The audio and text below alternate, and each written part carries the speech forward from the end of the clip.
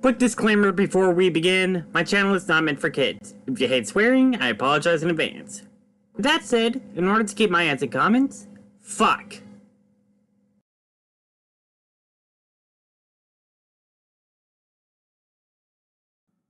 Yellow.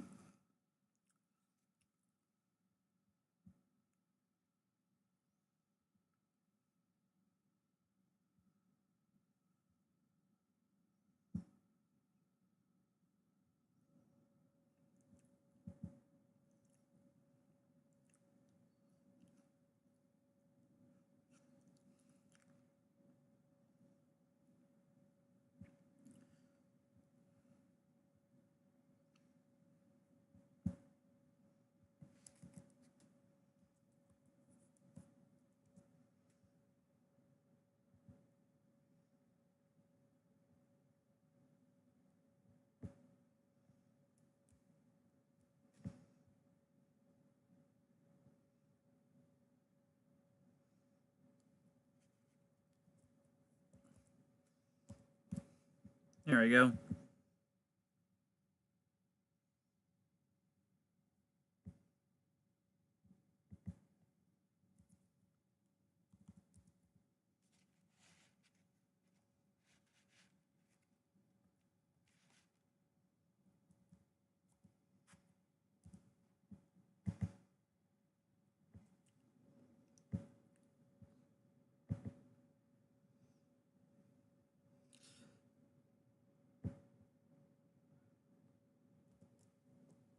There we go. Okay. Is CB coming? I don't know. Okay, Mom. Bless you.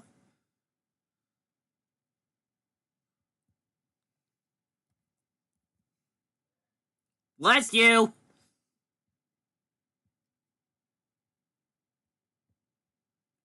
There's CB. Speed chat. Why is it working? Hang on.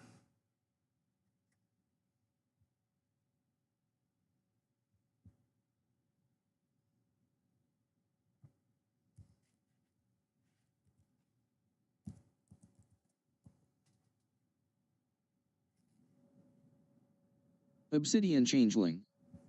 Said. Testing. There we go.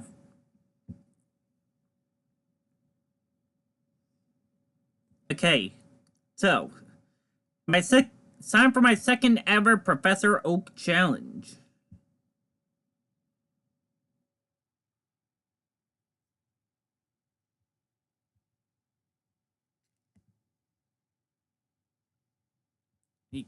Copy.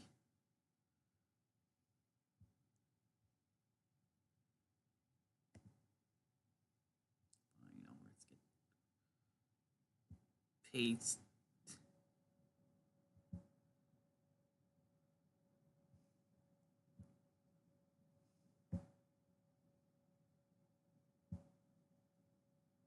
That is not the right window.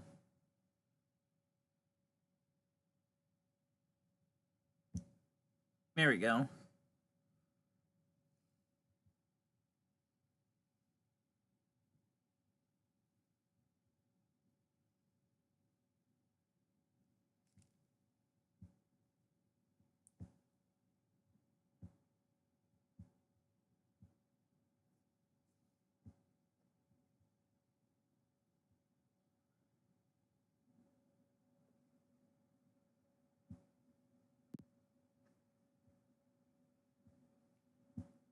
Come on, capture it. There we go.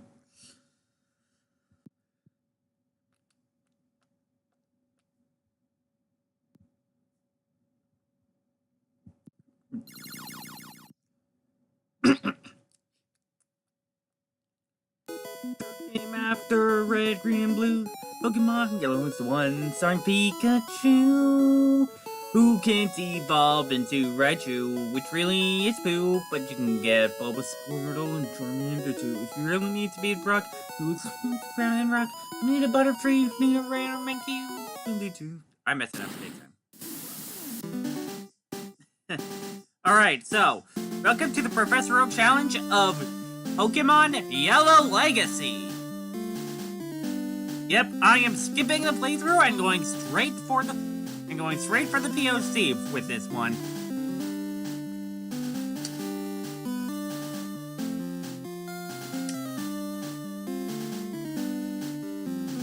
Now I've already been through Kanto with Pokemon Ultraviolet with the Professor Oak Challenge. So go to that series if you want the rules. But basically, the rules of the Professor Oak Challenge are: Rule 1, I must catch and evolve everything that I can before facing Gym Badge, including, so I have to get Pidgey to Pidgeot before, etc., etc. Rule 2, no turning with other games, which is alright since this is a ROM hack. And Rule 3, no glitches. So what are we waiting for? Let's set up our options here.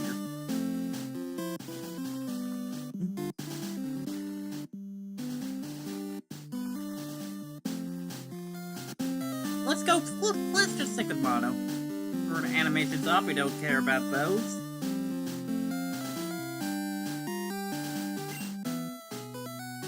And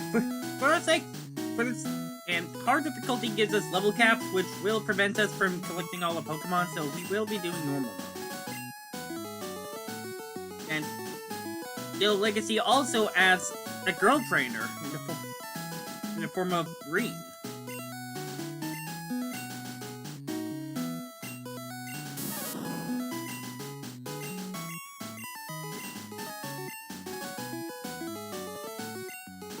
Green, Leaf, Amanda.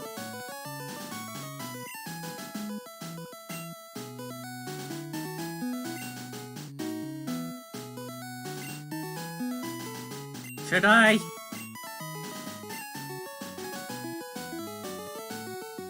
I mean, it's right there.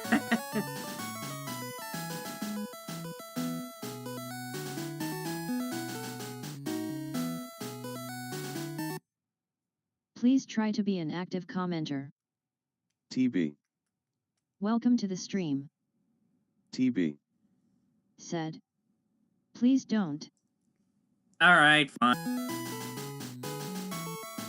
I can't go back. Let me just go with Amanda, since that was actually, no. I'm gonna name myself POC.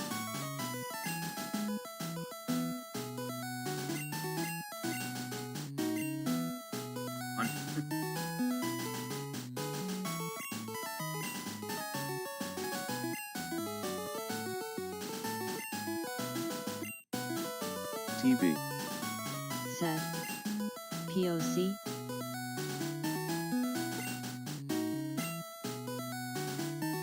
For Professor Oak Challenge. And my rival, Nuzlocke.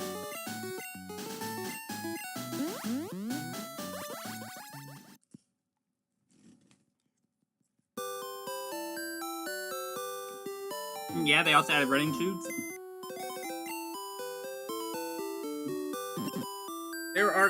There have been several quality of life improvements. There have been several changes to this game,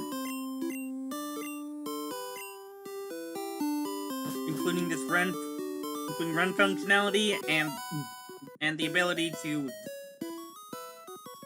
use HMs in the overworld and stuff.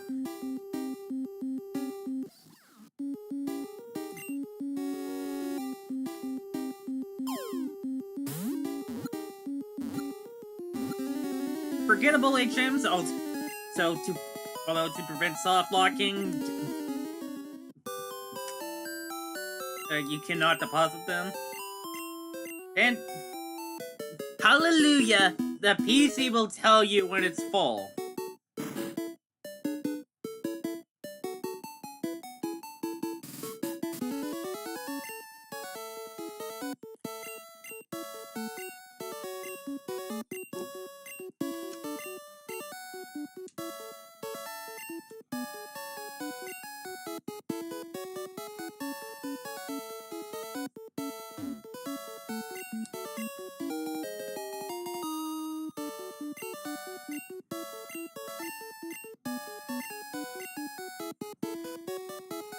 What are you willing to bet? What are you willing to bet the rabbit was going to get the Pikachu we just caught?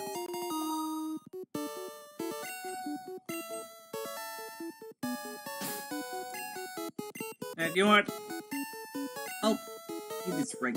Actually, no. I'll wait until after.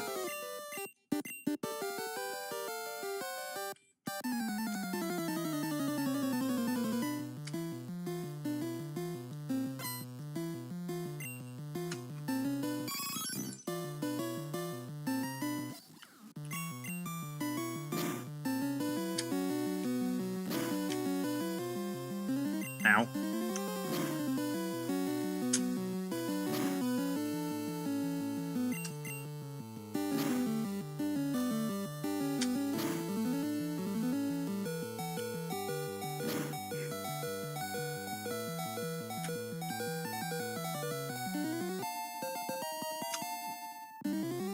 As a quality of life improvement, we actually get an XP bar.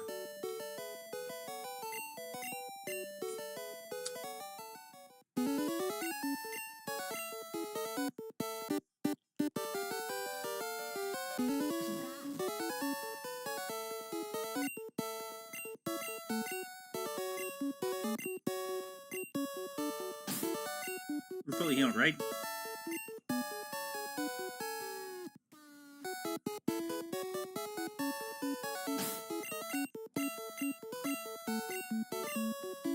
Do this right away.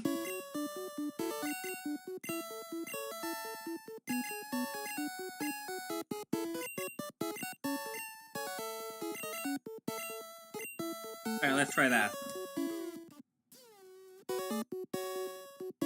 Perfect. That'll be useful later. Trust me.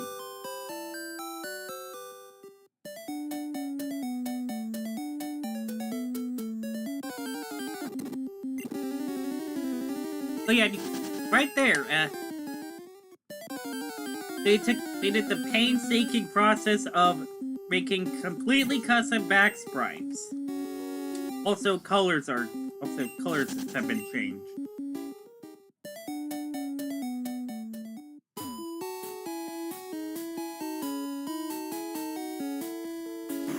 Hello, UPS here.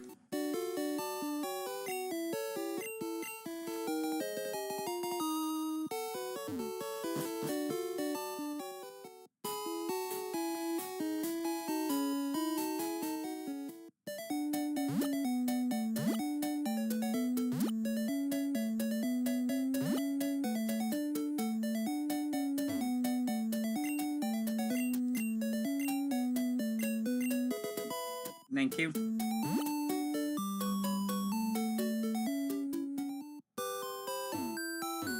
Alright, back at the lab.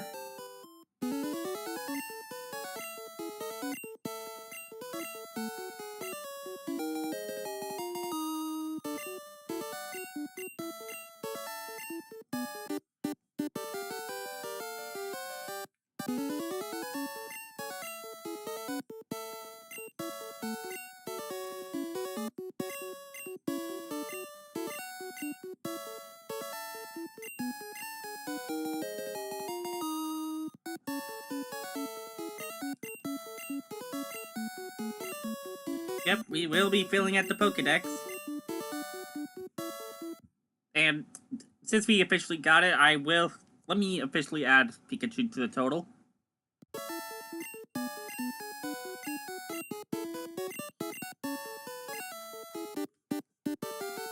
Oh yeah, the bank has been tripled in size from 20 to 60. None. Have they changed this? Okay. Just in case that's true. And just in case I ruined it.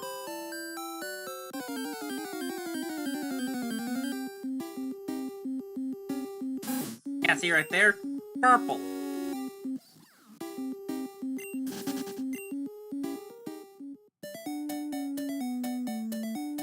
Now I actually do not... Get out of the way! I actually don't want to catch I actually do not want to catch anything yet. Because you actually can get... Oh, you because it is actually possible to get Oak, to have Oak give you Pokeballs.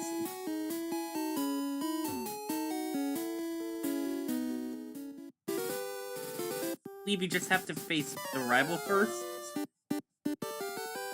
Probably should have been grinding.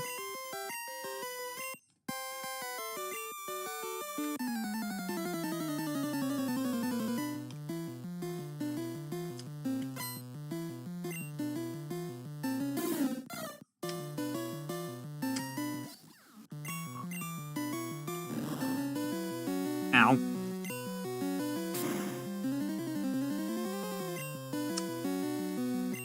Nice.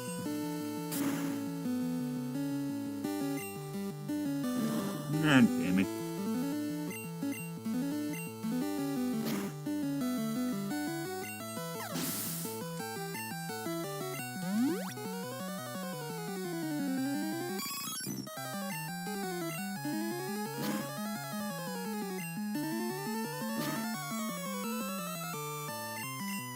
Oh boy.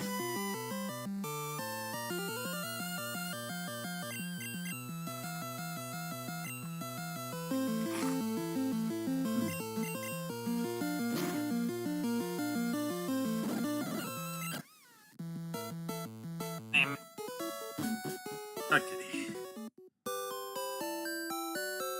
Try that again real quick. This time, fight some Pokemon.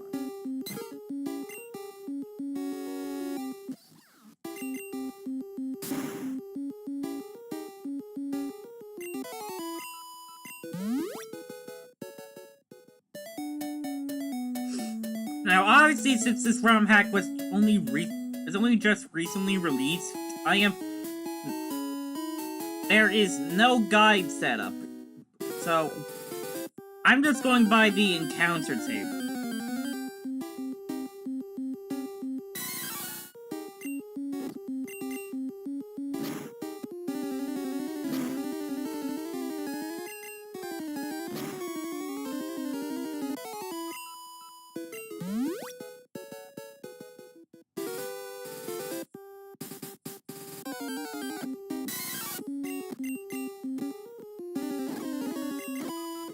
I believe they also made it so that Pikachu can learn all HMs.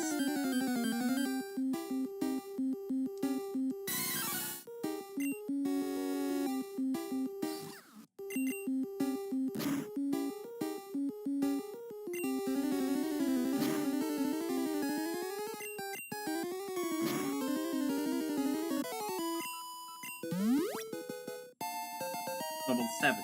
There we go. No, don't jump down.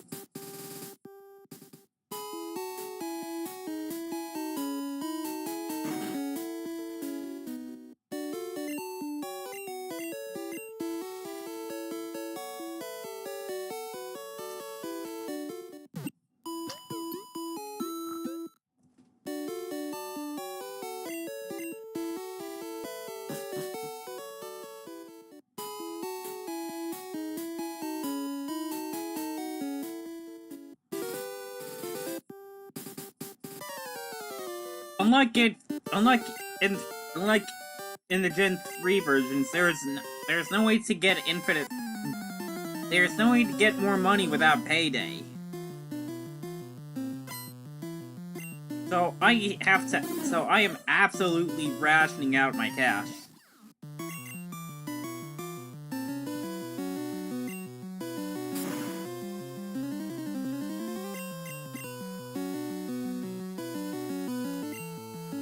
Sweet, thank you.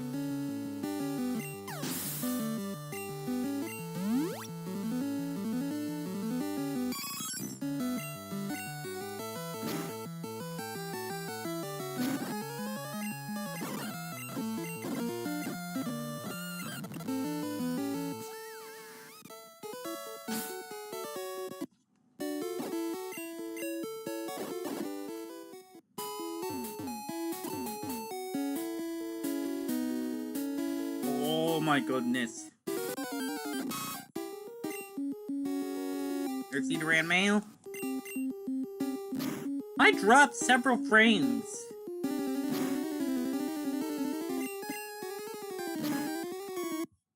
Hold on.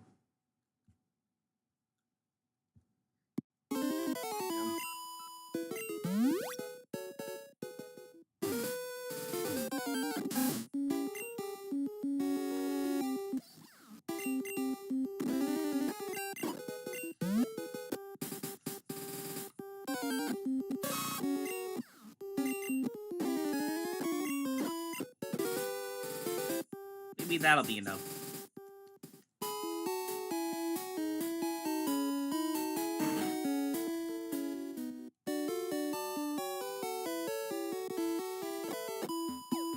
And just like in Crystal Legacy, there is faster healing.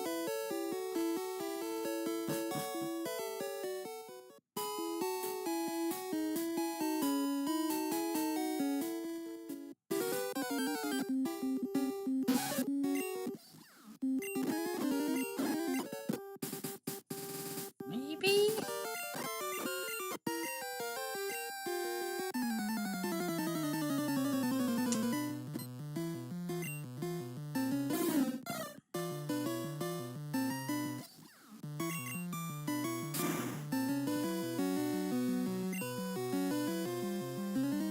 I do not have access to badge boosts. I cannot do the badge boost glitch. The only glitch I am not allowed. That I am not. The only glitch I am. Well, pretty much the only glitch that I can use.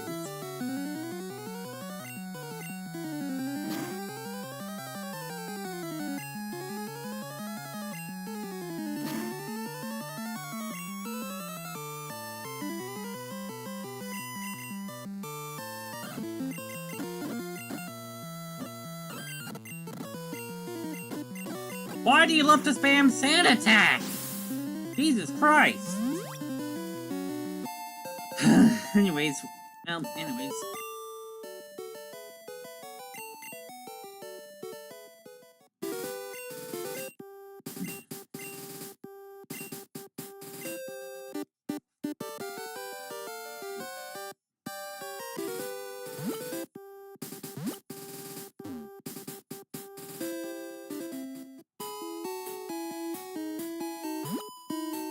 that is done.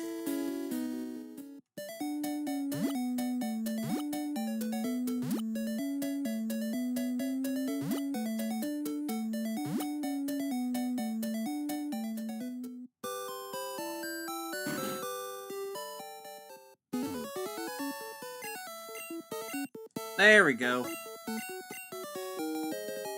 5 Pokeballs! For free! For free, like in the remakes.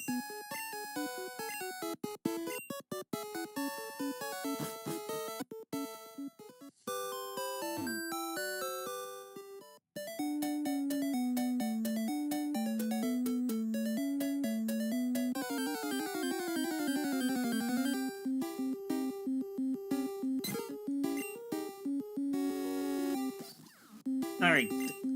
There is... Fortunately for me, there is a spreadsheet... Fortunately for me, there is a spreadsheet with several details,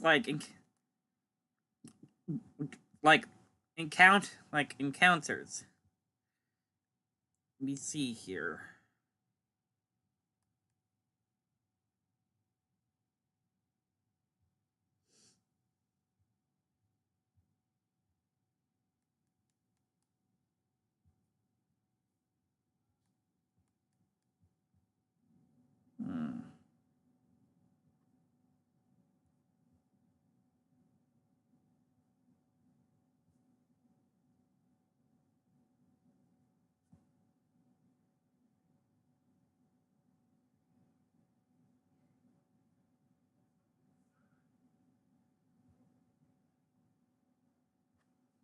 Okay.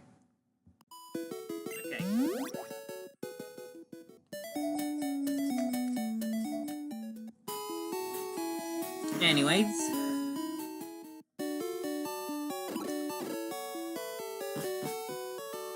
Now that I've got my bearings, go into the shop.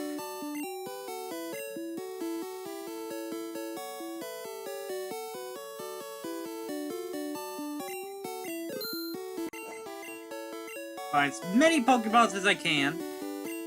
And the fishing guru, the old rod, who has the old rod.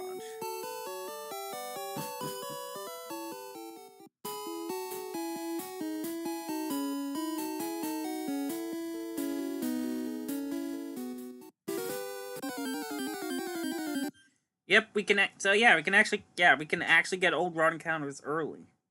And unlike the original games, there's actually a This time there's actually a programmed encounter table for the old.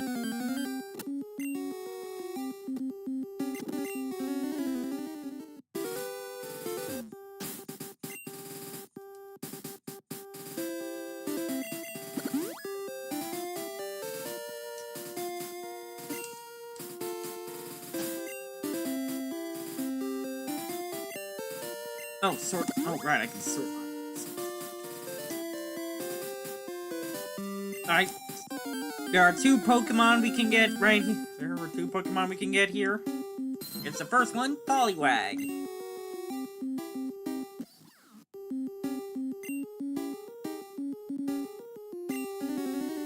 For quick attack. Nice.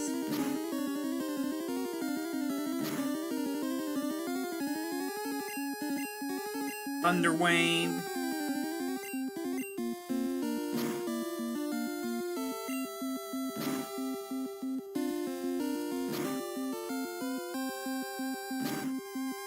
It's a 5-turn. Okay, okay, thank God. Alright. Pokeball.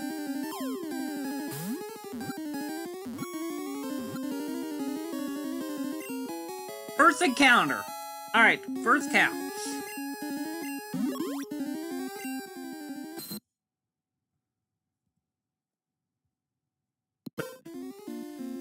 Tadpole Pokemon. The direction of the spiral on the belly differs by area. It is more adept at swimming than walking.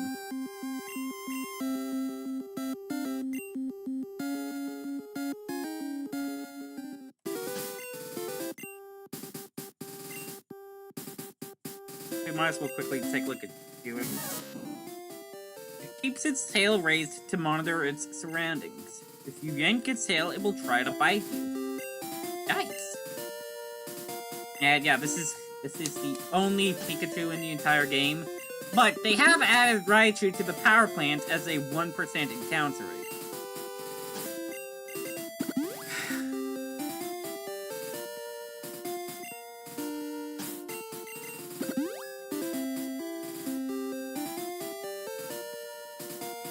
Here we go.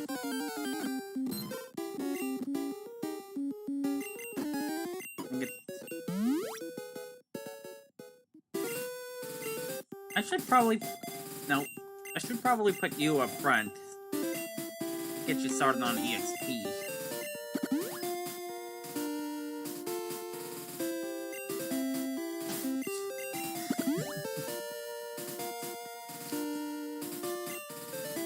This is really how we're starting off. Fishing.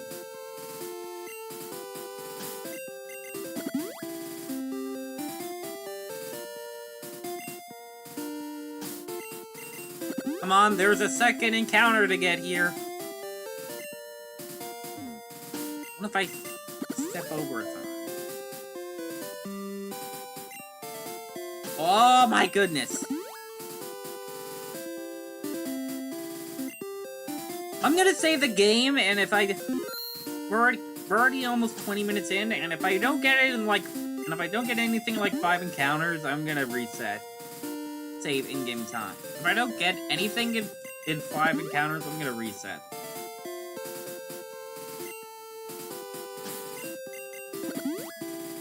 Three, 4. Finally!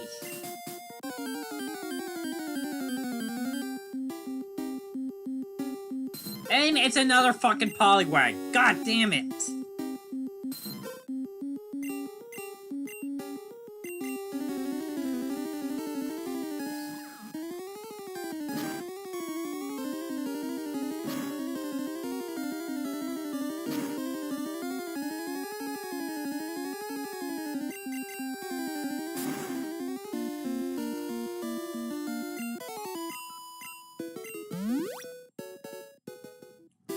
I should probably go heal up.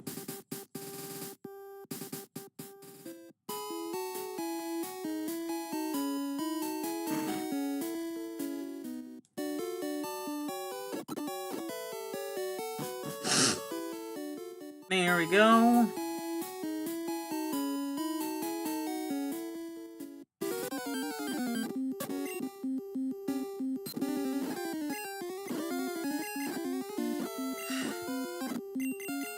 Wait, Iron Mail has tackle instead of peck?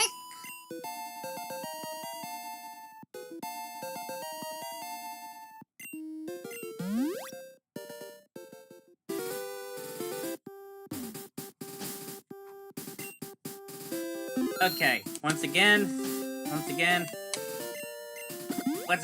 5 encounters, 4 resets.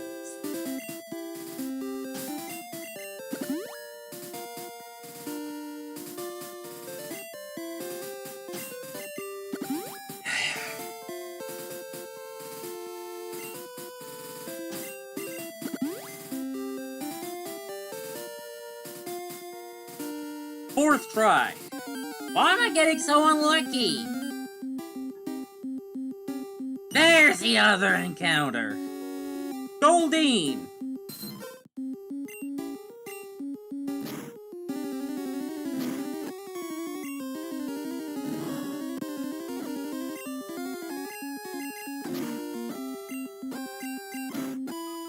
Oh.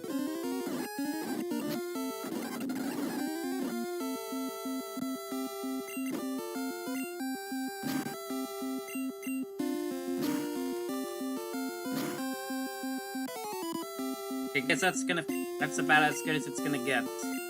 Pokeball, go!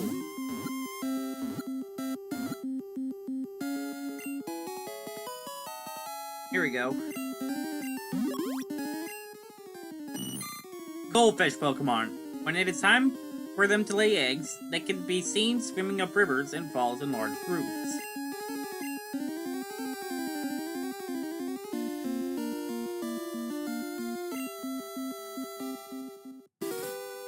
Alright, and we're done with Route 22.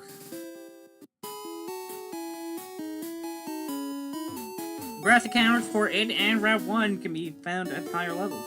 It's up ahead.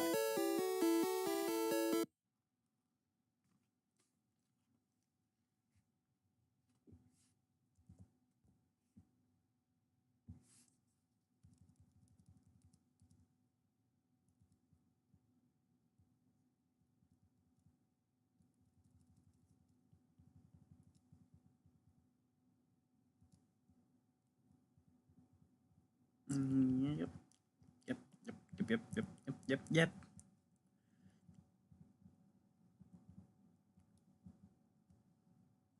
Let me just quickly check. Here.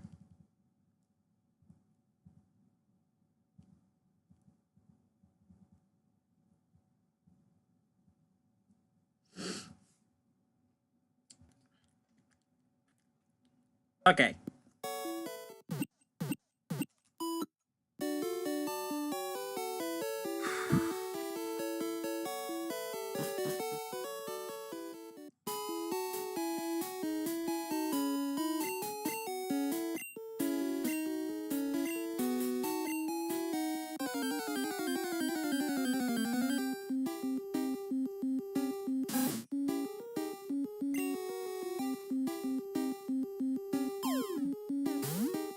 I remember this version of the cutscene very vividly.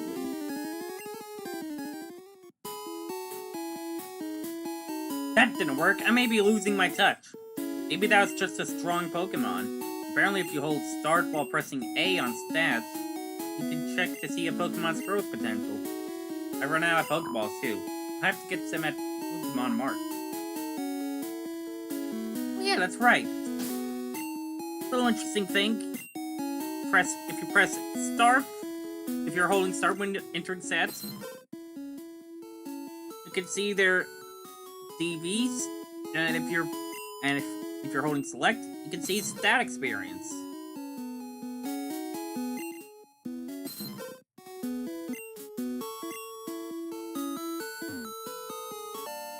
It's a nice little touch they added in.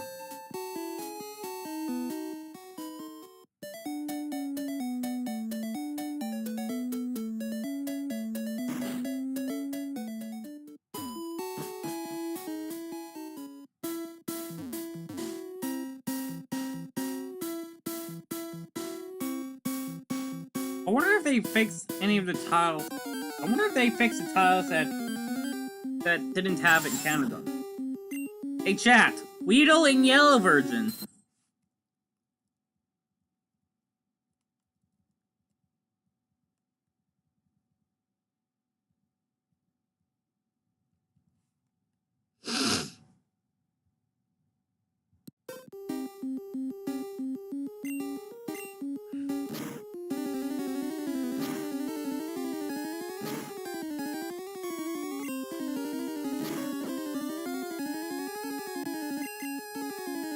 There's 2 times.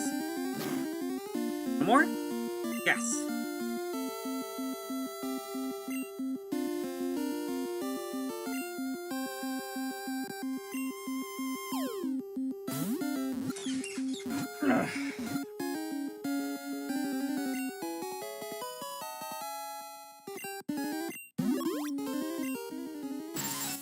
Hairy bug Pokemon. Beware of the sharp stinger on its head. It hides in grass and bushes where it eats leaves.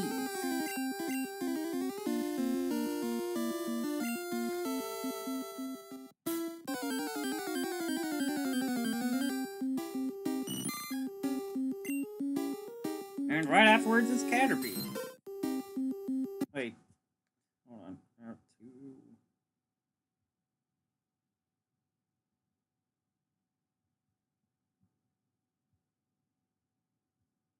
Okay, no, never mind.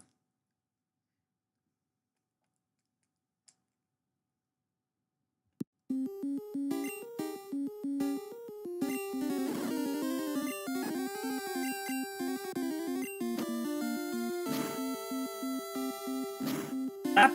Now!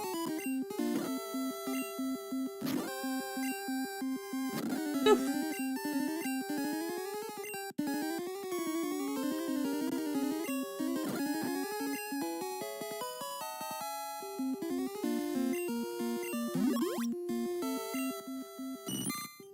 The Worm Pokemon. If you touch the feeler on top of its head, it will release a horrible sting to protect itself. Ugh.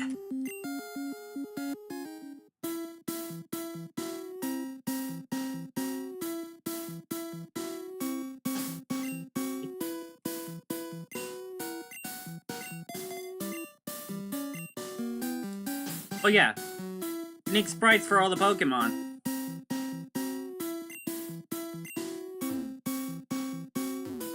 Just like in Crystal Legacy.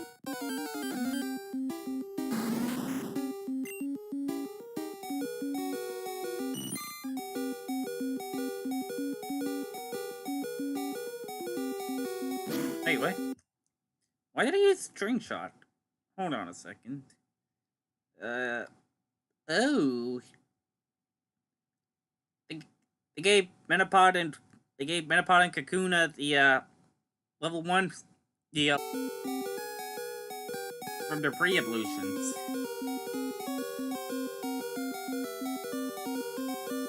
Okay, hold on. Not quite as safe to grind up on them as I thought.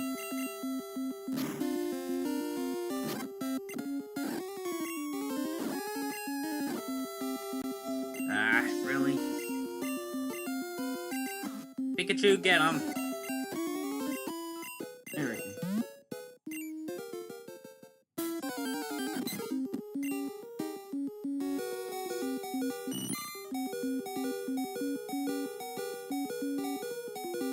Hold your horses, buddy. We can actually do one better.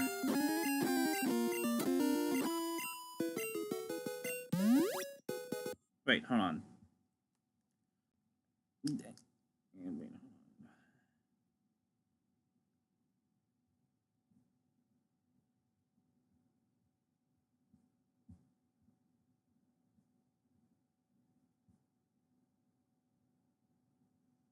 Oh, there is actually one grass encounter that... around 22.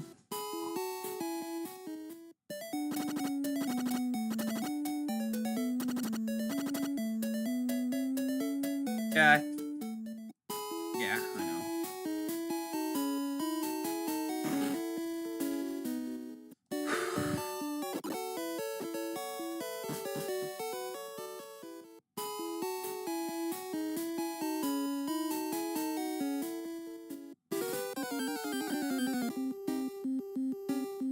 There it is.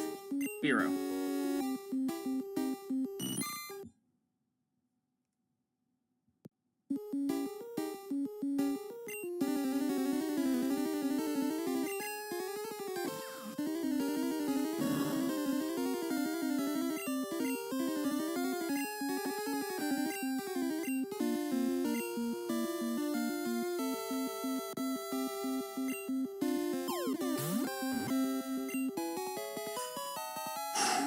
Okay, 20. Level 20. Tiny bird Pokemon, inept at flying high. However, it can fly around very fast to protect its territory.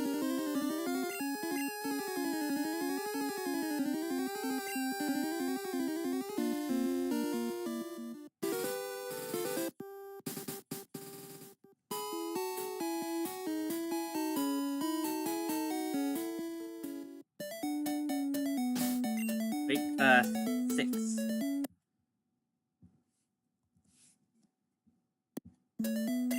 There we go.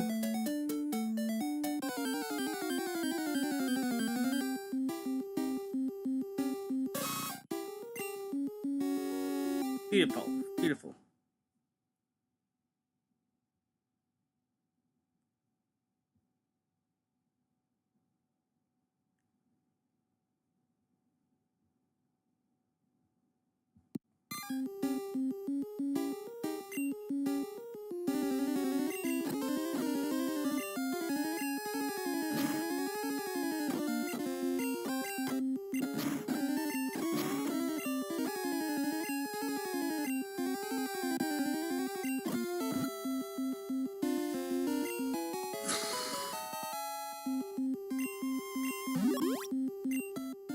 Poison Pin Pokemon. Its large ears are always kept upright. If it senses danger, it will attack with a poisonous sting.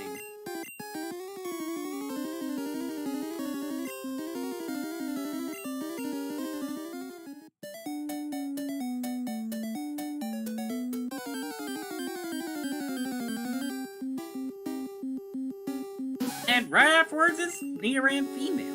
Nice. Woohoo!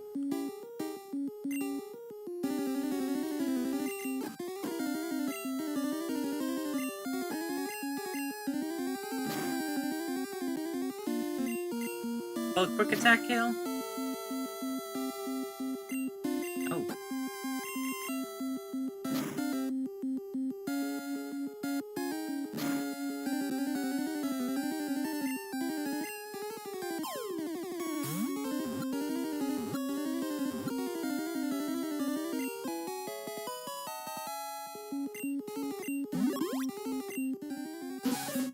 Poison Pin Pokemon. A mild-mannered Pokemon that does not like to fight. Beware, its small horns secrete venom.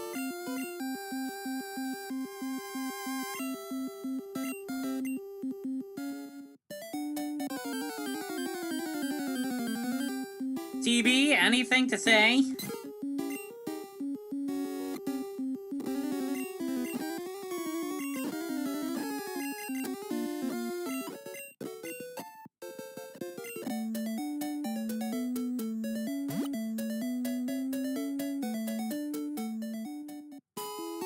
They also added the Right.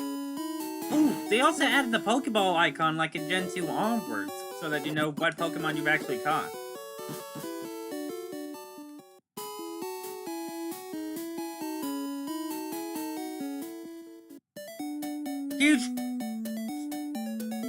Huge shout out to Smith Plays Pokemon for this ROM hack.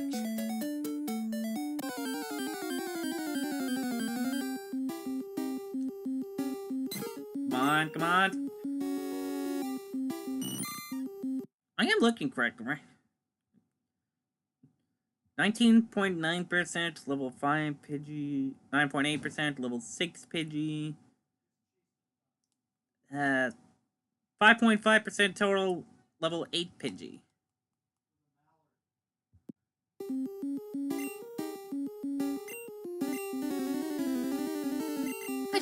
I should have just taken that level.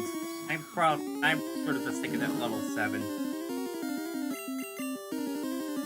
Gus has been made flying type like in Gen 2 onwards.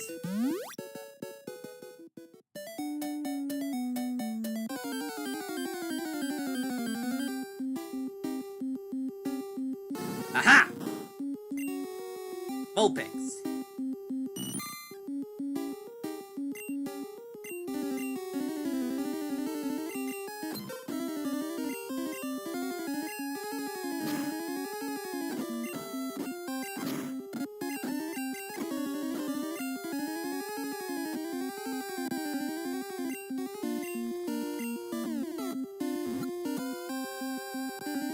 First breakout, so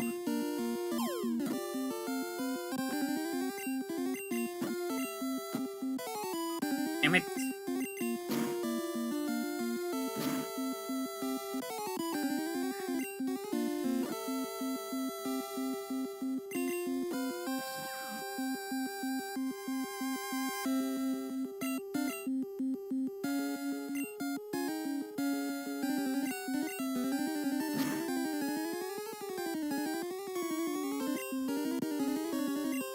There we go.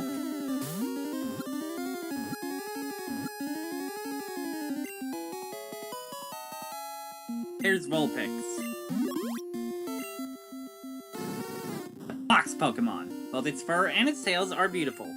As it grows, the tails split and form more tails.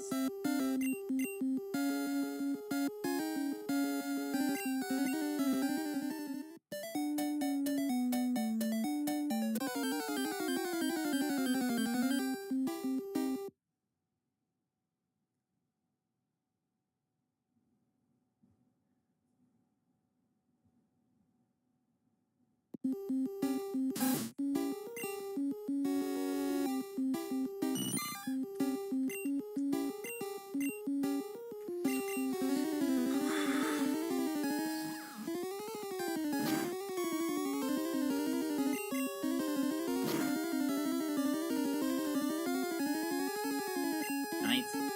Damn it.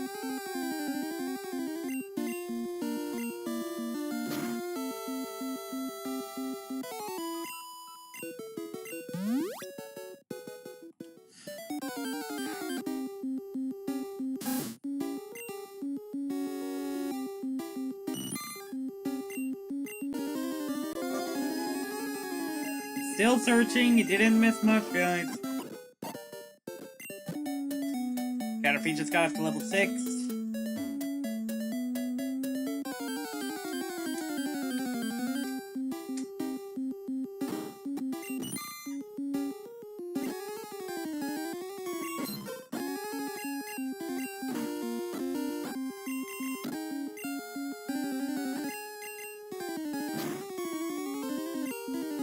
Nice. All of these are crits now. God damn it. When I said all, I was hoping it bold of you to assume I said both. Keep going for now.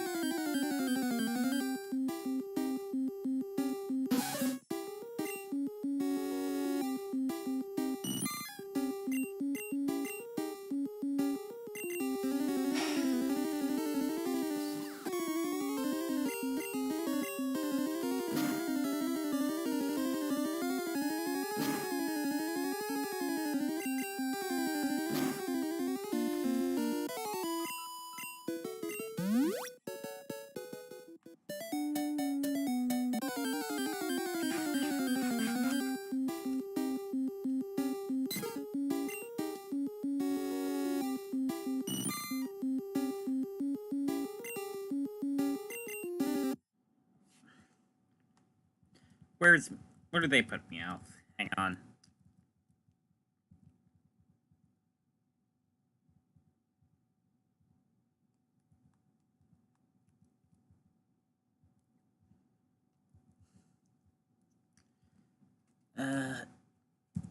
Me.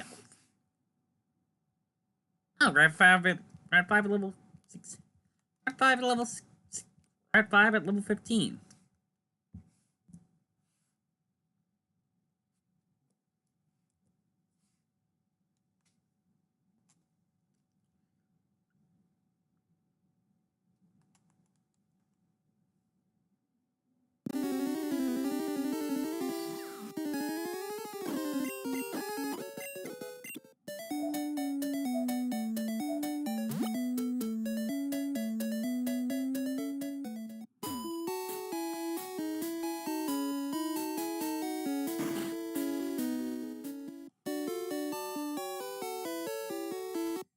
And, yeah.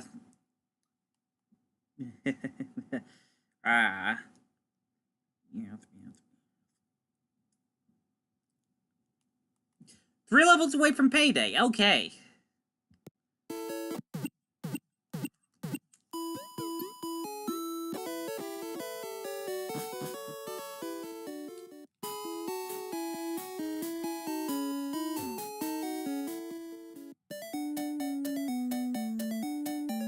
Okay, can I at least find a level 8 Rattata?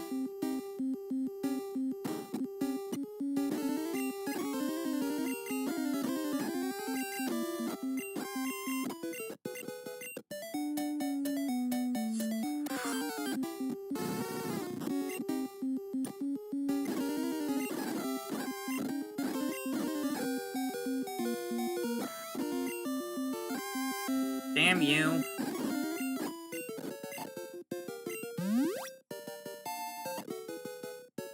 Okay.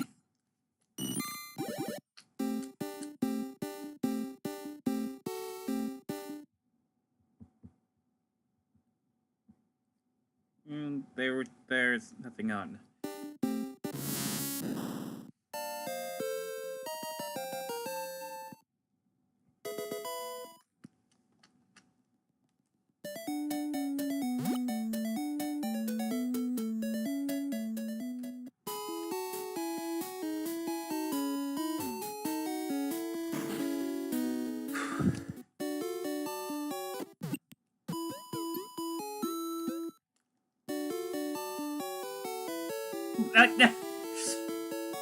Just look like Pikachu just zipped from off screen.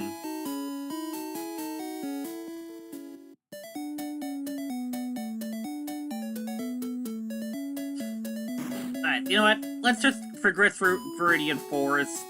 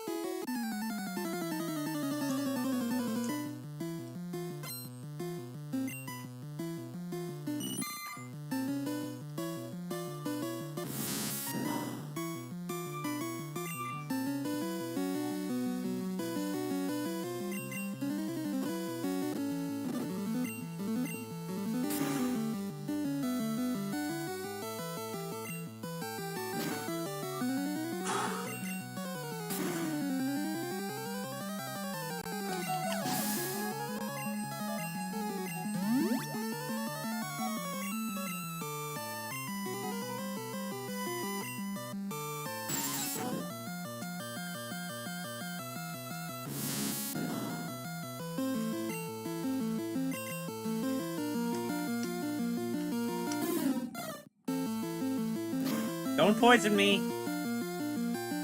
I always get fucking poisoned.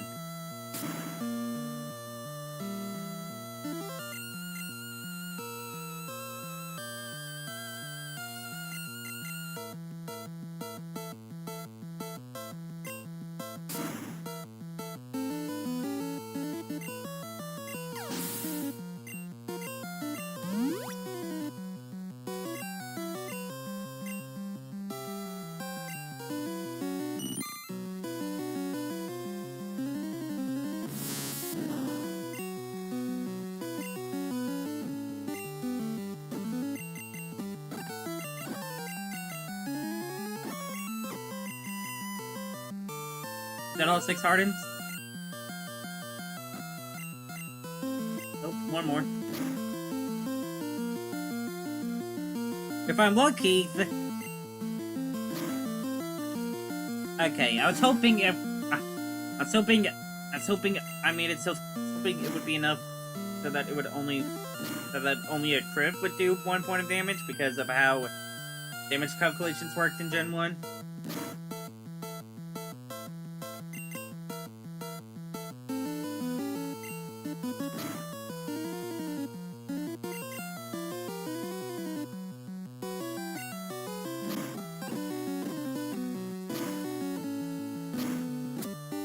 I probably shouldn't have done auto fire, but whatever.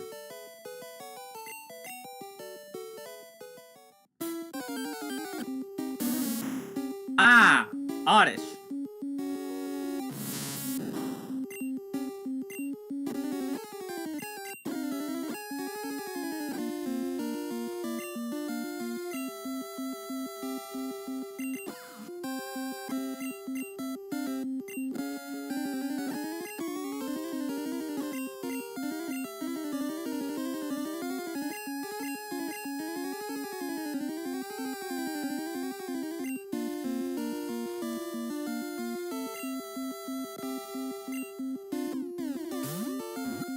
So now we have a complete fire, water, grass trio before the first gym. That isn't the original starters. The weed Pokemon. It may be mistaken for a clump of weeds. If you try to yank it out of the ground, it shrieks horribly. Ah, God, I saw Darklead's video on that kind of thing. And yeah, it was not pleasant at all.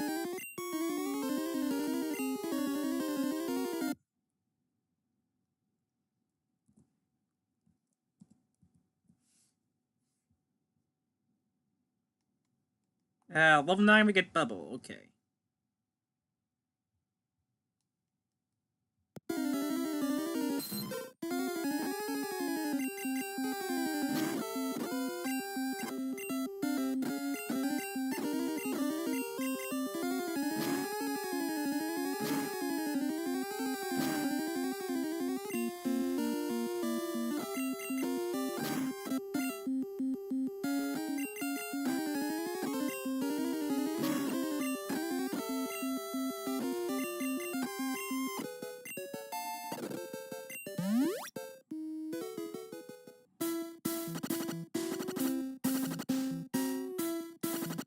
There's Spearow.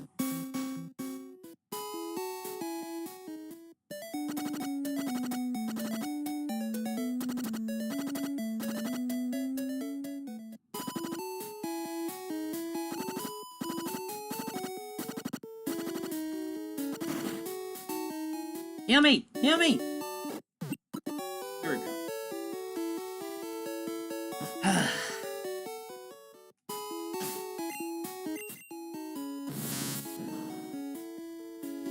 208 before level 9.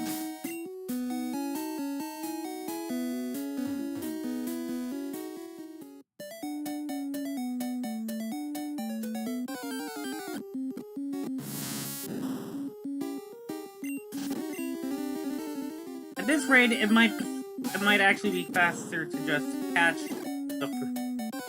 the first Rattata I see.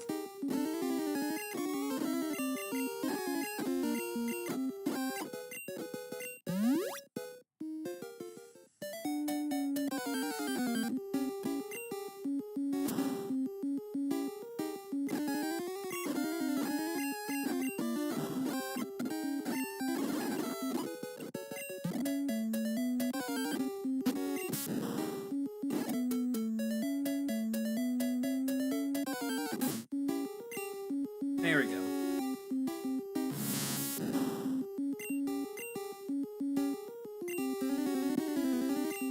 Yellow! There we go.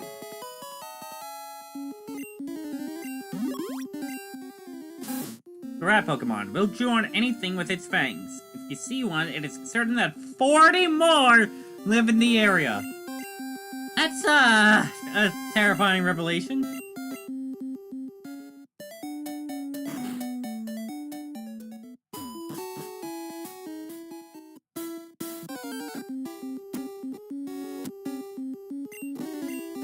No, go away. Oh, really? I found the rarer Pidgeotto?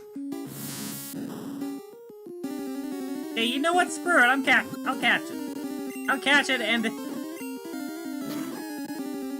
and then just any random Pidgey.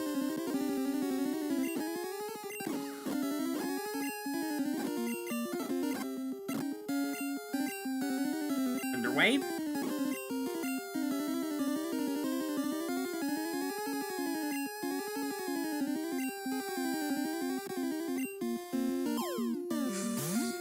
Get in!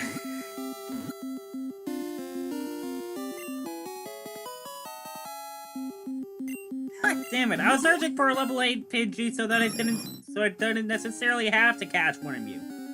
A bird Pokemon. This Pokemon is full of vitality. It constantly flies around its large territory in search of prey.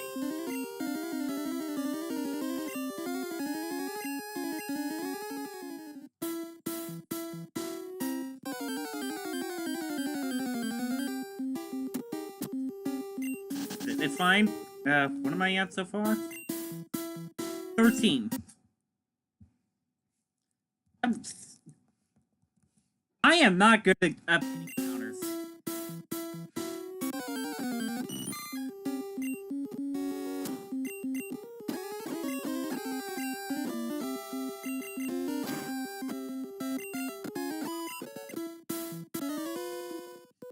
Okay. So, you can't jam out if you're a Pokemon trainer. Sure, whatever. Go off, man. Back sprite for green looks pretty dang good.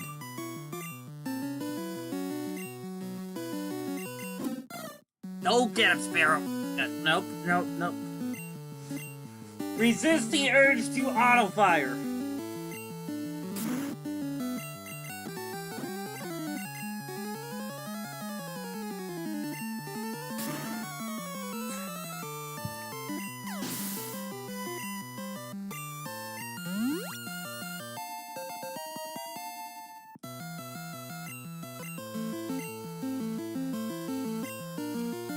Put you in Metapod so that it can get the experience points.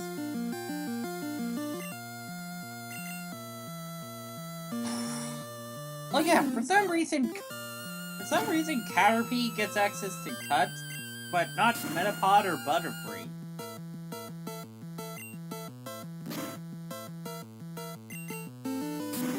I should probably also mention that this Professor Oak challenge is being done on version 1.0.9. So maybe some of these will be fixed in the. Maybe that will be remedied in the future.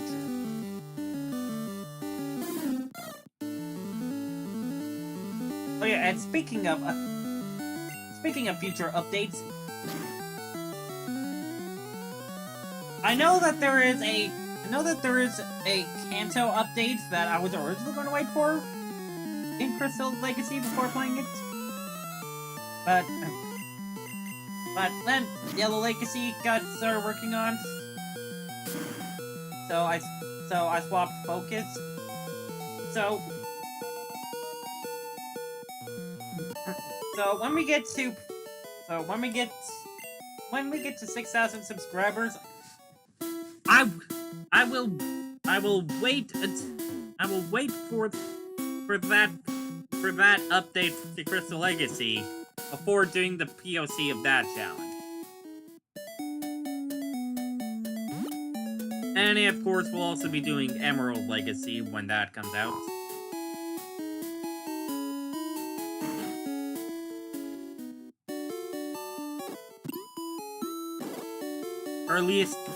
Earliest release should be sometime at the end of the year.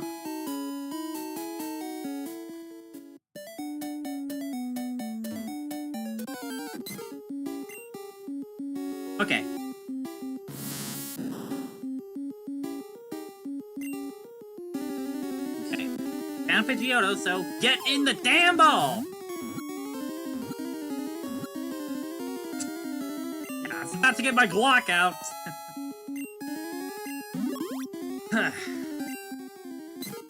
Honey Bird Pokemon! Very docile. If attacked, it will often kick up sand to protect itself rather than fight back. That's why it knows sand. That's why it learns sand attack.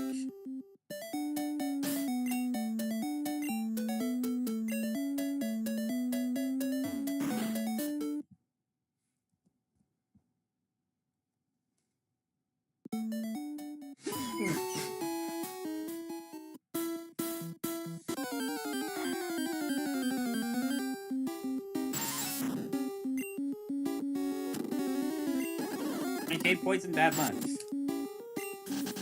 Okay. Button is really... My button mash... My button pressing and things are really fucking me over with... There we go.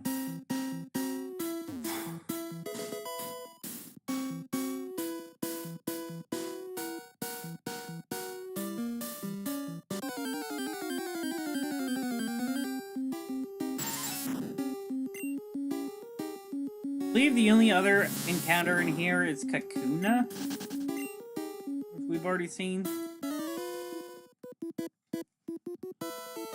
Hang on, let me double check. Viridian Forest. Yep.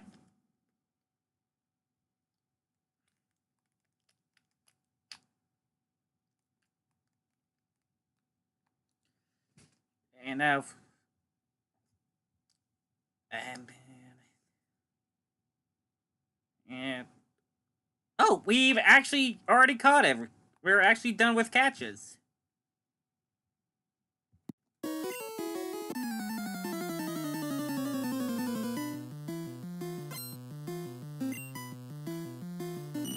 Time to cry.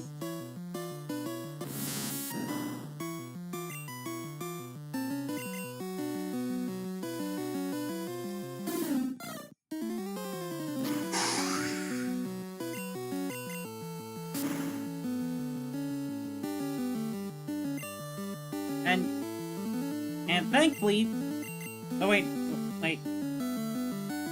not time to grind yet. We still need to get our hands on a Mankey,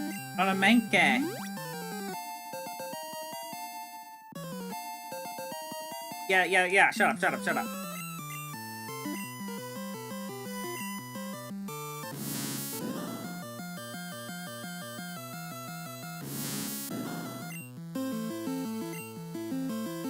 A legal Metapod! There.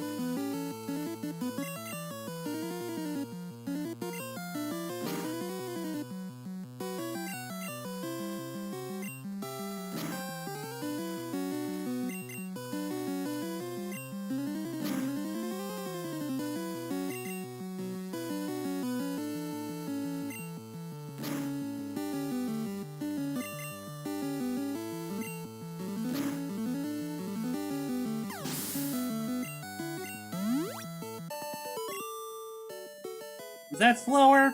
Probably. Was it worth it? Yes.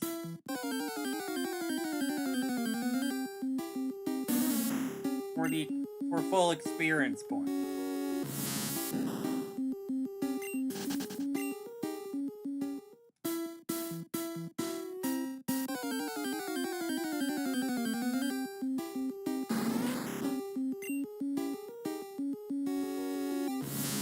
No, I will be getting one of you through evolution. Well, you are level 7.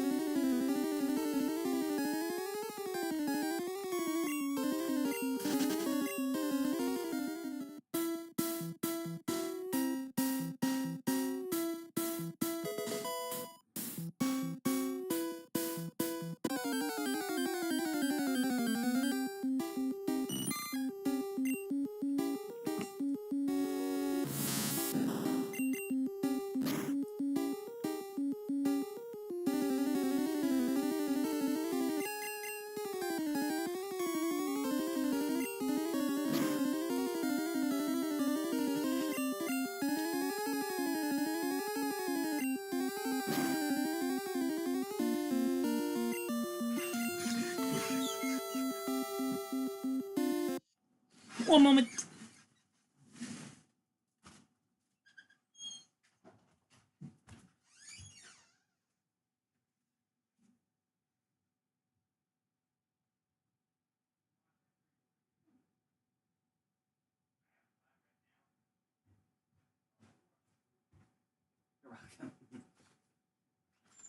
Okay, there we go.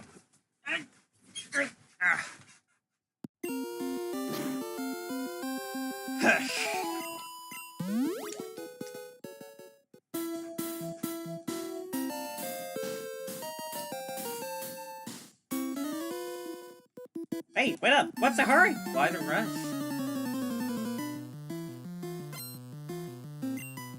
Oh yes, 2 Pokemon. Fitzer?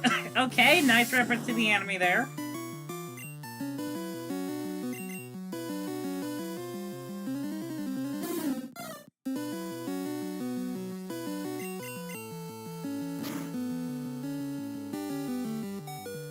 Oh my god!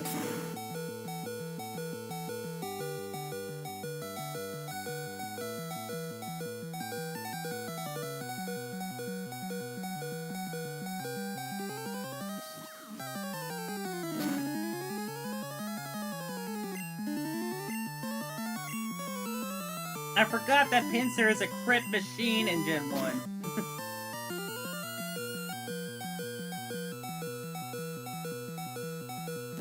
I'm not getting unlucky, I'm just... Oh my god. Oh my god! That was terrifying! Why does Pinsir have Vice Grip this early?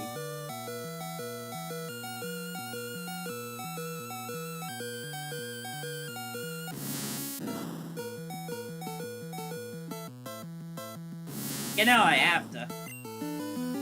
Oh, and I'm actually just about to level up. Nice.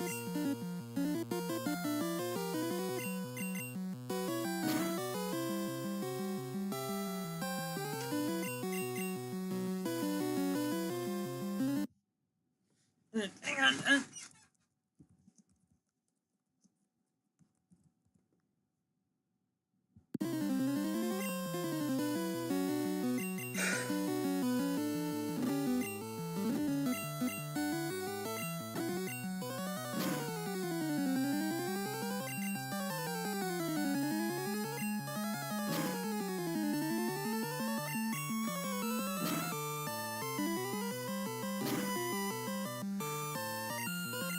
Definitely see that ending a few Nuzlocks.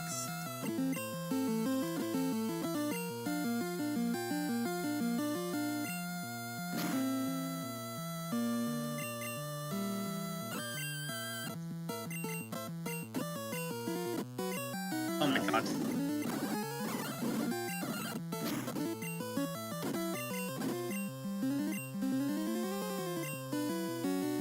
I'm out of tackles.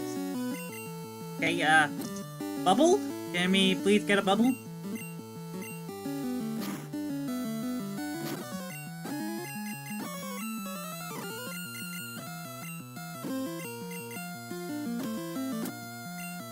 Oh, thank God.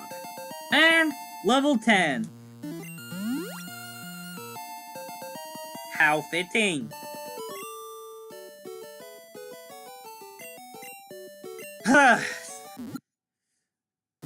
we beat the samurai.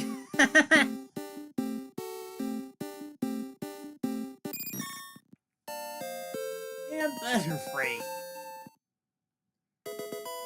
Ugh.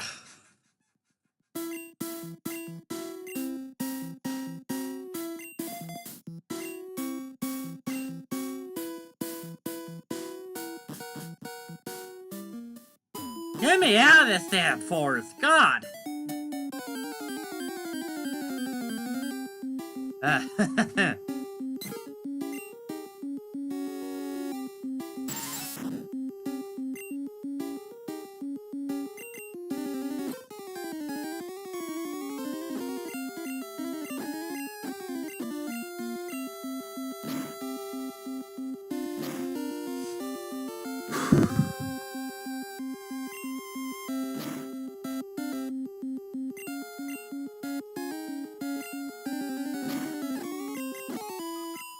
There we go. Okay. Pewter City. TV. Said.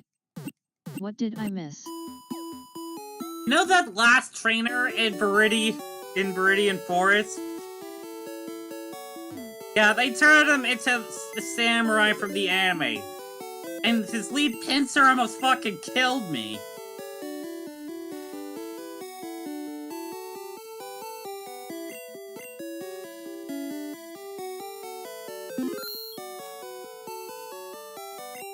Actually.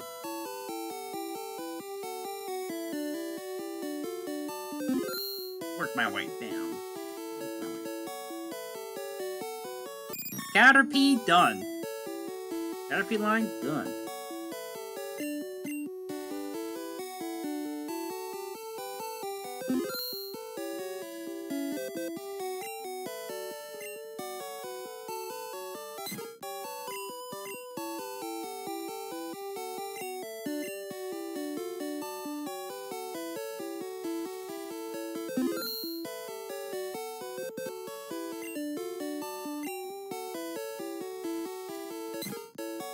Okay.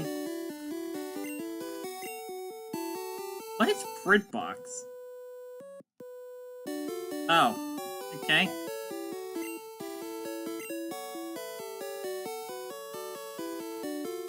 Why is that an option?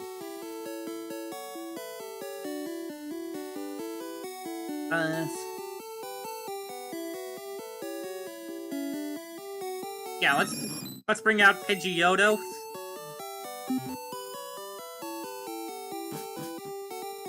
Whew.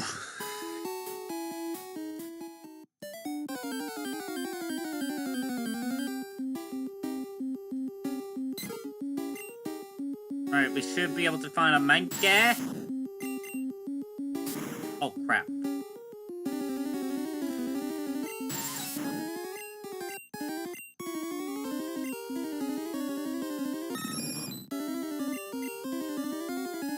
Can't escape! Oh, fuck.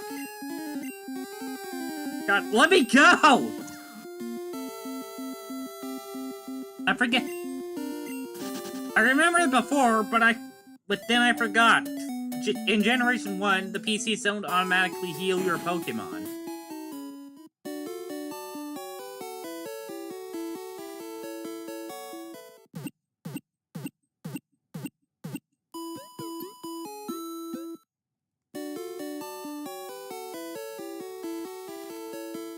Hey, here's the... Hey, I remember this cute. Here's a cute little Easter egg.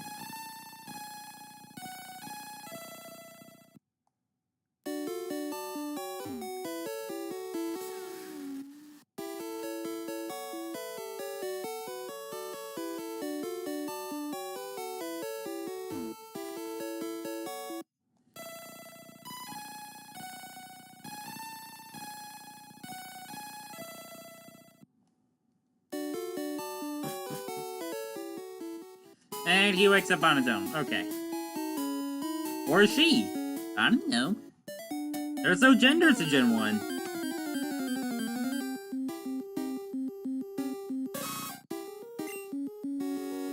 Oh, wait, you know what? Actually, you know what? You can totally check. 13 attack. Okay, so with so if it was transported to Gen 2, it would be a guy.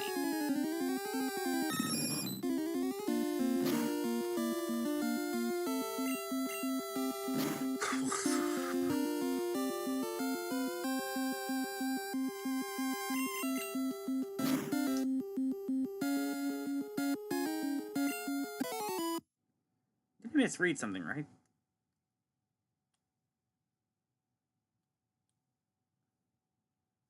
Oh wait, I did get Mankey, didn't I? Because I don't see it on. Did I get Mankey here? Mankey before? No, I got Spear before. God damn it, I gotta go back.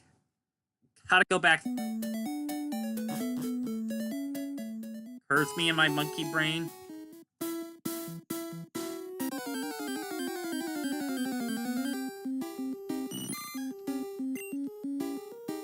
I should not be relied on to make new guides. Because that's basically what we are doing.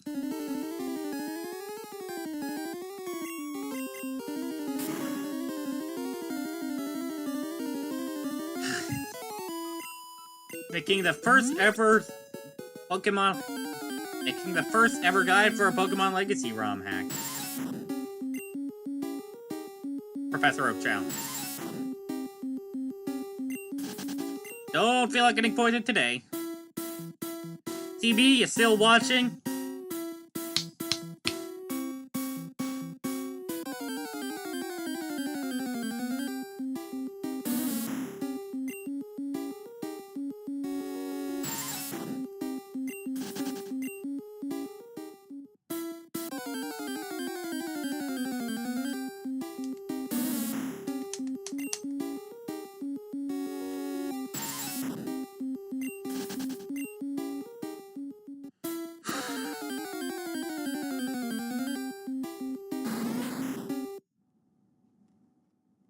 Hey! Hey! Wake up! Focus, TB. Focus.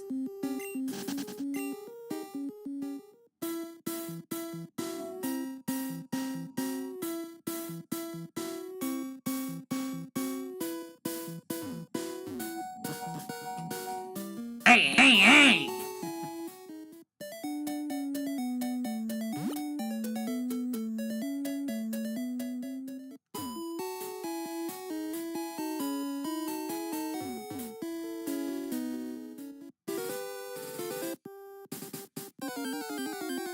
Alright.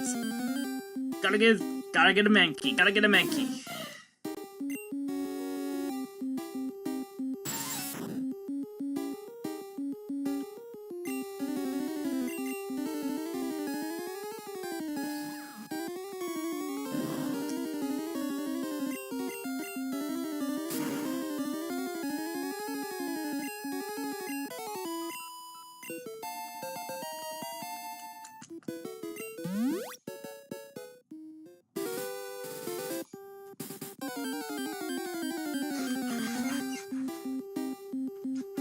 There's Mankey.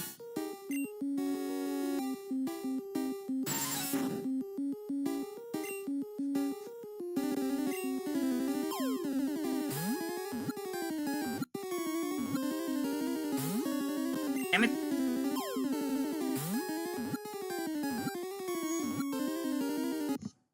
Right. It's caught.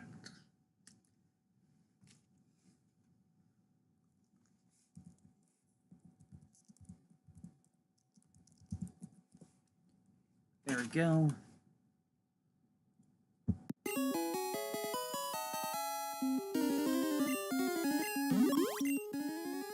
Big Monkey. An agile Pokemon that lives in trees. It angers easily and will not hesitate to attack anything. Yeah!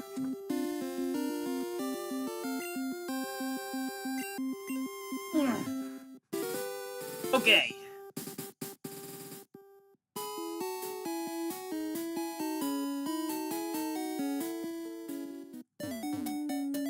Back through Viridian Forest we go.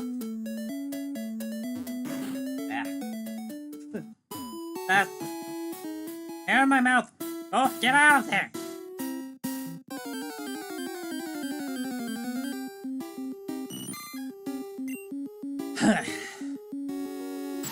Speedo. Right, Bug is weak to poison. Although poison is no longer weak to Bug, it's only neutral.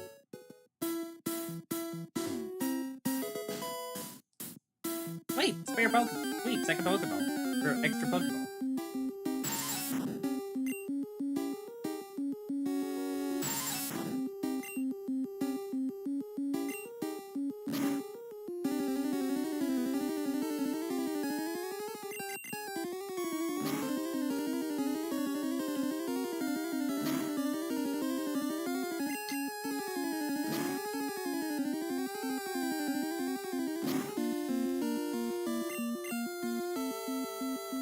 Oh my god, what a throw! TV. Said. What did I miss now? A lot. TV. Said. I was just watching a video. You miss a lot.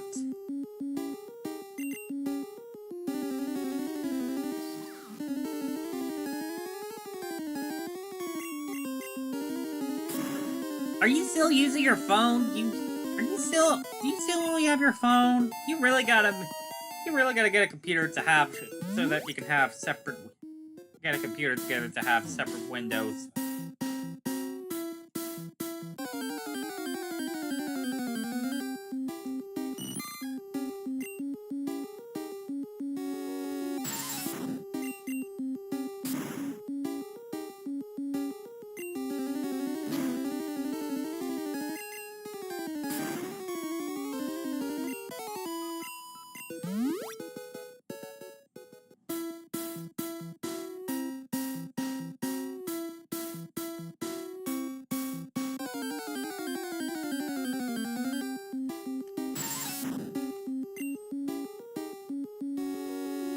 Do not trust.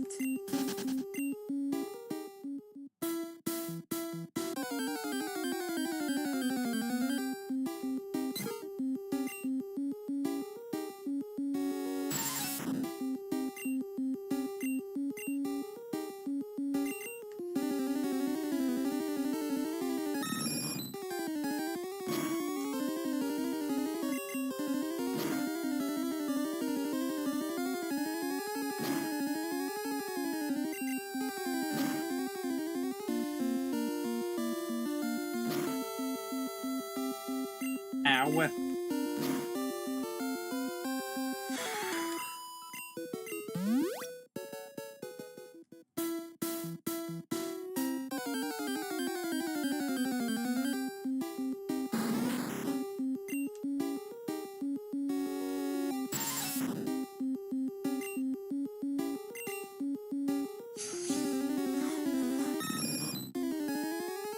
Do not poison me! Do not poison me!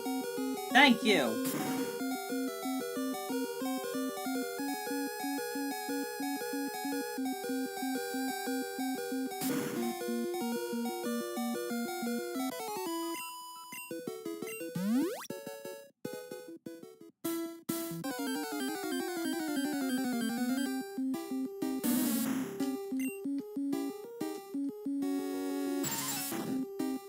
Oddish, you give too many status effects.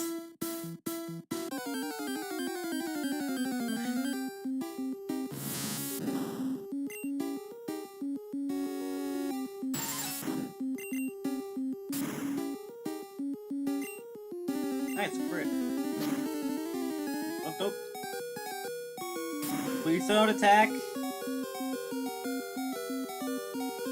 Please don't attack. Thank you.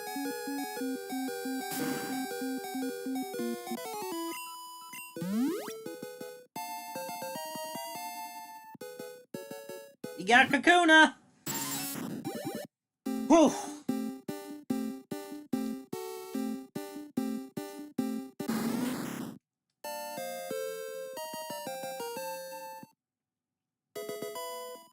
Okay.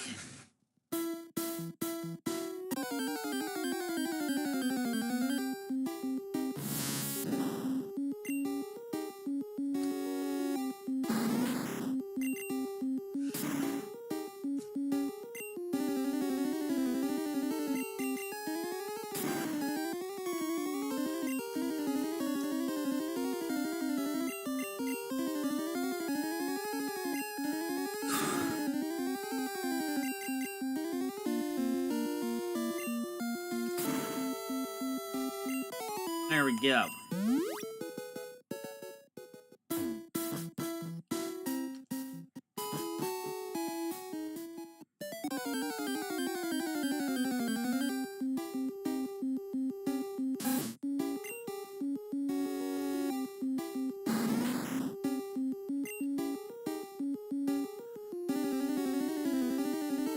Hello, Shiny Wooper. Please try to be an active commenter. Shiny Wooper. Welcome to the stream. Is that Shiny Wooper. Said. Hello. Shiny Wooper. Said. Can I see your Pokemons? Sure, let me just get this. Let me just work on this experience first.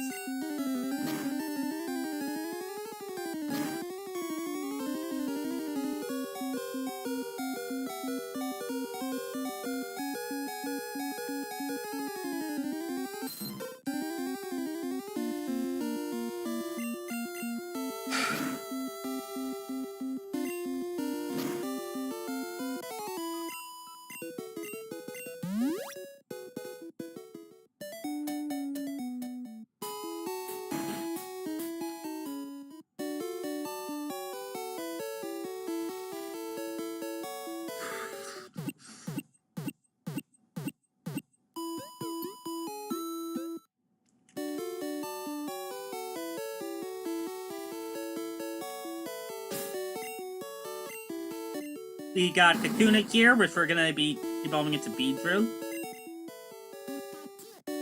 Our star Pikachu, who has gotten a few good useful looks. Goldeen evolves. Who we're gonna evolve at level 33. Poliwag, who we're gonna evolve at, I believe it's level 21, or no, 25, and then put away until we get a Water Stone.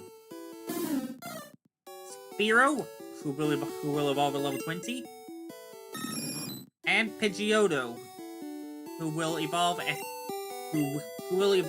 at level 36.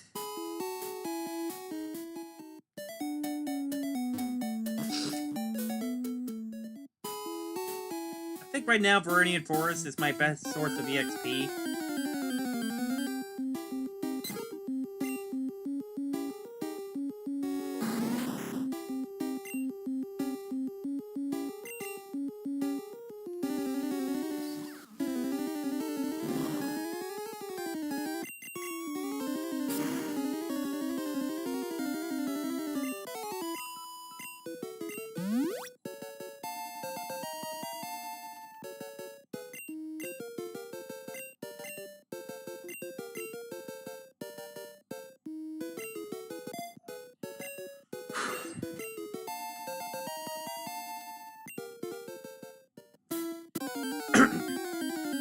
The rule set for the Professor Oak Challenge is that we have to evolve.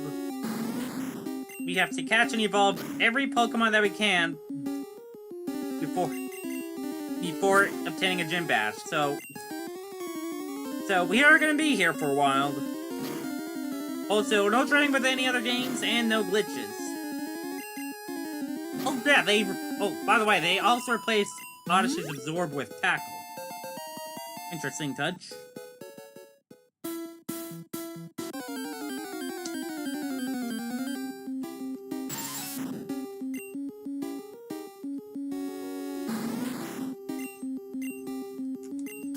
You know what? I have an idea.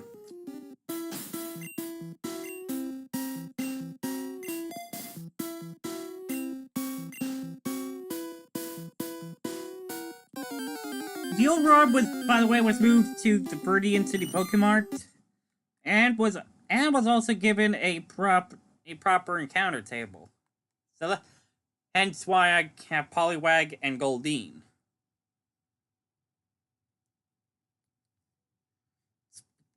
Speaking of Goldeen, when did they learn another move? I want to check that real quick.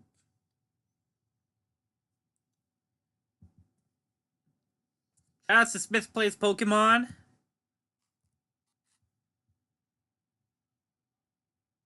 Peck at level 7. Okay.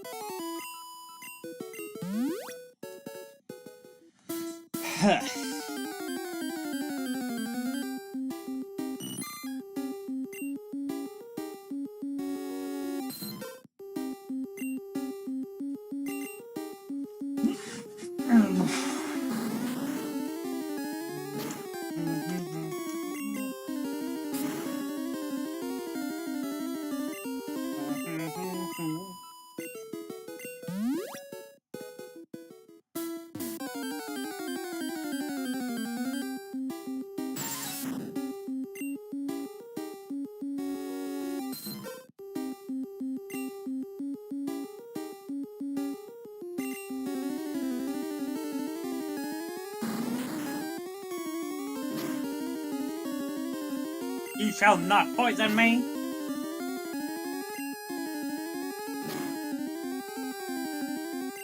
Oh, you know what? I think they may have actually fixed the display glitch. Where it will say if move is super effective or not very effective, even when it's on a dual type, even though it's neutral. Damages! Of course, that damages still calculated correctly.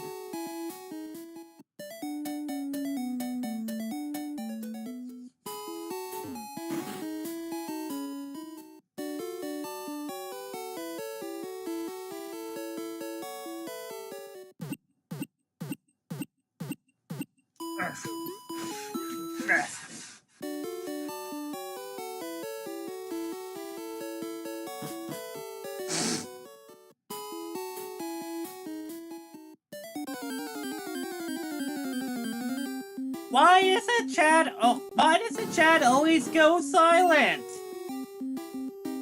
Right when it starts to pick up.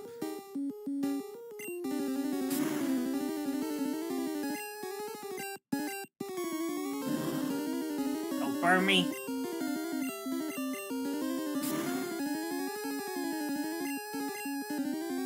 Don't burn me. Forget.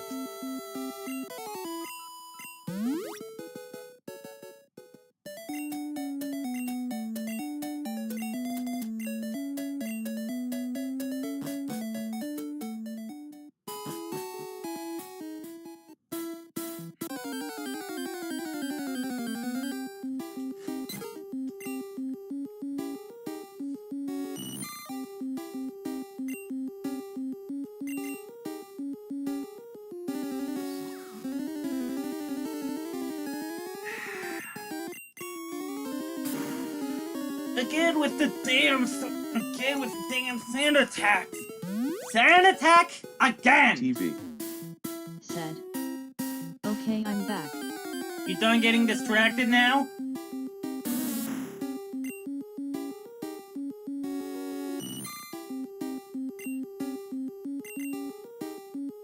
Ruleset, go.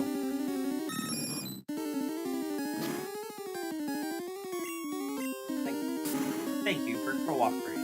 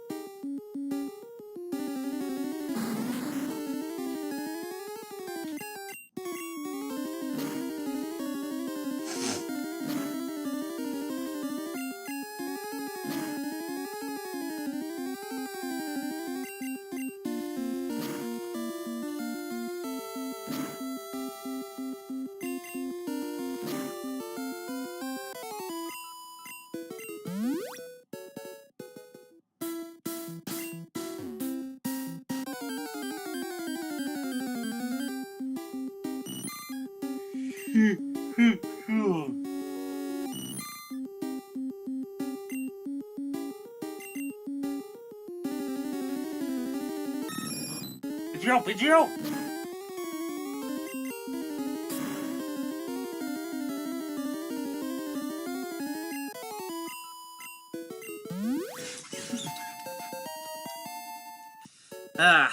Level 36.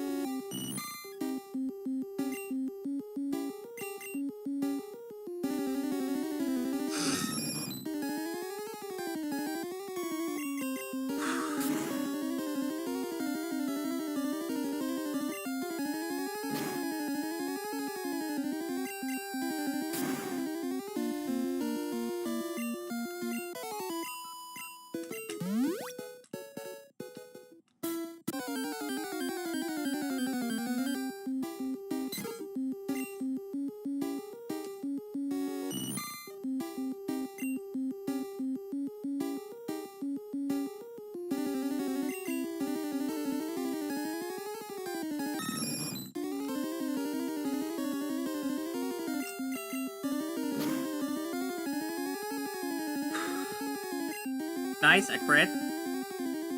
Stand attack again! And now you're going on the offense.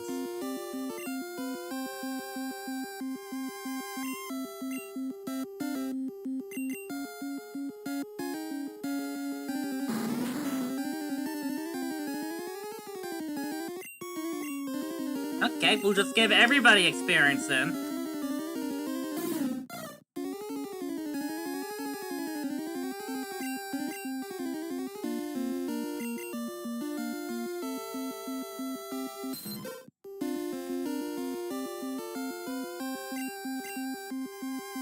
Disgust!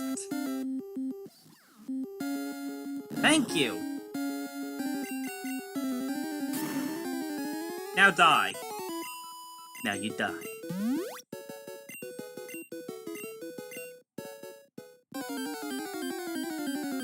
I have 2 Ps.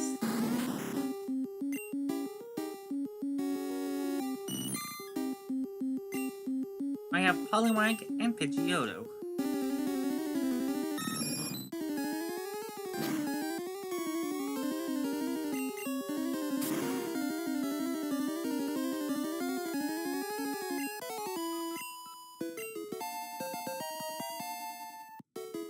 And pack. There we go.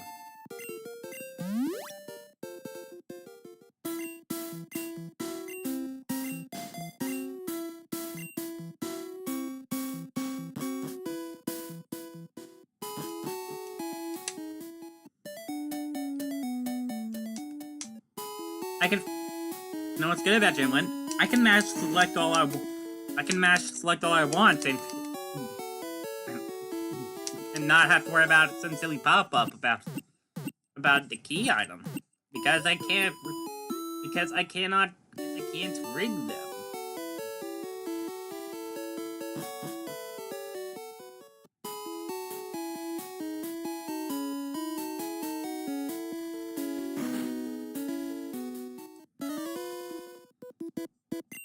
Stop right there, kid.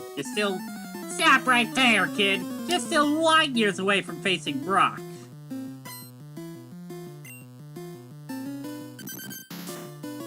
Alright, he's still using Diglett. He's still using a Pokemon that isn't a rock type.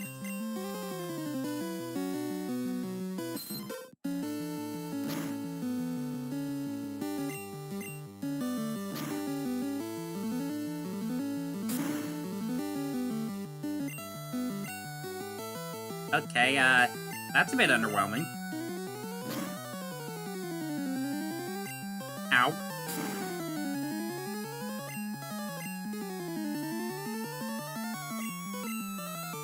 I forget if ground resists flying, or if that's only rock.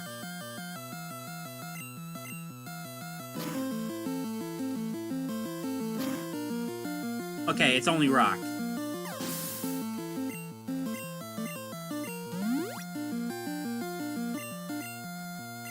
And sand true. Yep. Still could be mistaken for a rock type, or for a ground type gym.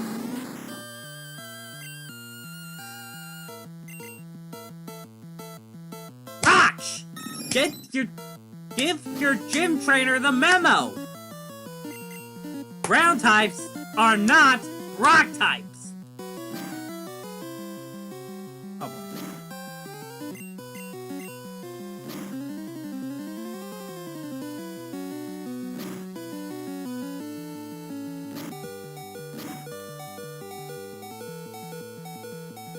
Pidgeotto is definitely getting I definitely want Pidgeotto to get experience from this.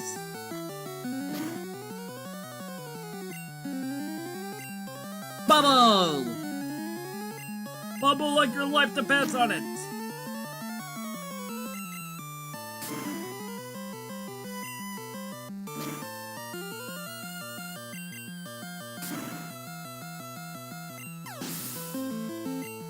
Please Hi. try to be an Hi, active Alex. commenter. Alex's video games and long plays. Welcome to the stream, Alex's video games and long plays. said.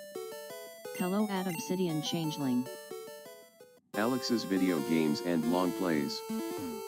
said. Okay. Anyways, I'm coming up here real quick just to show off that they actually changed Brock's sprite to look to the one that is using gold, silver, and crystal, which is nice.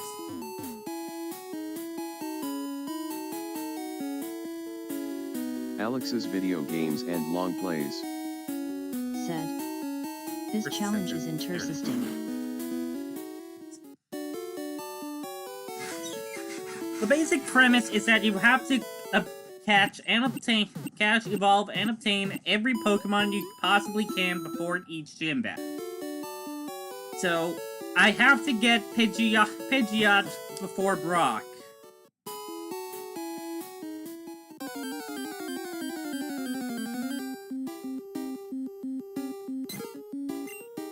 I've already done this challenge before in a Fire Red ROM hack called Pokemon Ultraviolet.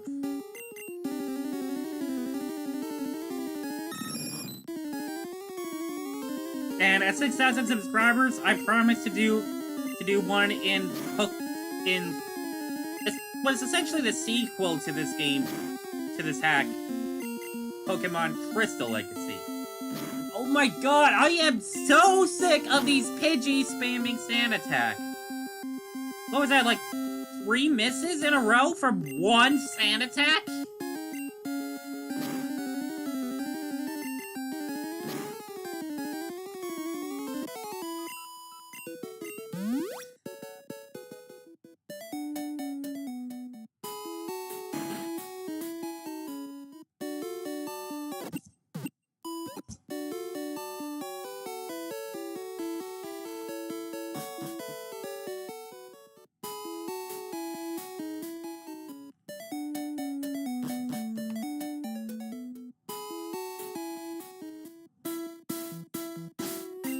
Pokedex, I'm at 17. There we go.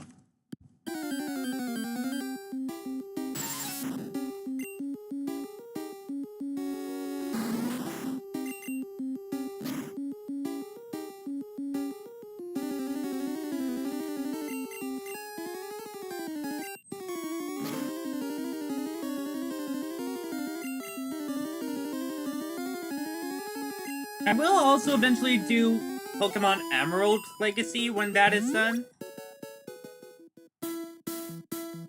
It is definitely gonna be... Trust me, it's going to be quite the ride.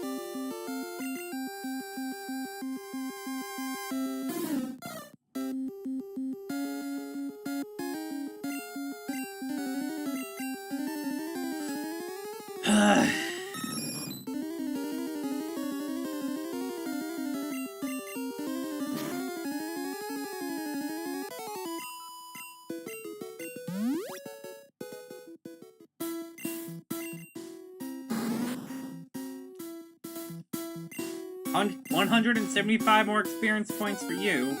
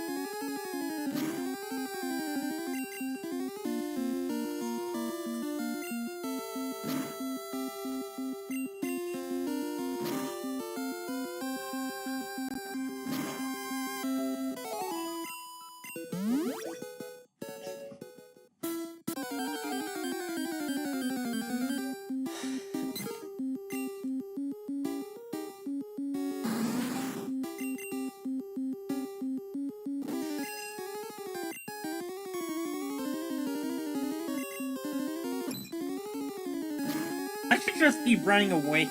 I should just run away from Pidgey. You know what? They're just gonna spam sand. All they're gonna use is spam sand attack.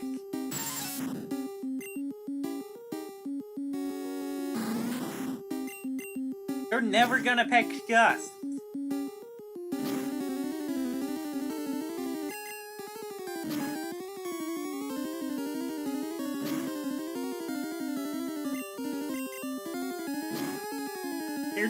They somehow, for whatever reason, they're favoring sand attack.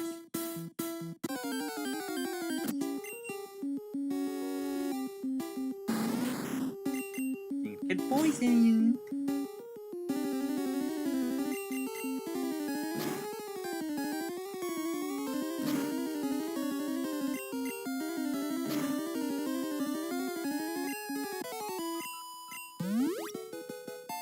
And beautiful.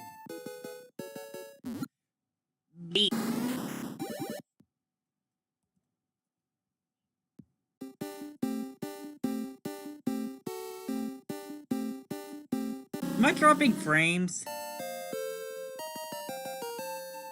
I've been lagging it up. I can't tell.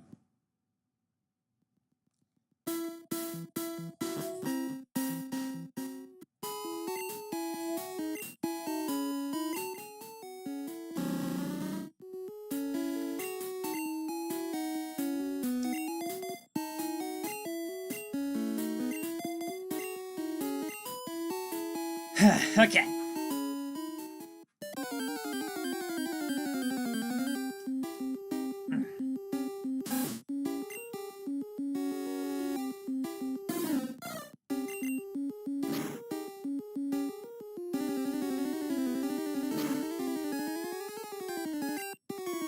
Hang on, player once.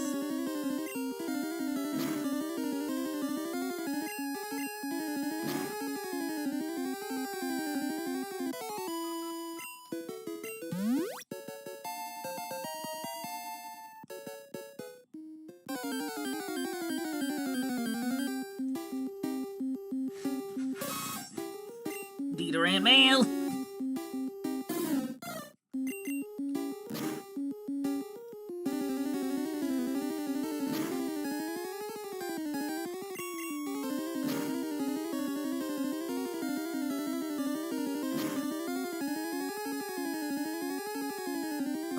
Take a shot of whiskey every time poisons.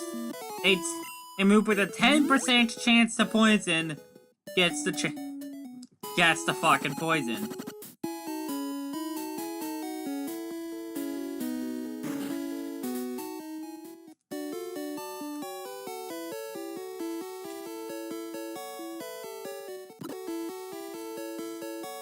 Okay. Oh, wait.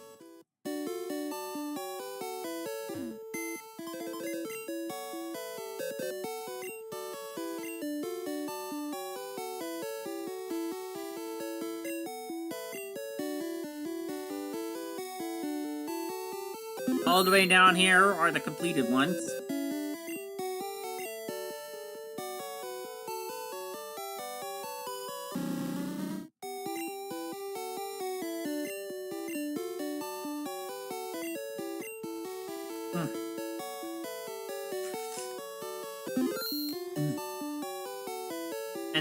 And now withdraw Manga.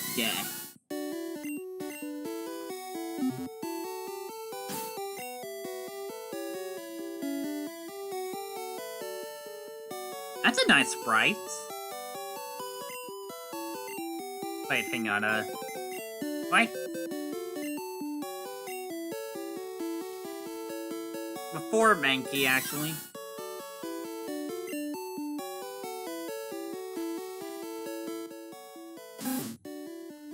Okay, you're level 20.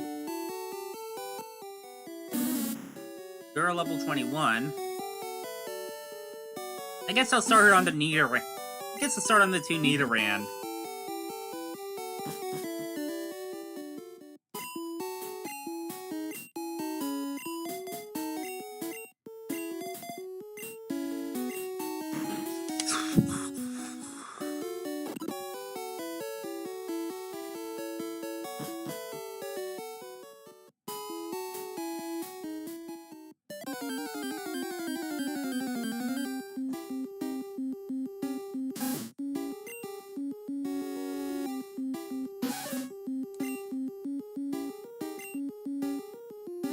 Poison Sting.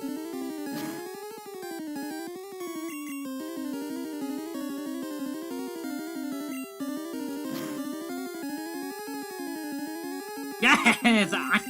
How does it feel, game? How does it feel to get poisoned? The wild fucks. You wild fucks.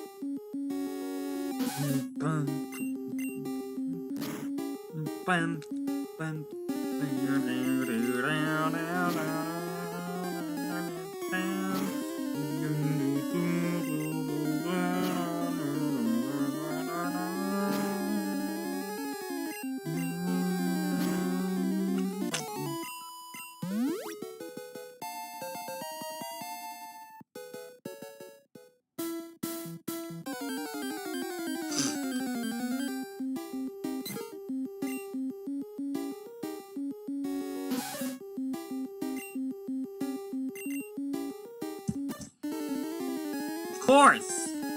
Why am I not surprised? You know what?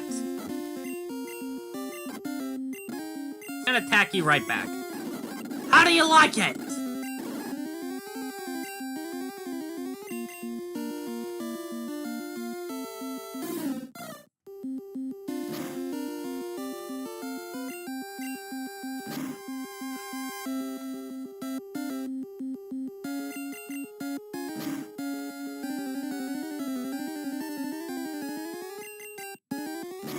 It failed, that means it missed.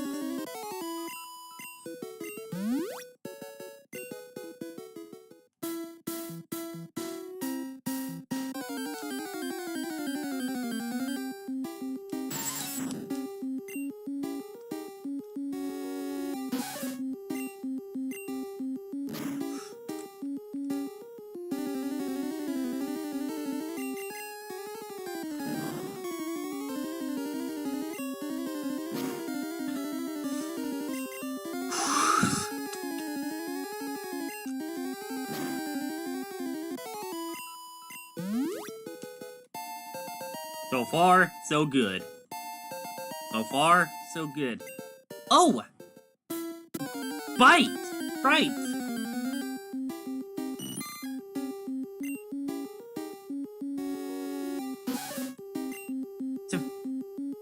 To make fun of the fact that it becomes a ghost, a bite, or dark type in Legends.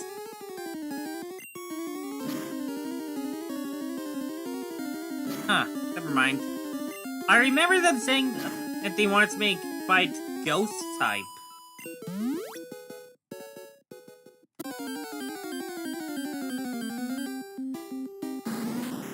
I guess they didn't end up going through with it.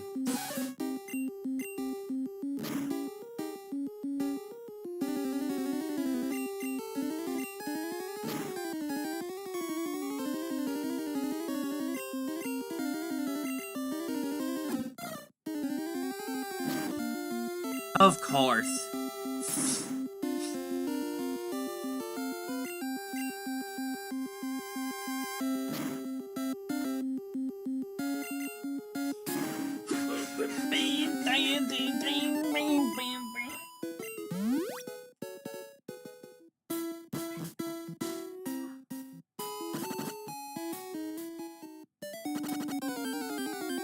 Please be something the Iran female can take out.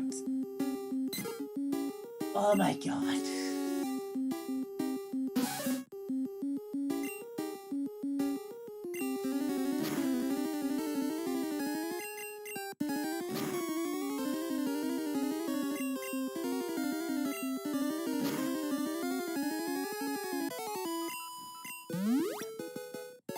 Who's laughing now?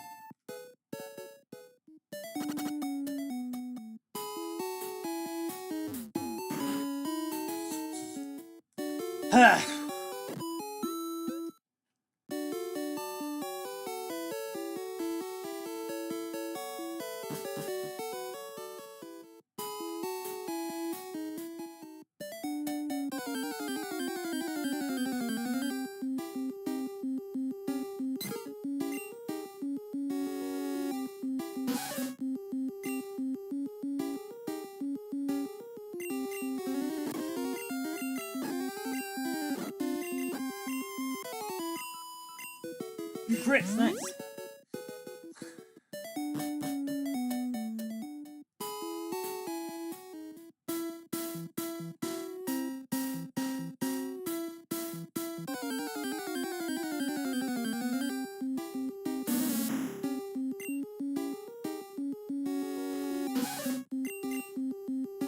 I'd totally be putting, I'd totally have Pidgeot up front.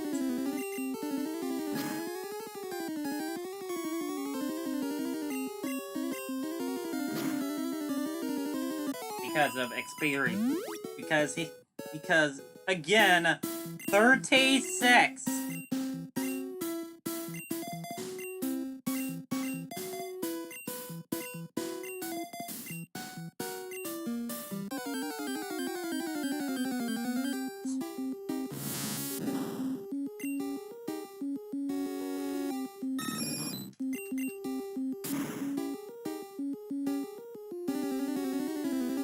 Arrgh.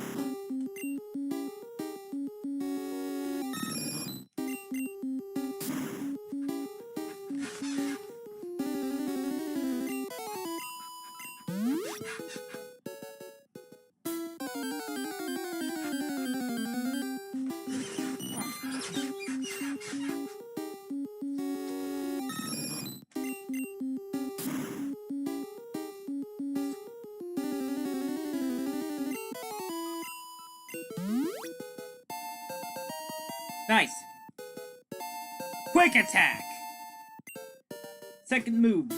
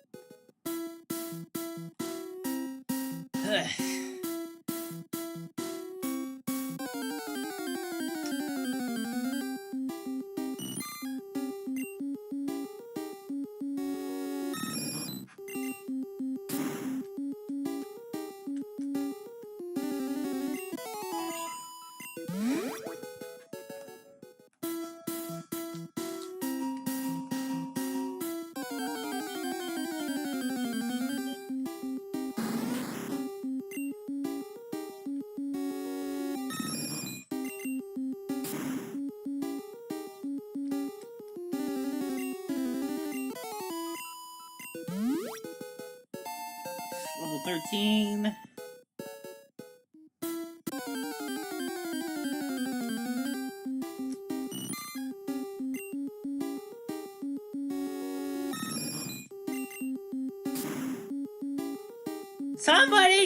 Somebody talk!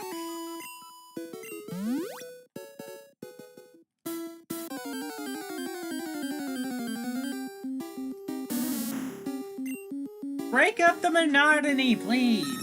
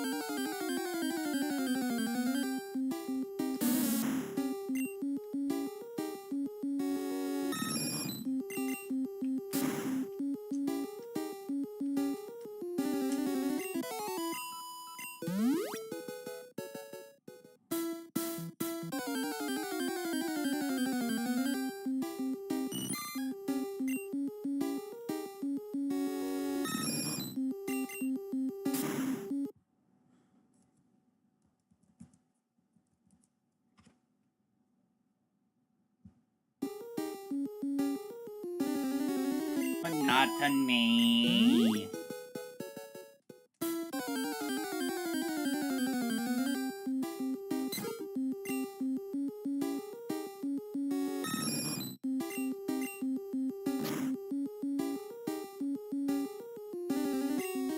Nice.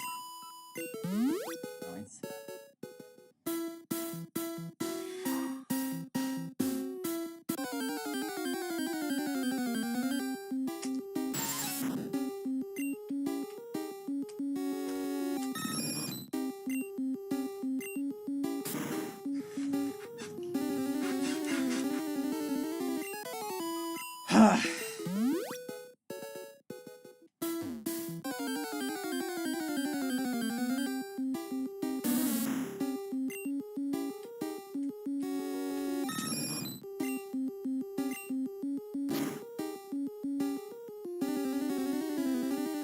Okay, yeah.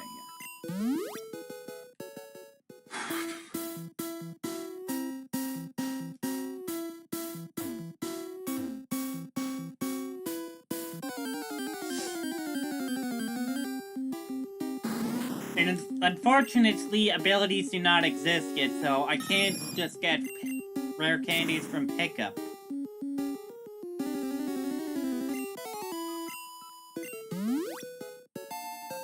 Level 14. Pidgeot is now level 14.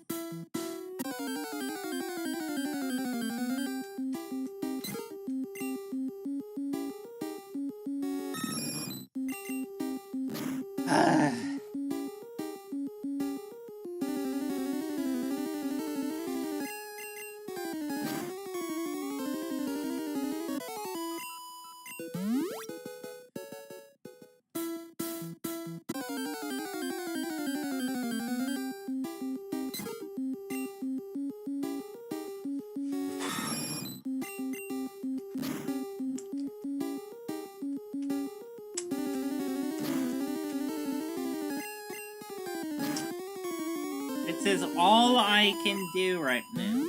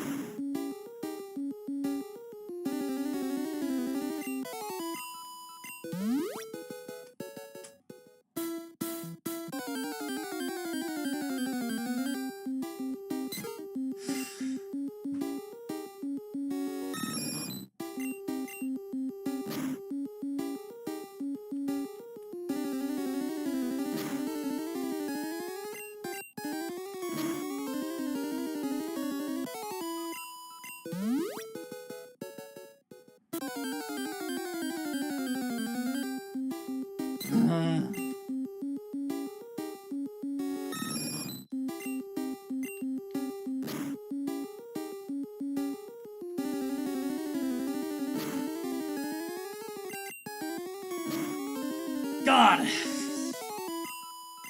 Oh my God!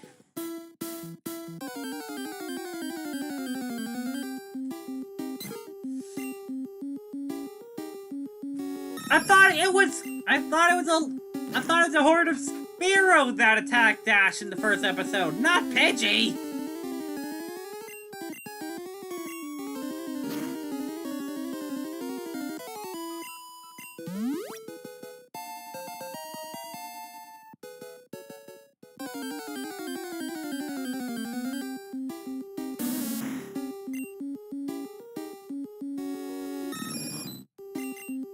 At least it's not a fucking Pidgey this time. God.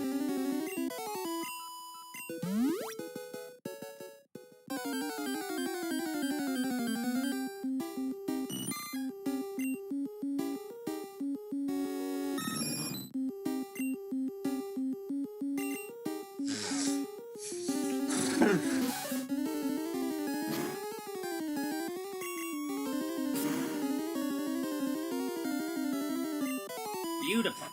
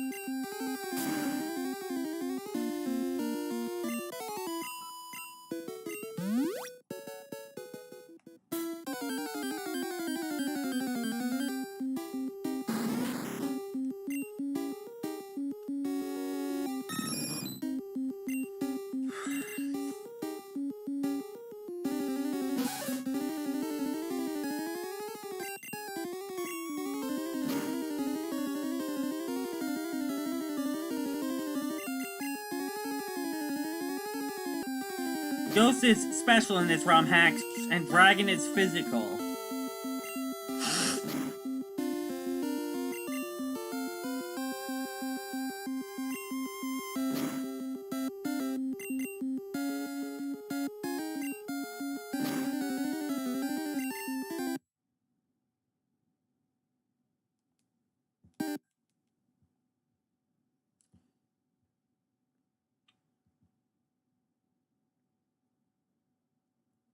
Grind.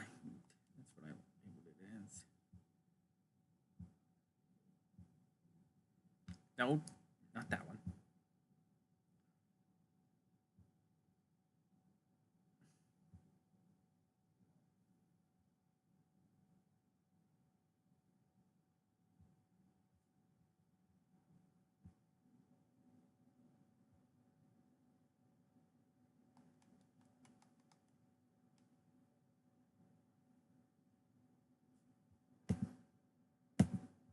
One moment, guys.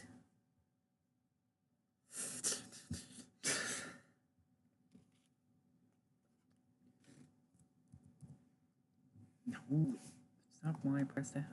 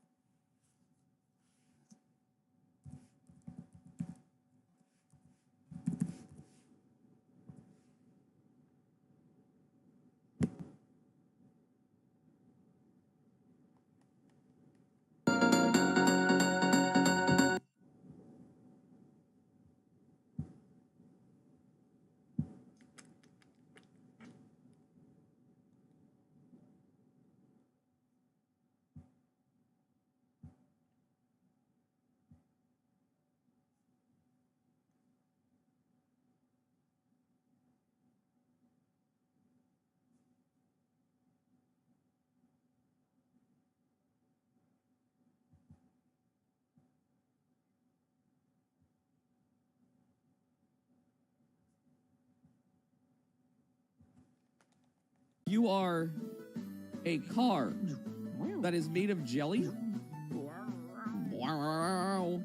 And because of that, you can do various jelly-based car-like things. You are a car that is made of jelly.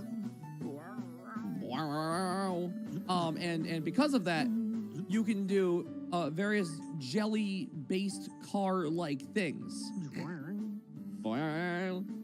Dude, I cannot stress to you. Wait, do we just win? You found your first triangle. There's one hidden in every level. See how many you can find. Okay, goodbye, Jelly Car. Next. He makes amazing points. He makes amazing points. Oh, look at it wiggle. Look at it wiggle. Yeah! I just cannot stress how much I love this game. Jelly Car recreated with Failboat doing the sound effects. I'm not gonna lie, that does sound fun.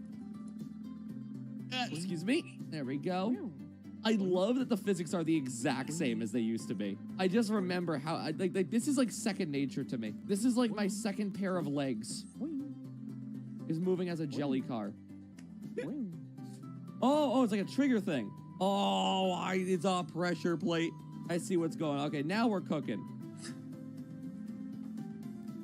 Woo! Yup. I want to go in the castle. Yeah! Boop, boop. Wait, can I just like... Whee! Oh!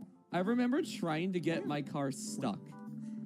It was my favorite thing, was making my car conform in weird ways. Give me that, give me the little sticker. No! Get me up there. Yeah, there we go, baby. You finished Cult of the Lamb? Oddly, no. Cult of the Lamb is another example of a game I get addicted to for like 8 hours at a time, and then just don't finish because I was too addicted to it. Launch me. Do it. Yeah. Oh my god. Whoa. We fly. Oh, we make these. Oh, I don't even need the launcher.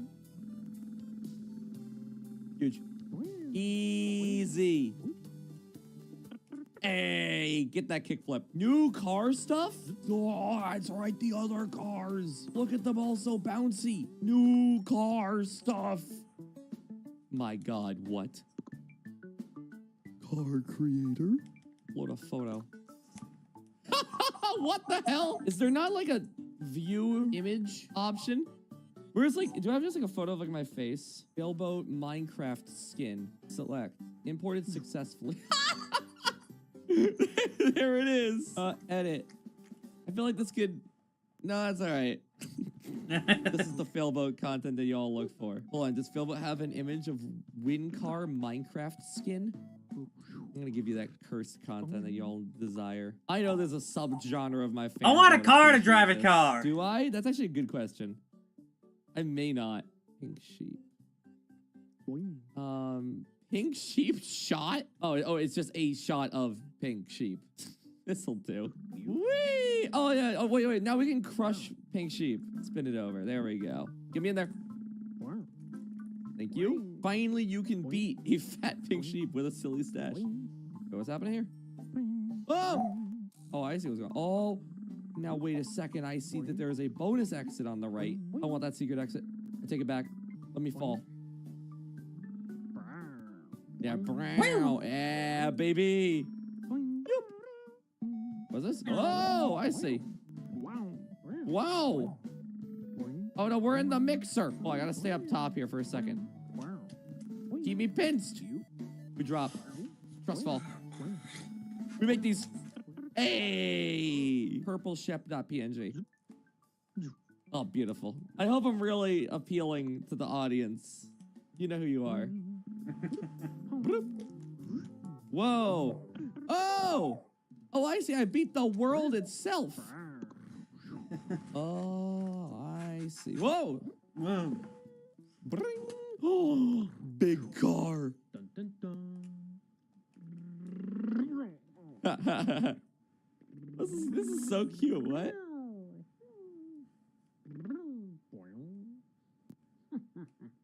Oh no, it's evil. Whoa, kill it. Monster jelly truck. Big and small. Ooh, I have a set amount of it. I see what's going on here. And it refills automatically. I gotcha. Oh no, the wheel's big. Whoa! Whoa! Whoa! Super inflate the wheels. Nope. Oh my god, I got skewered! There we Ready go. to be skewered. Oh no! Purple ship. That's what I'm saying, dude. No! Can I like Because sandwich probably myself down there? I Get in there. Get in there, purple ship. Yeah! No, I knew it! I know jelly car. I will still I know how this running game around works. too, though. I know how this game works. Please may menu me. Oh, I can change up my car again. I'm sorry, what is this? No way. No way.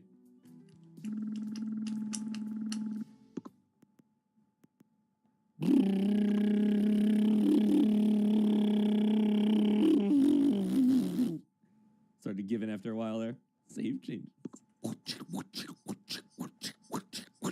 Wow! Wow! Hey, buy the Failboat merch. Ow! Sometimes I wonder why I'm alone.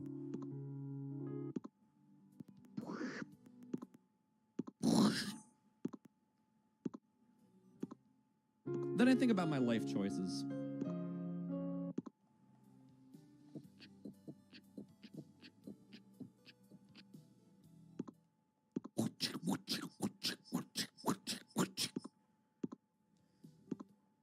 And realize I might have been the problem.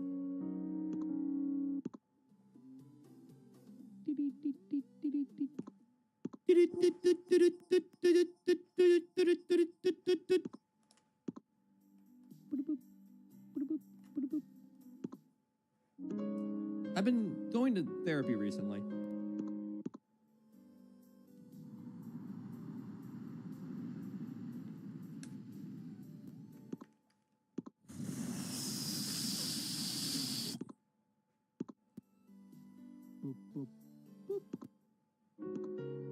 Sometimes I just can't get her out of my head. I feel like it needs a sigh. Sometimes I just can't get her out of my head.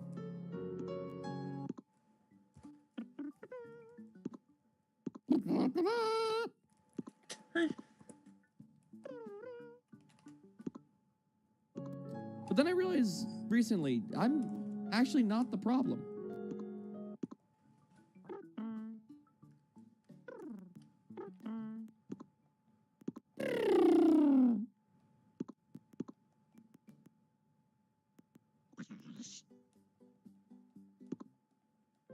I wasn't actually the one who was broken.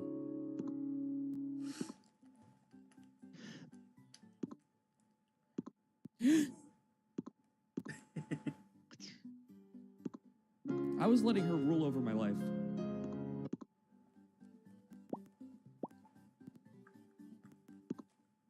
Boop.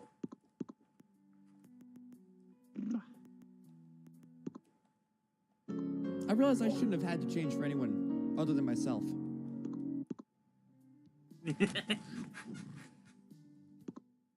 I'm valid in who I am. And no one. No one. No one. No one. No one. No one. No one. That was select sound? No one. That was the select sound? User interface. Okay. No one can take that away from me. No one. No one. No one. No. I am. No. No one. No one. No one. Myself. No. No one. No one. No one.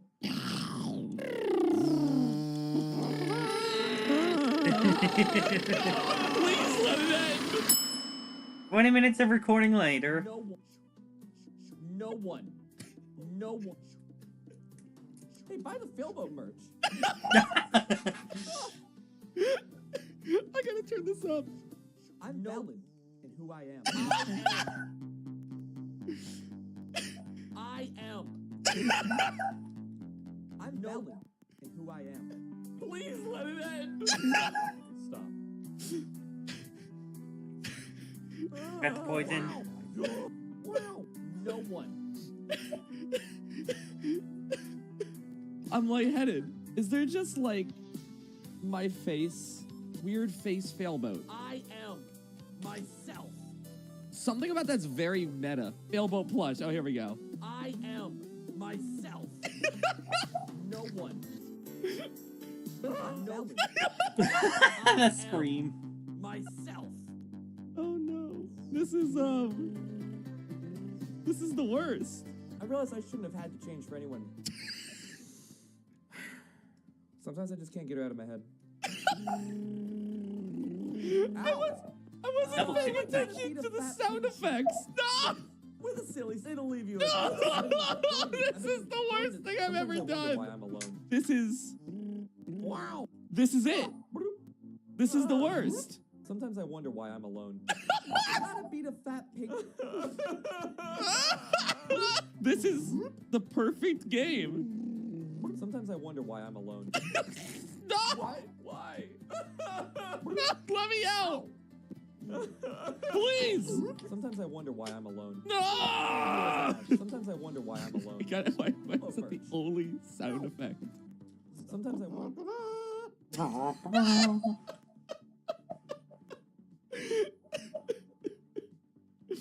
No. Hey, buy the failbird. Hey, buy the failbird.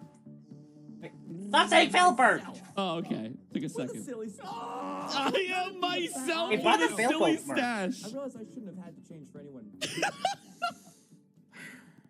Sometimes I just can't get her out of my head. Sometimes I wonder what's wrong with me.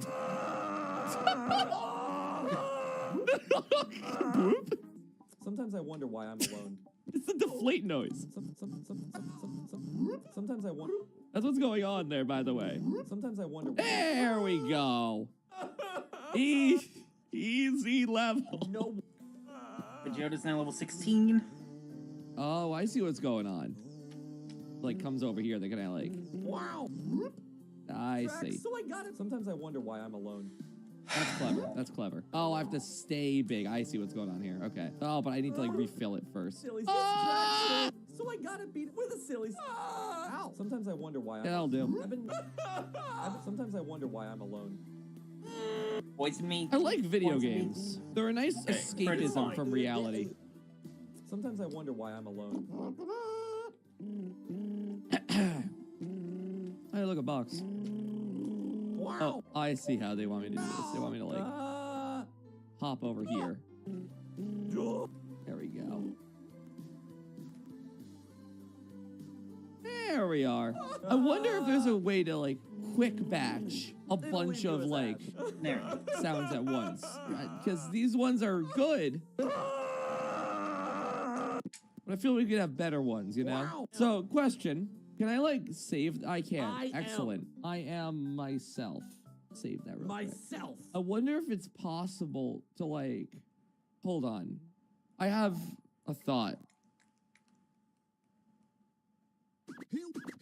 Here we go. So they're finally here. Perform Daddy. it for you. If you know the words, you can join in too. Put your hands to. I'll make that louder. People are slowly starting to pick up what I'm trying to do here. You through this monkey rap. Huh, DK. Oh yeah, okay, that works. I think I got it working.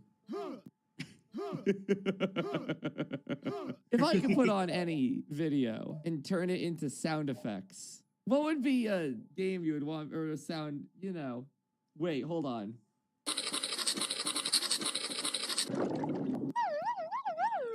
Five goofy minutes of recording later.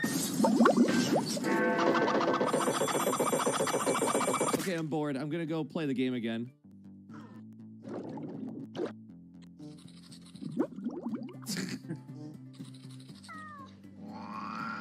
I realize I shouldn't have had. Yeah, I hate for anyone. this.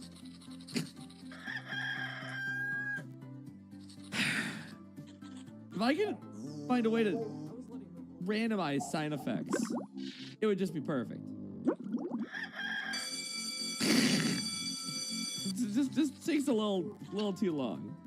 I think this is the worst stream I've done. Yeah, I think this is just the worst. I've been. It's just like this weird mesh Loud. I don't like this one. of mental fog and a ceaseless desire for it to all stop. I've been. Oh, a new power up. Look at that. Oh, we got the balloon. I love the balloon.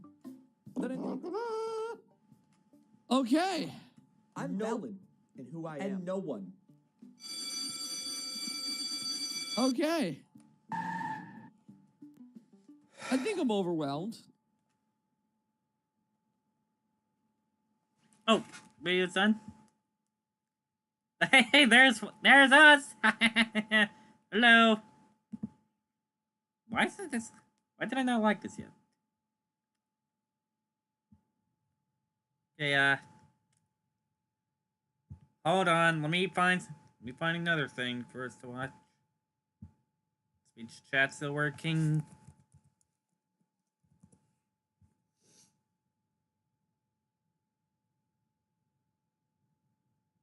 Obsidian Changeling. Said. Testing.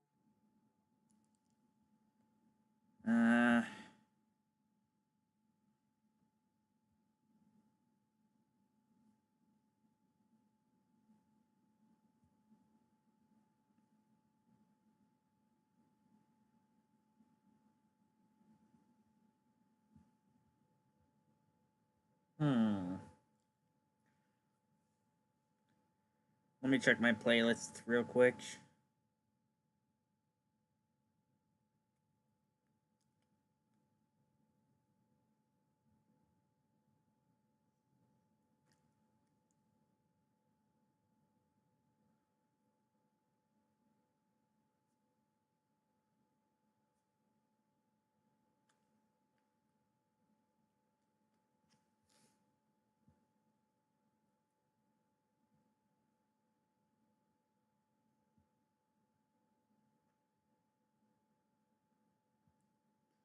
You know what? Let's just set mic. Actually, no.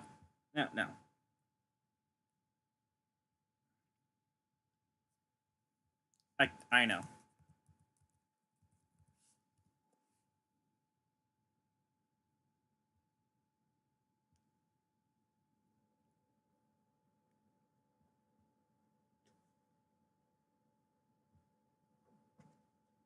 There we go.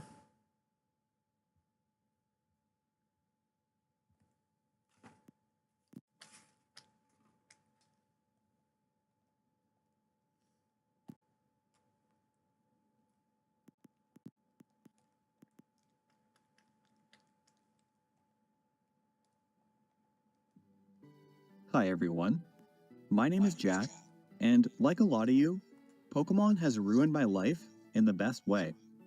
This series has given me some of the games that have defined not only my childhood, but my adulthood as well. And any game that can resonate with me throughout all points of my life is something truly special.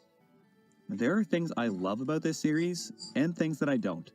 But at the end of the day, I can only hope that I come across with words just how much this series means to me. But it is not perfect. There has never, nor will there ever be, a quintessential Pokemon game. Every single game in this lineup has some sort of asterisk on it, some more than others. And as a result, it's become increasingly commonplace to bash the series and its recent trends. Without any disrespect to those who share these opinions, that's not what this series or this channel is about. Today I want to talk about a game that I love with all my heart. The game that is, in my opinion, the closest we ever got to a definitive Pokemon game, Pokemon Heart Gold and Soul Silver. These are my favorite video games of all time, and many others can probably say the same. And as a result, there are already about 1 million videos on YouTube that can tell you exactly why these are some of the best in the series, and you probably know why already. These games are packed with content. 2 regions, 16 badges, side minigames like the Pokeathlon and Battle Frontier, and an epic and challenging final boss, pitting you up against your avatar from the previous game. And while all of these are undeniably great, that's not quite what hits the mark for me. I love the Johto region so much. While it's an undeniably cool twist that it turns out to be right next to Kanto, I don't think Johto gets enough credit as a standalone region. Playing a Pokemon game is a soothing escape from reality. It's a narrative that has resonated with me There we go. more and more as I enter adulthood. There are not many things in this world that put me in the same relaxed state quite like a Pokemon game, and the Johto region perfectly encapsulates that feeling of tranquil escapism. I think that your favorite Pokemon game is likely to be the one that you can get the most immersed in. And there's no game that immerses me quite the same way as these ones do. In other games like Fire Red or Platinum, it's easy to feel rushed by the competition of your rival or perhaps the fate of the world. And while I can definitely see how those games could be equally appealing to other fans, I love that Johto is a region that you can take in at your own pace. It's a place that really strikes an emotional chord with me, and it's a great game to help calm me down. A region absolutely filled to the brim with the titular heart and soul. It's a land full of nooks and crannies. Johto often gets hated on for its shallow regional decks, but every time I pick this game up, I always find some Pokemon that I've never used before to spice up a new adventure, like Natu tucked away in the ruins of Alph, Snubbull if I'm bold enough to grind for a 1% encounter, Tyrogue tucked away in the most secluded area of Mount Mortar, or Lapras hidden away in the depths of Union Cave. It's a region that rewards exploration with a surprising amount of depth for those who actually take the time to look around, and I absolutely love it for that. Compared to most other regions in this series, Johto is far more rural. Many of its cities like Violet, Ecruteak, and Blackthorn are very rustic, modest in size, and seemingly have no desire to evolve with the times the same way I imagine a city like Celadon or Jubilife would. Johto is stuck in the past and moves at its own pace, and that's not a bad thing. While some other regions like Alola also go for a sort of traditional, laid-back geographical setting, it's not reflected in the gameplay. Alola is one of my favorite regions as well, and Gen 7 is probably my favorite recent Pokemon game, but its refusal to let go of the player's hand makes it feel a lot less like the player's own adventure. It's just as much Lily's story or How's, Gladion's, Guzma's, Lucamine's, or even Nebby's story as it is the player's. And maybe this is the introvert in me talking, but I'd much rather go exploring in the mysterious Whirl Islands or the ever-unfolding Union Cave at my own pace and if I so choose. Johto gets a lot of flack for being an open region and for the amount of freedom that it gives the player, and while it's true that it didn't handle concepts like the route split perfectly, and we'll get to that later, I think it's so much better than the alternative. Another thing I love about the Gen 4 remakes is the tile set. Sure, you can call me shallow for judging things based on their physical appearance, but oh my god, I did not mean to throw that are Pokeball. visually striking, even today. I think that God many would damn it. agree that they prefer 2D sprites over 3D models, but to me, the Johto games overworld have a leg up even on other games like Platinum and Black and White 2. Those games feel a tad undersaturated to me, and I like that Johto isn't afraid to present itself in a more cartoonish art style, with well-defined edges to sprites and tall grass, whereas other games tend to go for a more realistic approach, which, in my opinion, doesn't always mesh well with the pixel art aesthetic. HDSS isn't afraid to wow you with vibrant colors, even in the darkest places like Cerulean Cave. Its outdoor routes are a breath of fresh air with this sort of obstacle course type vibe, as opposed to, say, Univo Route 1, which feels almost depressing and melancholic depending on the season. And look, I'm not going to pretend that I'm some expert on color theory or any of that, and obviously to each their own, but for my money, Johto's presentation will never be topped. And of course, the concept that I continue to marvel at to this very day is following Pokemon. I've been playing Pokemon for about 15 years, and I've used most Pokemon. But there's just something different about using a Krabby in, say, Fire Red, and using one in Heart Gold Soul Silver. Like you're telling me this guy walks sideways? Okay, now I've seen everything. And they've brought this back in newer games too. Let's Go, in particular, has some really nice attention to detail. Alright. But if you know me, you know that I'm a slut for pixel art, and the overworld sprites of HDSS are second to none. So, I like Heart Gold and Soul Silver. So what? Well, I just want to make it clear that everything I say and do going forward is done out of love for these games. Because believe me when I say that these games have a ton of missed potential. There were some interesting choices made with this game, and while I would hesitate to call them outright flaws, certain ideas could have been executed a lot better, and perhaps if they were, we'd have that quintessential Pokemon game that we've always hoped for. So I've decided to start a series where I pitch some improvements to overall games as a whole, as opposed to one certain Pokemon, and given that the scope of my two series are so different, my approach compared to my usual videos will be adjusted here as well. First off, unlike my other series, there will not be a playthrough portion of this video. Let's rip that band-aid off right now. I'm not going to make an entire ROM hack for the purposes of this video.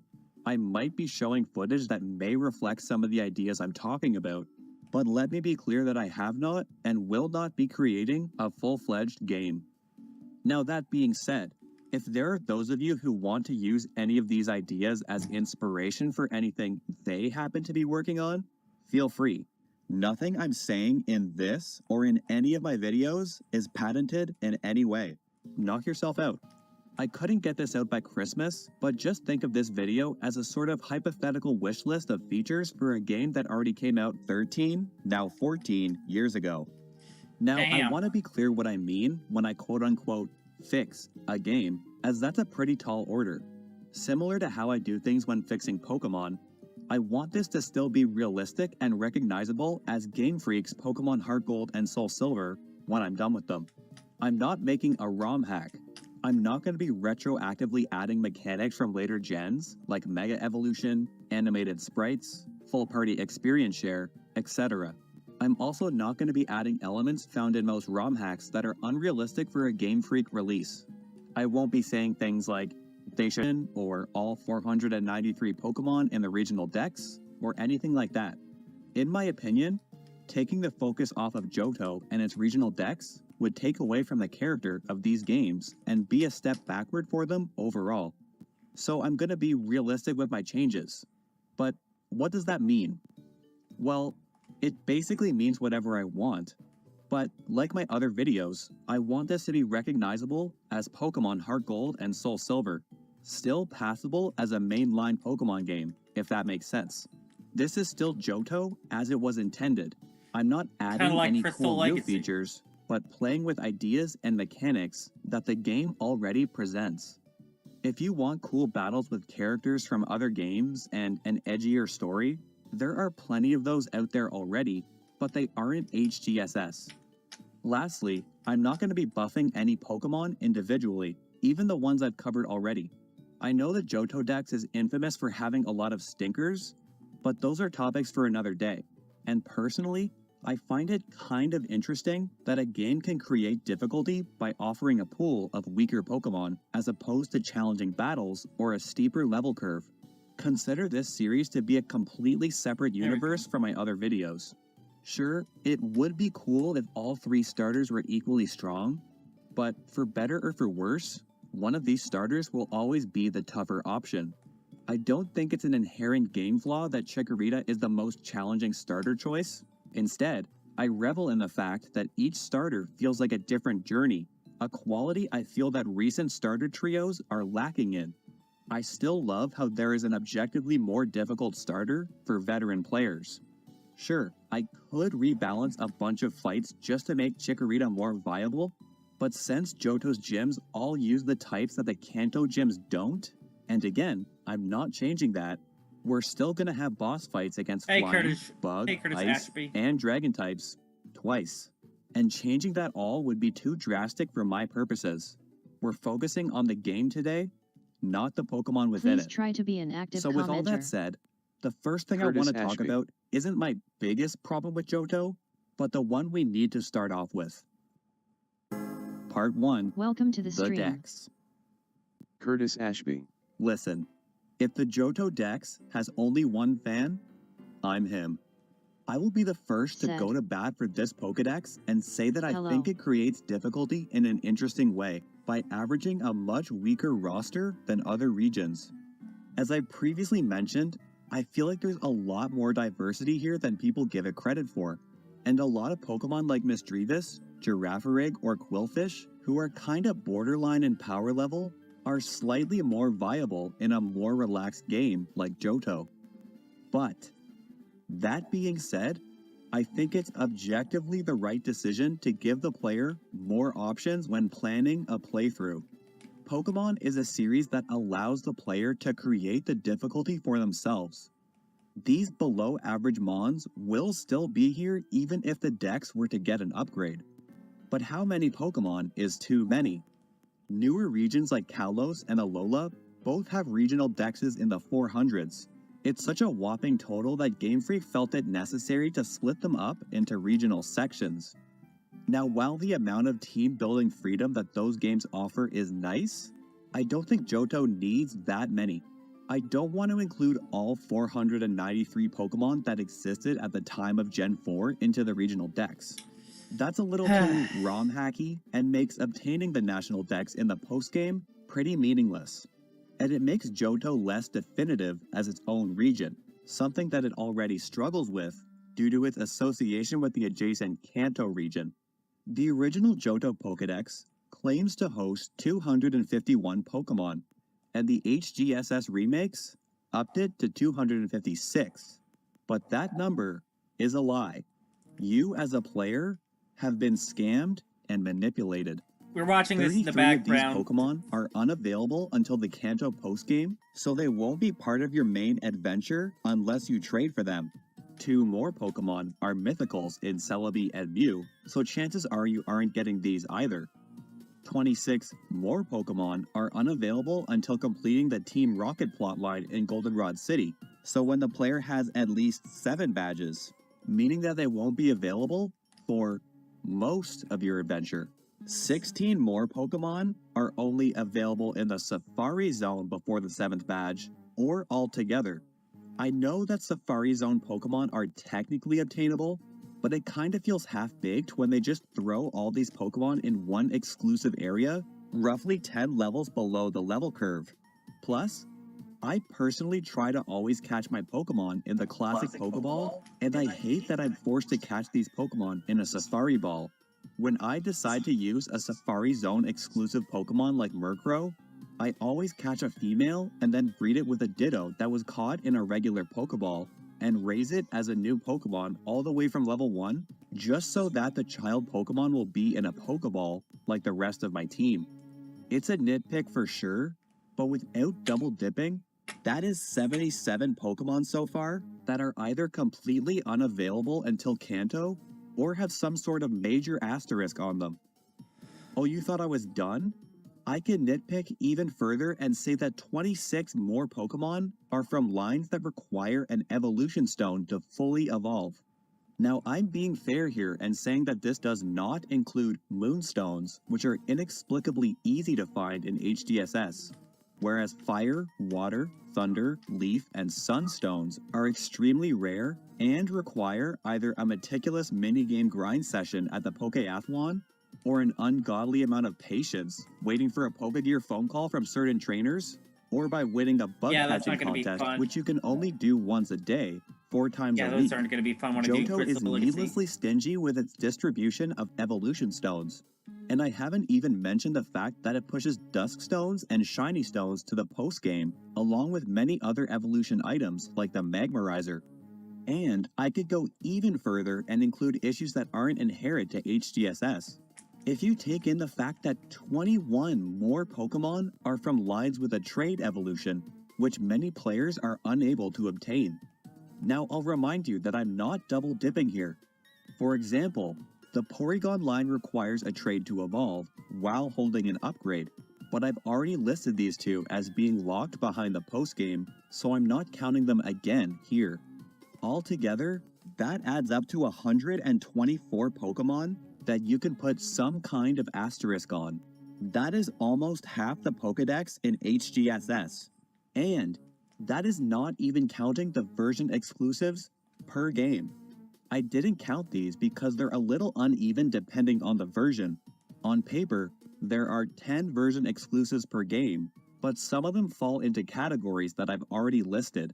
For example, in Soul Silver, we've already counted Vulpix and Ninetales as stone evolutions, and checked off Teddiursa, Ursaring, Delibird, and Skarmory for late availability.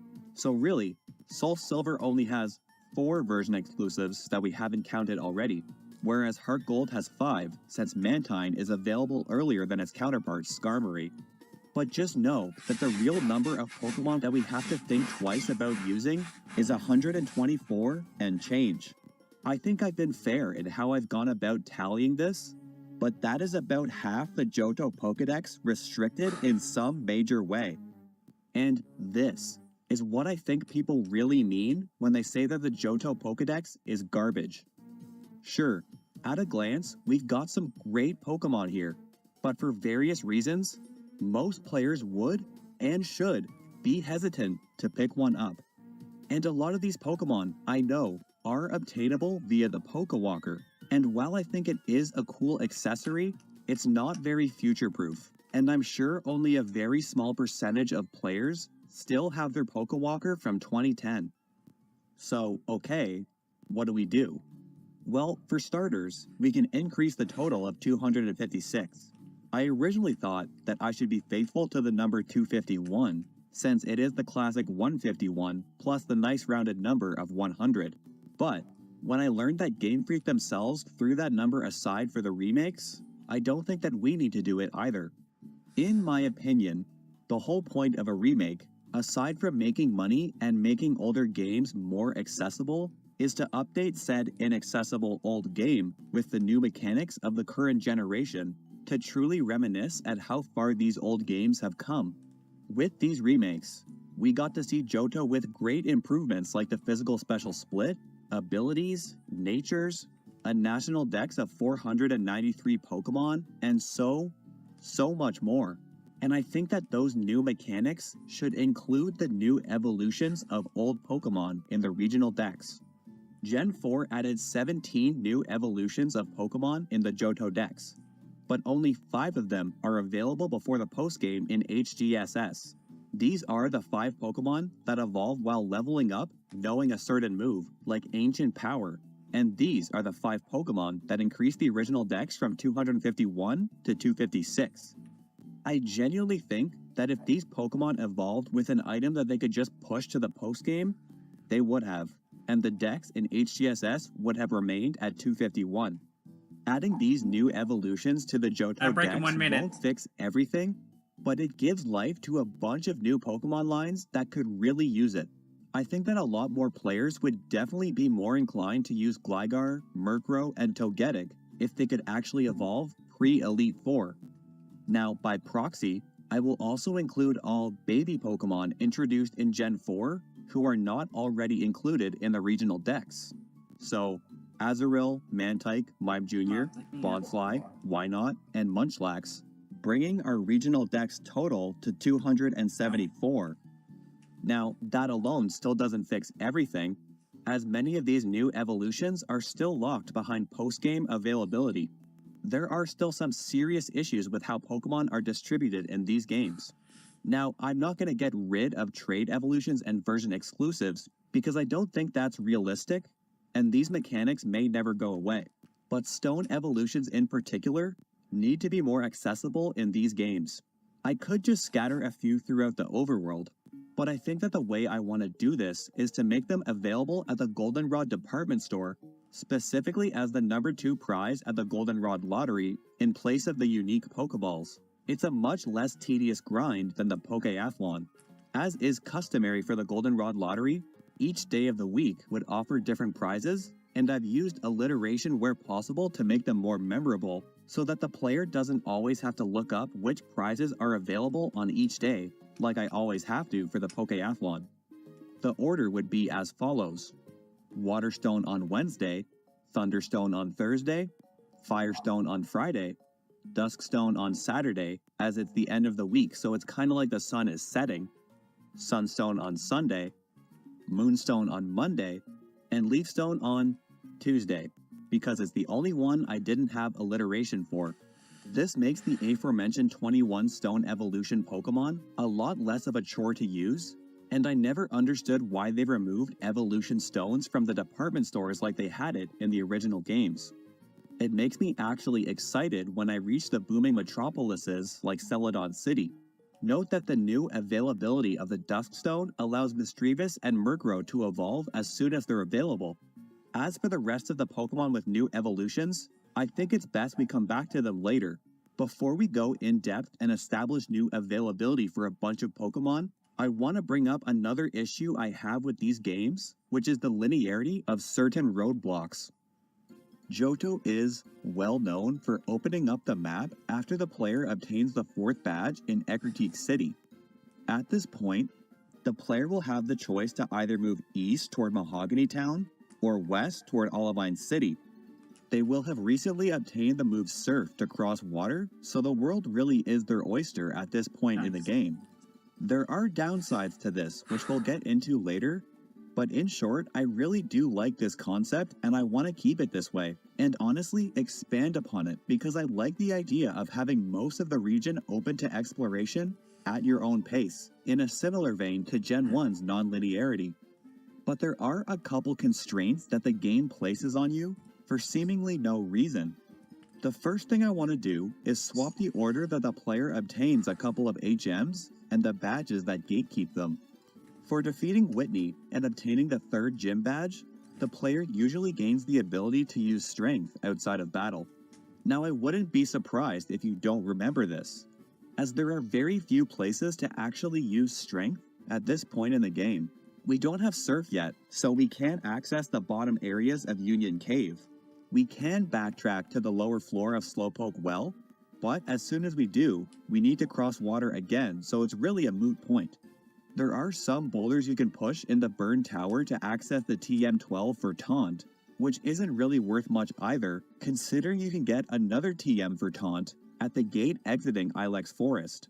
You can admittedly explore some of Mount Mortar to access a couple items, but definitely not all of it without Surf, Waterfall, and Rock Climb. My point being that it wouldn't be the end of the world to push strength a little bit later. For beating Whitney, I want to instead award the player with the ability to use Rock Climb outside of battle. You heard me right, Rock Climb. You know, the HM they make you wait 16 goddamn badges to actually use? That Rock Climb. I never hear people talk about this, but there is absolutely no good reason to gatekeep this move so hard. It's meant to gatekeep you from accessing Red at Mount Silver too early. Red, of course, being the final boss fight in the game who has level 80 Pokemon, so obviously it would be cruel to allow you to stumble into this ultimate fight too early. But then, the player can't access Mount Silver anyway until they've collected 16 badges. So basically, we've pretty much completed the entire game without Rock Climb for no reason. Any area accessible via Rock Climb is downright inaccessible unless the player decides to backtrack at the very end of the game, which many probably won't want to do. Rock Climb is usually given to you from Professor Oak in Pallet Town once you've defeated the final gym leader, Blue. But I'm gonna swap it in to where we originally obtained Strength from this guy who bumps into you outside Mount Mortar. So we obtain the badge that lets us use Rock Climb right before obtaining the actual move shortly after. Letting the player actually use Rock Climb in the game opens up a few new areas and items before the post-game, and lets the player truly appreciate everything Johto has to offer before moving on to Kanto. And it allows us to access a whole bunch of new Pokemon that we couldn't before. For instance, you may remember that I left out the Shiny Stone from my list of newly obtainable Evolution Stones from the Goldenrod Lottery. This is because there is a Shiny Stone available as early as National Park, but it requires the use of Rock Climb.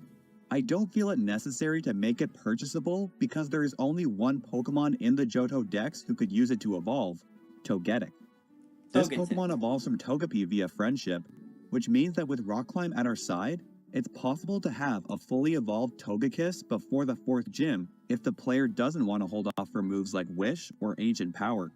Incidentally, the Egg Togepi also comes out of the box knowing the move Extrasensory, which is super effective against Morty's ghost types. So it's a great boost for this Pokemon line specifically.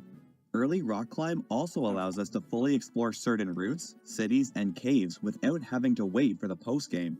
Because who wants to backtrack to Cherry Grove City to obtain a nugget after 16 badges?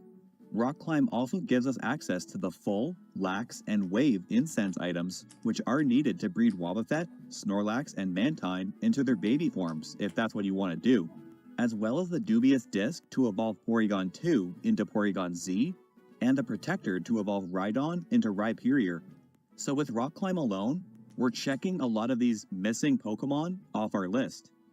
You might be thinking that early Rock Climb opens up certain areas that the player should not have access to at this point, such as the Embedded Tower on Route 47, which houses a legendary trio from Hoenn, Groudon, Kyogre, and Rayquaza. But if you'll remember, these legendary Pokemon only appear when the player has obtained the red, blue, or jade orbs, which aren't available until the post-game anyway. So this cave will be empty until then, and I think that's perfectly okay, and in fact beneficial for young players to discover this mysterious but clearly important relic, similar to how the Reggie Chambers are open for discovery in the Sinnoh games. So yeah, I think there's a lot of benefits to allowing the player to use Rock Climb, but what about Strength? Well, I actually want to gain the ability to use Strength from beating Price, who would usually allow us to use Whirlpool, and in the same breath, make Lance give us Strength in the Rocket Hideout instead of Whirlpool. Okay then, what about Whirlpool? Well, it would make this one usable after beating Jasmine, who ordinarily doesn't let you use any new HM moves. As for obtaining the HM itself, we'd have to shoehorn it in somewhere, and I think a good place for this would be for Boba to give it to the player once the player accepts his request to give him the phone number on Route 38, which incidentally is required. He will force you to say yes, so we don't run the risk of the player missing the event. So, to recap, upon beating Morty and having the region open up to us, the player can choose to go west to obtain Fly and Whirlpool, or east to obtain Strength. The reason I sort the HMs out this way is so that they're obtained where the HMs would be useful geographically. The player may want to defeat Jasmine and then want to explore the World Islands with their cool new ability they just got to cross whirlpools. Or they can earn the ability to use Strength by defeating Price so that they can fully explore Mount Mortar with the exception of Waterfall. But there is one more roadblock I want to get rid of. This guy. The Rage Candy Bar guy. The guy who won't let you pass until you have 7 badges and have defeated Team Rocket in Goldenrod City. This guy is the bane of my existence, and he serves no purpose. This man is an absolute farce. By removing this guy, we can access the ice path much earlier. This cave requires you to use Strength to make it all the way through, so the player will have to defeat Price anyway before trekking all the way through the cave. But even if they haven't, they can still catch ice types to add to their team with only 3 badges. It drives me up the wall how most early gen games gatekeep ice types to the late game. They're not overpowered like dragons. In fact, they're quite weak. So why do they do this? I just want to use some ice types, man. Keep in mind that the wild Pokemon here are still in the mid-20s, and it's expected that if the player wants to catch a Pokemon like Swinub, who is only available here, they will do so pretty immediately with only 3 or 4 badges. So now, if you want to use a Swinub, you don't have to catch it 10 levels below the level curve like you normally would. That's the beauty of having an open map. You can fill up a team as soon as you want to. No more waiting for 7 or 8 badges. Even better, if the player beats Price right after Morty, they can push all the way through the ice path to make it to Blackthorn City, where they can access characters like the Move Relearner and Move Deleter early on as well. No more having to commit to wasting Cut or Rock Smash on a Pokemon for 80% of the game. Now you can delete them pretty much whenever you want. We can also access the northern part of Route 43 to catch Pokemon like Phanpy, Skarmory, and Gligar, who also normally wouldn't be available until 7 badges in. Again, Pokemon on this route are still in their mid-20s, but now, that's actually justifiable. And these Pokemon are actually usable now because they can be accessed early on if that's the route the player wants to take. And there's good reason to want to take this route. There's good reason to head in either direction from Ecruteak City. But, hold on, does that mean that we can fight Claire whenever we want? Well, no. I don't think that's a good idea. Not only is Claire a huge difficulty spike with dragon types as high as level 41, but she also grants the player use of the Waterfall HM, which gives the player access to Tojo Falls and the Kanto region. But I think that's a little bit too much freedom, and Claire should be fought last. But, luckily for us, it's actually fitting for her character to be that roadblock. Until the player has obtained 7 badges, I would make Claire stand at the front door of her gym, preventing the player from going inside. If the player talks to her, she'd say something like, "I am Claire, strongest gym leader in all of Johto." Huh. You expect to challenge me as a trainer with only 5 badges? Don't make me laugh. I'd never waste my time battling a trainer who hasn't obtained at least 7 badges. That's right up Claire's alley, very proud and snobby, refusing to admit defeat even when she's already defeated. ROM hackers, write this down. I think, makes a much better roadblock than some dude talking about a candy bar. So, there we go. We've opened up the region in a way that I think is still realistic and fills a lot of slots in the decks that were originally going to waste. But not all of them. Now that we've got a better idea of what our new and improved Johto region will look like, let's sprinkle in some Pokemon that were originally shafted by late availability. This is basically going to be me rapid-firing Pokemon encounters at you until we've gone through every Pokemon left with late availability, except for the Kanto starters and legendaries, who I feel are fine being left to the postgame. So first up are all the baby Pokemon. In the original GSC, there was an odd egg that was given to the player by the daycare couple on their way to Goldenrod City that could hatch into one of 7 baby Pokemon: Pichu, Cleffa, Igglybuff, Tyrogue, Smoochum, Elekid, and Magby. But in the remakes, this gift egg is inexplicably removed from the game leaving a gaping hole in terms of available Pokemon to choose from. What we got instead came in the form of a man in the Violet City Pokemon Center named Primo, who would gift you one of 3 Pokemon if you told him a trendy phrase based on your trainer ID. The 3 eggs offered by Primo are Slugma, Wooper, and Mareep. 2 out of 3 of these Pokemon are available anyway on Route 32 immediately to the south, so this is a pretty big waste. I want to change it so that Primo gives you the odd egg from the original games, but also loop in the 7 baby Pokemon newly introduced in Gen 4 as well. So this egg could hatch into any of the 7 original babies, but also Wynaut, Azurill, Mime Jr., Bonsly, Mantike, Happiny, and Munchlax, for 14 options total.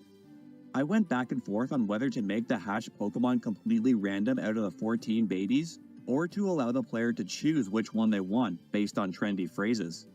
I really don't like the trendy phrases because they force the player to look up a guide online, but the randomness of 14 different options can be tedious when searching for one specific Pokemon, especially if trying to complete the dex. So I think I will keep the trendy phrase concept with each of the 14 babies having a corresponding combination of words. But I'll add a 15th option that essentially says, "Surprise me," and will give an egg that can be any one of the 14 babies. This keeps the idea of randomness, which can be exciting and useful for the purposes of a Nuzlocke. So that one change alone helps out a heaping handful of Pokemon, many of whom were allegedly in the Johto Dex, but not available until the post-game. But we're not done there. Let's go over the new Gen 4 evolutions I brushed on earlier. Like I said before, Honchkrow and Mismagius can now obtain Dusk Stones from the Goldenrod City Lottery, and Togekiss has a shiny stone waiting for it in National Park once we have Rock Climb. Murkrow, however, is a special case as he's still a Safari Zone exclusive, and I don't like that, so we'll come back to him later. Magnezone needs to be leveled up in an area with high magnetism. The best option I could think for this is the Mahogany Team Rocket hideout, where they're using the power of Electrode to power strange radio waves.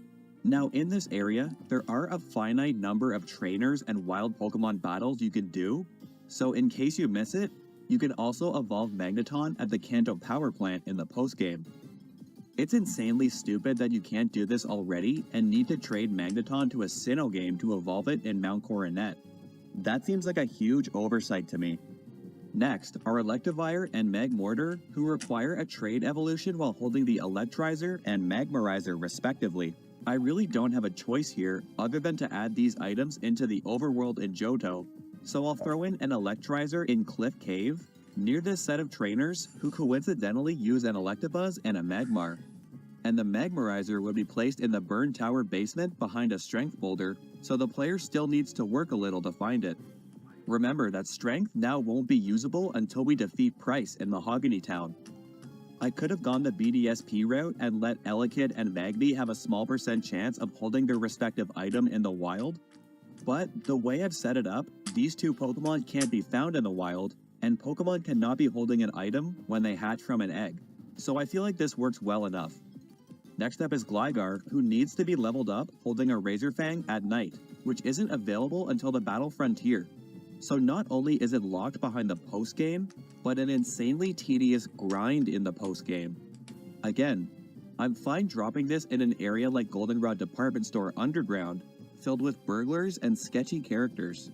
I feel like a dangerous object like a sharp tooth would be found here, and it forces the player to wait a little bit before evolving Gligar, so they can bond with this Pokemon in its unevolved form, as we'll need 7 badges to reach this area. Next up is Weavile. Now Sneasel is infamously unavailable until Mount Silver, the very last area in the game. Kinda weird that our rival was able to get one so early on.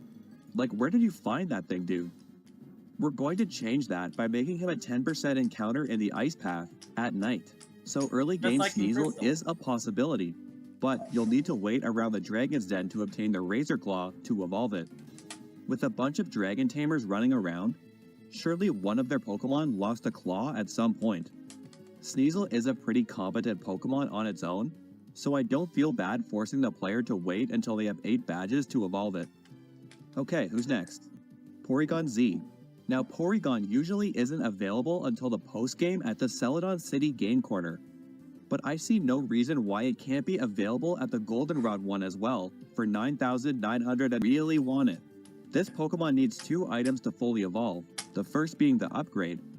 I think I want to hide this in the Mahogany Team Rocket hideout as there are a bunch of scientists running around, and as previously mentioned, the Dubious Disc is now obtainable in Mount Mortar now that we have Rock Climb. The same goes for Rhydon, who can find the Protector here to evolve into Rhyperior, so that only leaves 2 Pokemon left, Leafeon and Glaceon. It makes me extremely sad that these 2 got the Magnezone treatment and aren't able to evolve at all in HGSS, even in the post-game, because these are 2 of my favorite evolutions and they also get shafted in Black and White too, being the only evolutions you need to beat the champion in order to obtain. But not anymore, because we can easily shoehorn in the Moss Rock in Ilex Forest and the Ice Rock in Ice Path, keeping in mind that this area is now accessible with only 3 badges. So this is the earliest Glaceon can be obtained up to Gen 8, and that makes me really happy, because Glaceon deserves something nice for once. And there we go. We've got all our bases covered for all baby Pokemon and new evolutions. But there are still a few Pokemon who could use some earlier availability.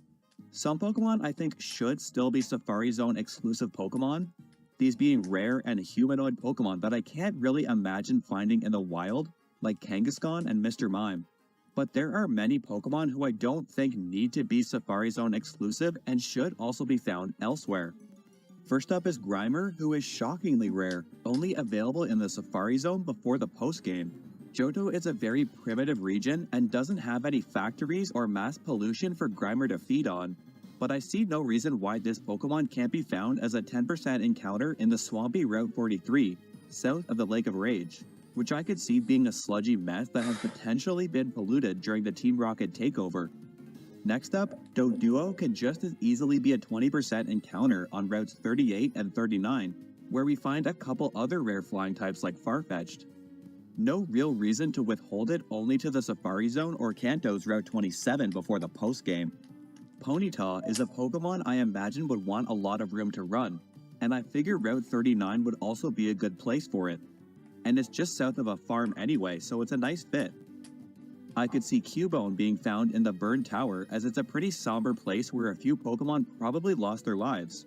Ecruteak City is also heavily associated with ghosts as well, so I could definitely see this Pokemon finding a home here, similar to its original habitat of Kanto's Lavender Tower. We shafted Slugma earlier by taking away its early encounter slot via the Primo Egg in Violet City, so let's place it here in the Burned Tower as well, but only in the basement floor where we find more rock and rubble, as it had probably burned down the whole building on the main floor, which is made of wood. I think Houndour would also be a great fit for the Burned Tower at night, probably only found in the basement as well, as it's a sketchy area fitting for a dark type.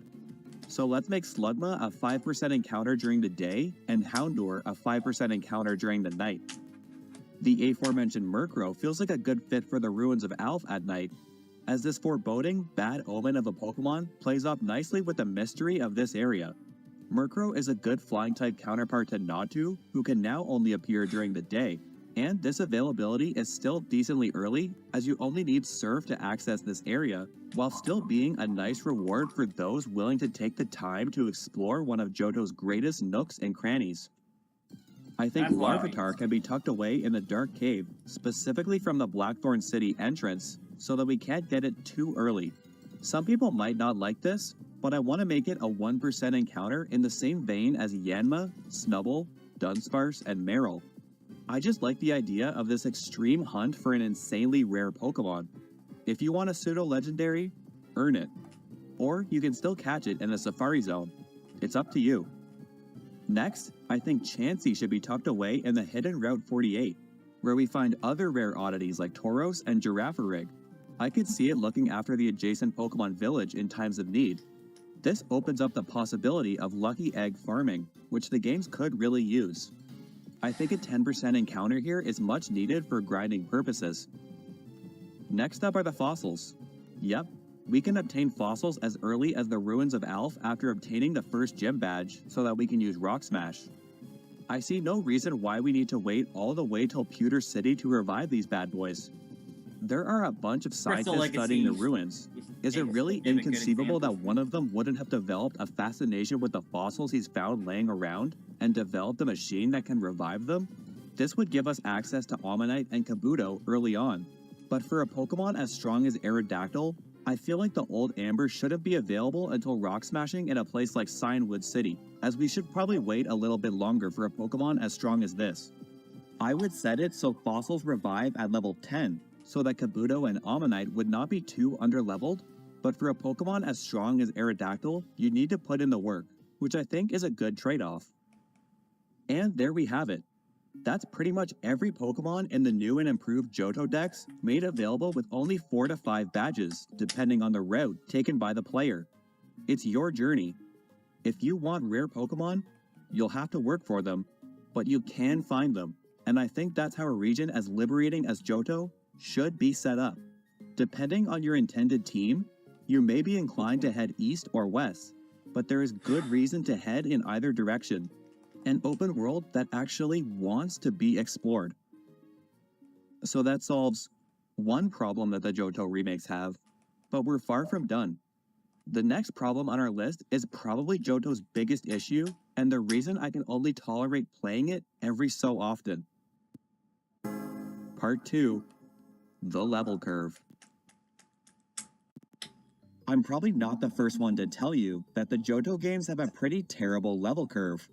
But I think many throw this criticism around without fully understanding what it means.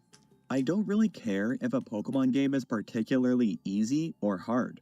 Games like Pokemon X and Y aren't particularly challenging due to their low level curve and mechanics like the revised experience share, but for better or worse, that was the design intent with X and Y, and it's consistent throughout the entire game. A game like Pokemon Platinum has a much steeper level curve, which has earned it the reputation of being one of the more challenging games in the series. Veterans of the series will be the first to praise this game for its difficulty, but I think that many forget just how grind-heavy a game Platinum really is. There is a 5-level jump between the Veilstone Gym Leader Maylene and the Pastoria City Gym Leader Crasher Wake. 2 cities with only 2 mandatory routes in between them. We're not in the early game anymore, so levels are pretty hard to come by. 5 levels might not seem like much, as there's an 8-level difference between the first 2 gym leaders, Rourke and Gardenia, but early on, a Pokemon can gain a level up in as little as a single battle. You probably also have a lot more party members by the 4th gym badge, and thus, more experience is needed to raise your entire team. There is a lot of experience needed to get from levels 32 to 37, which makes Crasher Wake Onward a pretty severe difficulty spike. There are a couple extra routes the player can explore before challenging Crasher Wake to catch up their team, but not as many as you would think, considering that we don't have access to certain HMs like Surf or Strength yet to really open up the region and explore routes like 219 to 221. Platinum's most drastic increase in difficulty is between the 8th badge from Volkner up to the Pokemon League. Volkner himself is one of the easier gym fights in Sinnoh, but there is a 9-level difference between Volkner's level cap of 50 and that of the 4th Elite Four member, Lucian. There is only one water route in between Sunnyshore City and Victory Road. Now, Victory Road admittedly has a pretty decent amount of diverse trainers, but not nearly enough to catch the player up to where they need to be to fight the Elite Four. I distinctly remember making it to the Pokemon League as a kid and wiping to Aaron dozens of times. I'm being pretty hard on Platinum here to make a point that even great games don't always have a great level curve, and obviously, HGSS is no exception. But our level curve doesn't need to be perfect, just not an outright hindrance.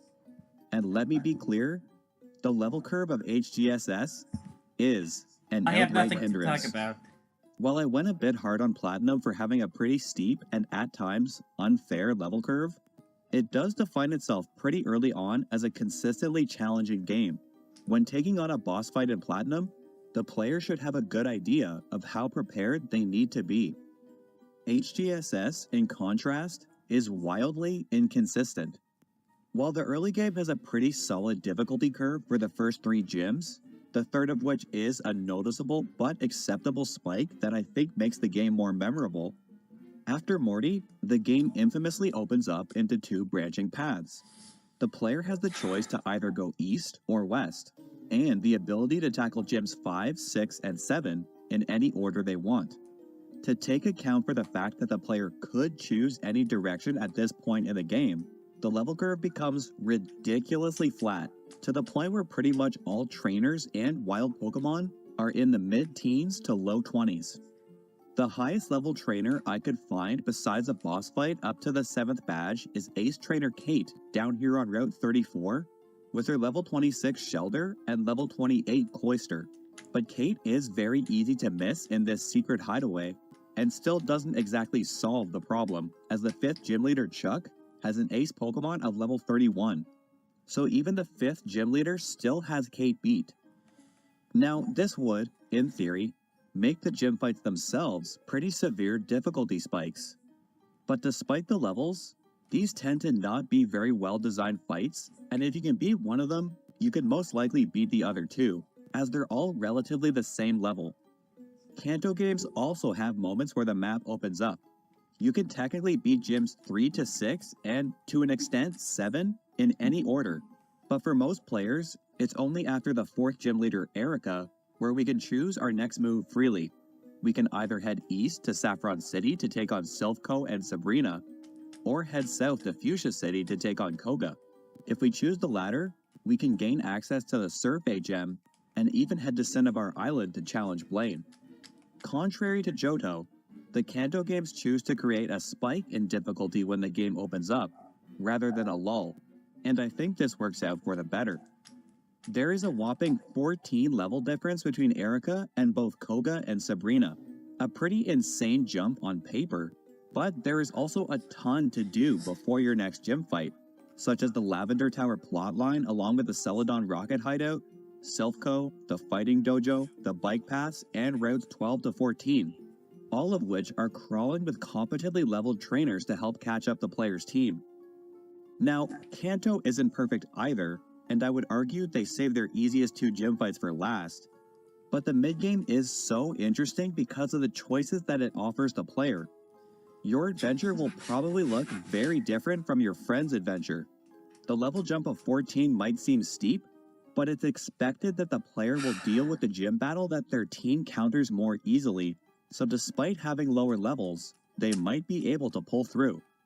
The Johto mid-game, meanwhile, is an absolute slog. And honestly, that alone isn't the worst thing in the world. Like I say, I don't really care if a game goes for a more easy and casual vibe, especially in a region as relaxed as Johto. But once the game funnels you back into a non-linear path by the 8th gym, you are likely going to be severely underleveled. Claire's ace Pokemon is a level 41 Kingdra, and the player is likely going to have Pokemon in the mid-30s if they haven't done any grinding. And why would they? The game has been piss easy up to this point, but all of a sudden, we're fighting Dragon types, 5 evolutions in a row, and a champion with 3 pseudo-legendaries? Where does any of this come from? Even worse, the trainers and wild Pokemon are still way lower than they need to be. Wild Pokemon will still be in the mid-20s up until the point where we can access Kanto. Now, we've made a lot of Pokemon obtainable much earlier already, which helps negate that issue, but this is why I said earlier that Pokemon who aren't obtainable before the 7th badge are next to useless. It is an absolute chore to catch them up, and it's stopped me so many times from using cool Pokemon like the Hitmon Trio, the Phanpy line, and many Ice types. So it's a steep level curve in the late game that goes against what the player has been conditioned for, but I'm not as interested in changing the level curve itself so much as I am in giving the player the tools to surmount it. As I said before, other games like Platinum have steep level curves, but they also have high-level trainers and give players tools like the Versus Seeker to make grinding much easier and faster. HGSS forgoes the Versus Seeker in place of the Pokegear, a mechanic that players can use to rematch certain trainers at certain dates and times. That is unquestionably a downgrade in player convenience in exchange for some unique world building. But again, Rematching trainers is a bit of a moot point when they all suck anyway and still use level 20 Pokemon.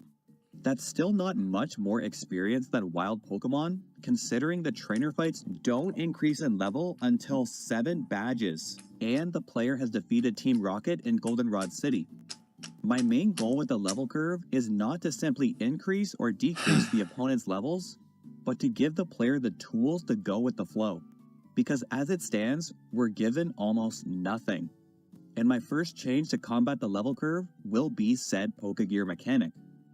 The Pokegear is a cool idea in concept, but the execution leaves a lot to be desired when it can help patch up one of the game's biggest flaws. The first change I want to make is the fact that trainers can only be rematched at specific dates and times.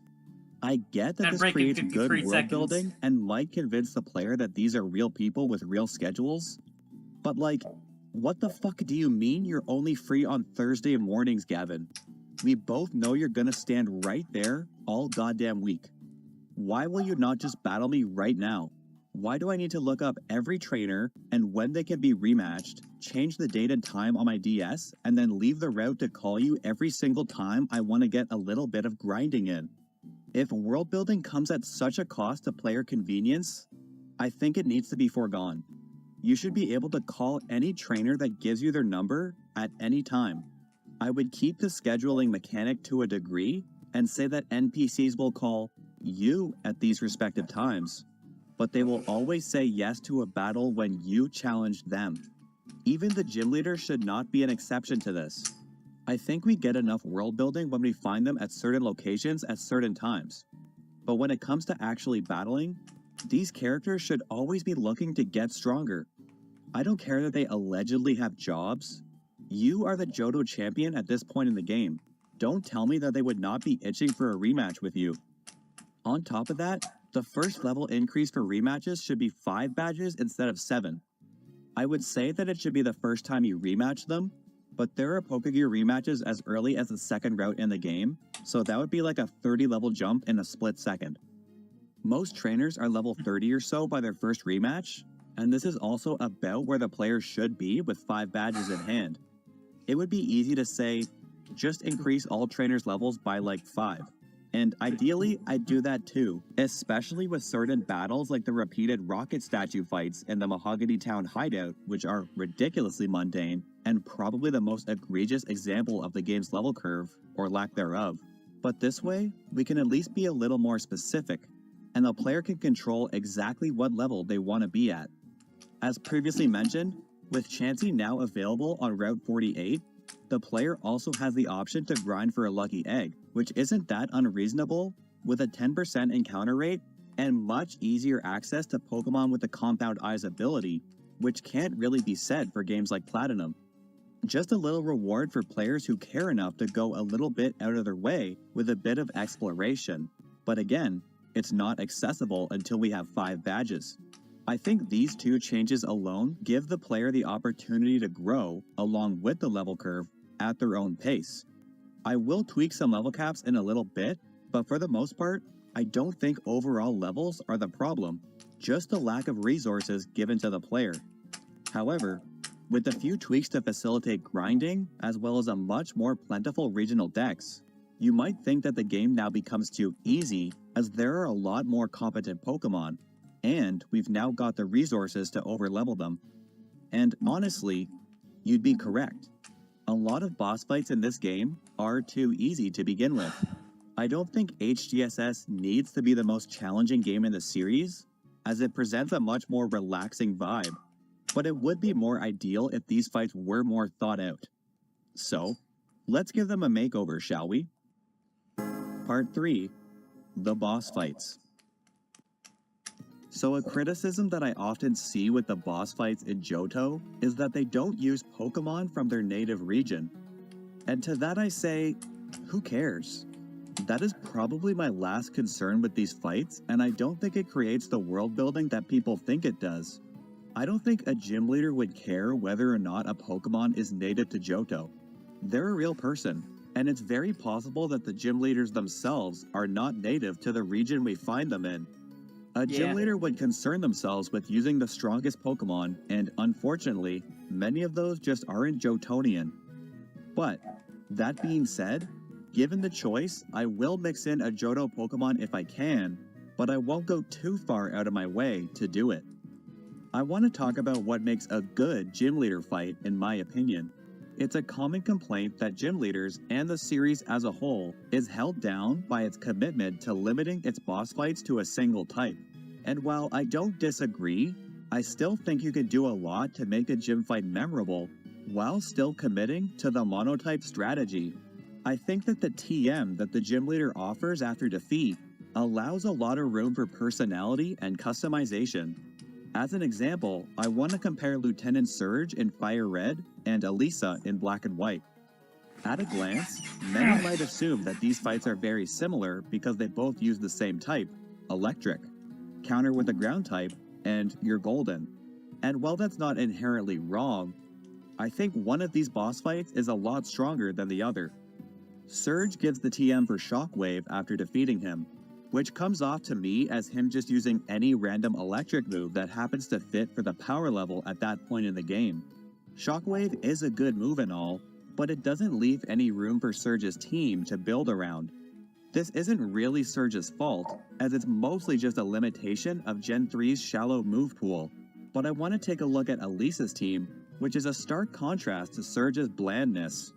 Elisa offers the TM for Volt Switch, which is a strong move with a killer secondary effect of swapping the user out. With this, Elisa has designed her team around Volt Switch, forcing the player to predict who she will Volt Switch into. The player might go for a ground type move on her ace Zebstrika, but if it outspeeds, which it likely will, and gets off a Volt Switch, it can pivot into one of her Emolga who are immune to ground moves with their flying typing. And I distinctly remember getting caught in this vicious cycle of high-flying electric types as a kid. It's a cool strategy, and it makes for a really interesting fight.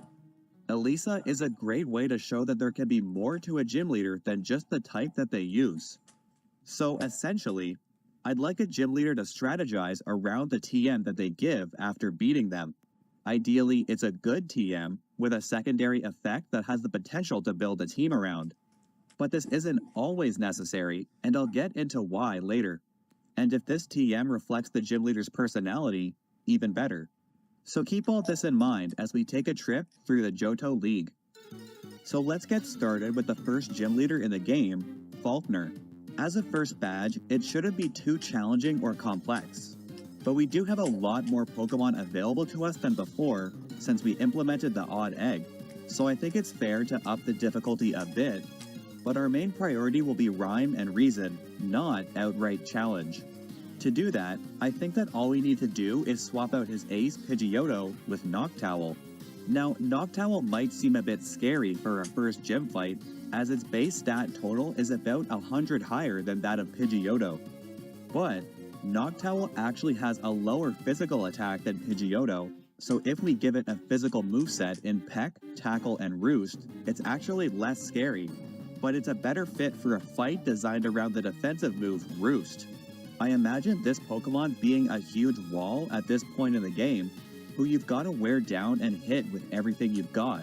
It would be extremely frustrating to watch it use Roost, and it might be helpful to afflict it with statuses like Paralysis or Poison Powder, which actually makes Chikorita a slightly more viable option in this fight. Or maybe you want to play the long game with Totodile's Rage, which works well in a longer fight, increasing the move's power each time that Totodile gets hit. I would make sure to give this Noctowl Keen Eye instead of Insomnia, as I want status moves to be a key strategy in this fight that'll probably call on most of your team as opposed to just Geodude or Mareep. Next will be Bugsy in Azalea Town. I would first increase the level cap of his Scyther to 18, as there are many Pokemon like Pidgey, Totodile, Hoppip, and Lediba who would really appreciate being able to evolve before this level cap. This fight is based around the move U-Turn, a high-flying move that's all about keeping the momentum on the user's side. But all of that gets thrown out the window when Bugsy's lead Scyther U-turns into complete duds like Metapod and Kakuna, who are basically free turns to recover or set up on. This fight would be Restart. much more challenging if Bugsy could keep the momentum on his side, much like Elisa does in Black and White 1s with her Volt switching Emolgas. All we need to do is swap in slightly more competent Pokemon in Ledian and Yanma.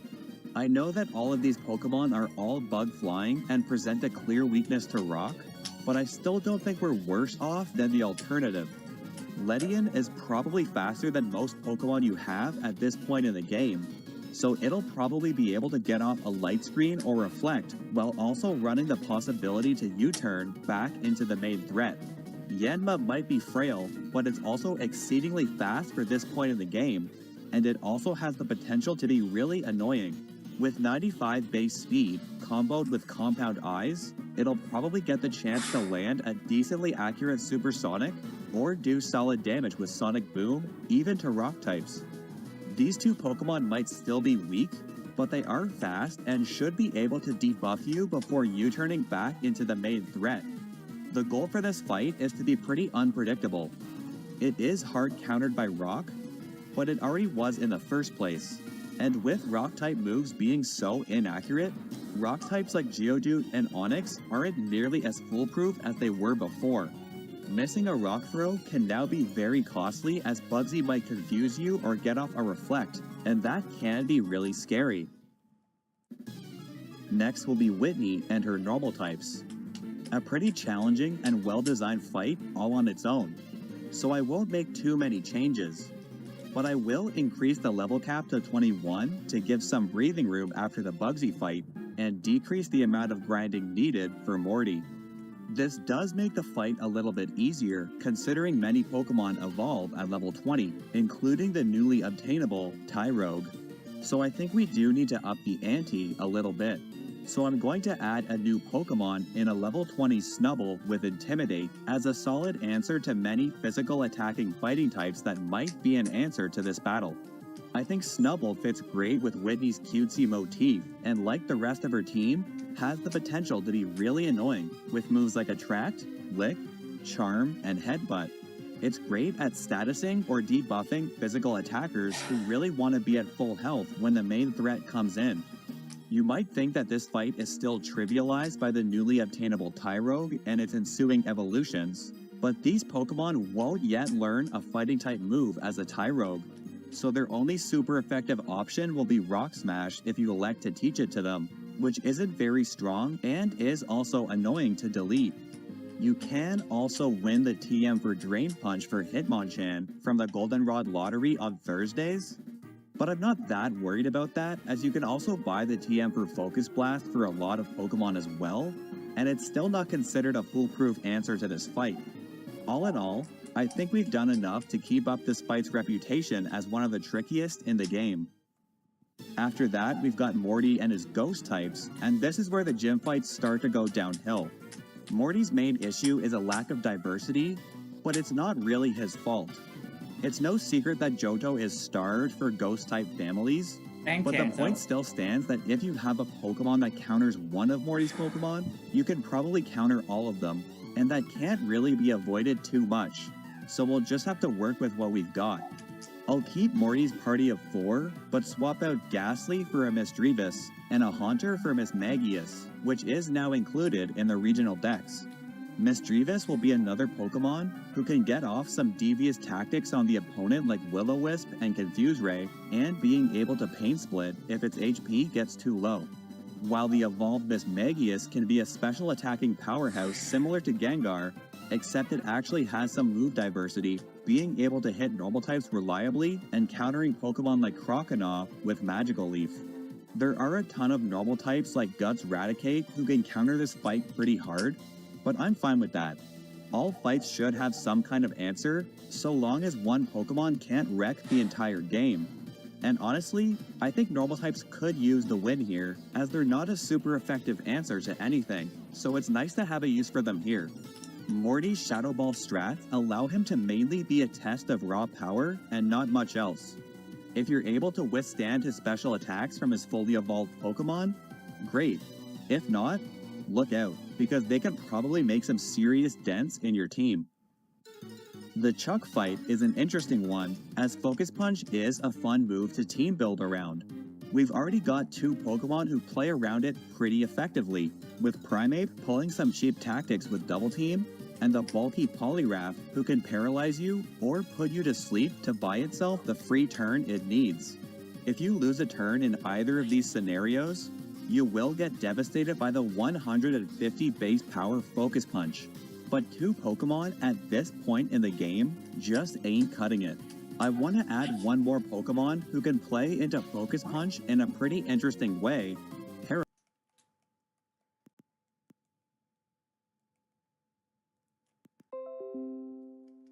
Okay, OBS disconnected, so I rewound a bit. 150 base power Focus Punch. But 2 Pokemon at this point in the game just ain't cutting it. I want to add one more Pokemon who can play into Focus Punch in a pretty interesting way, Heracross. A decently bulky Pokemon all on its own, with an HP stat of 80 and a special defense of 95. Heracross can decently counter some physically frail special attackers that can trivialize the rest of Chuck's team. The moveset I would give Heracross is Focus Punch, Night Slash, which it can learn at level 1, and the kicker, Counter. Night Slash allows for some decent damage and coverage against psychic types, but Counter causes all physical attackers to think twice.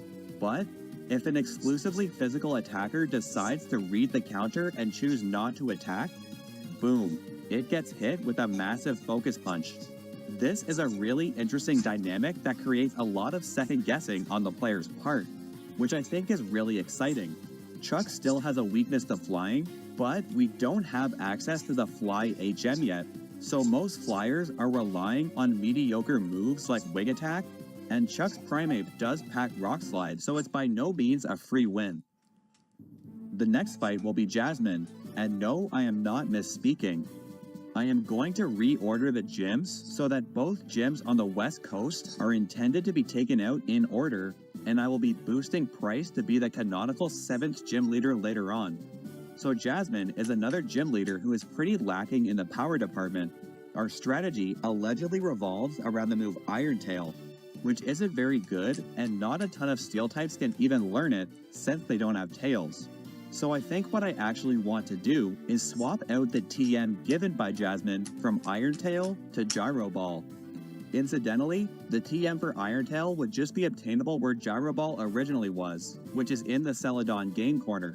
There's also no steel type in the dex that doesn't get torched by Choice Specs Quilava, and I can't really play around that without adding some mechanics that I feel are a bit too complex for this point in the game, like Aqua Berries, which reduce fire type attacks. What the hell, So I'm just going to accept it and give Jasmine some better Pokemon.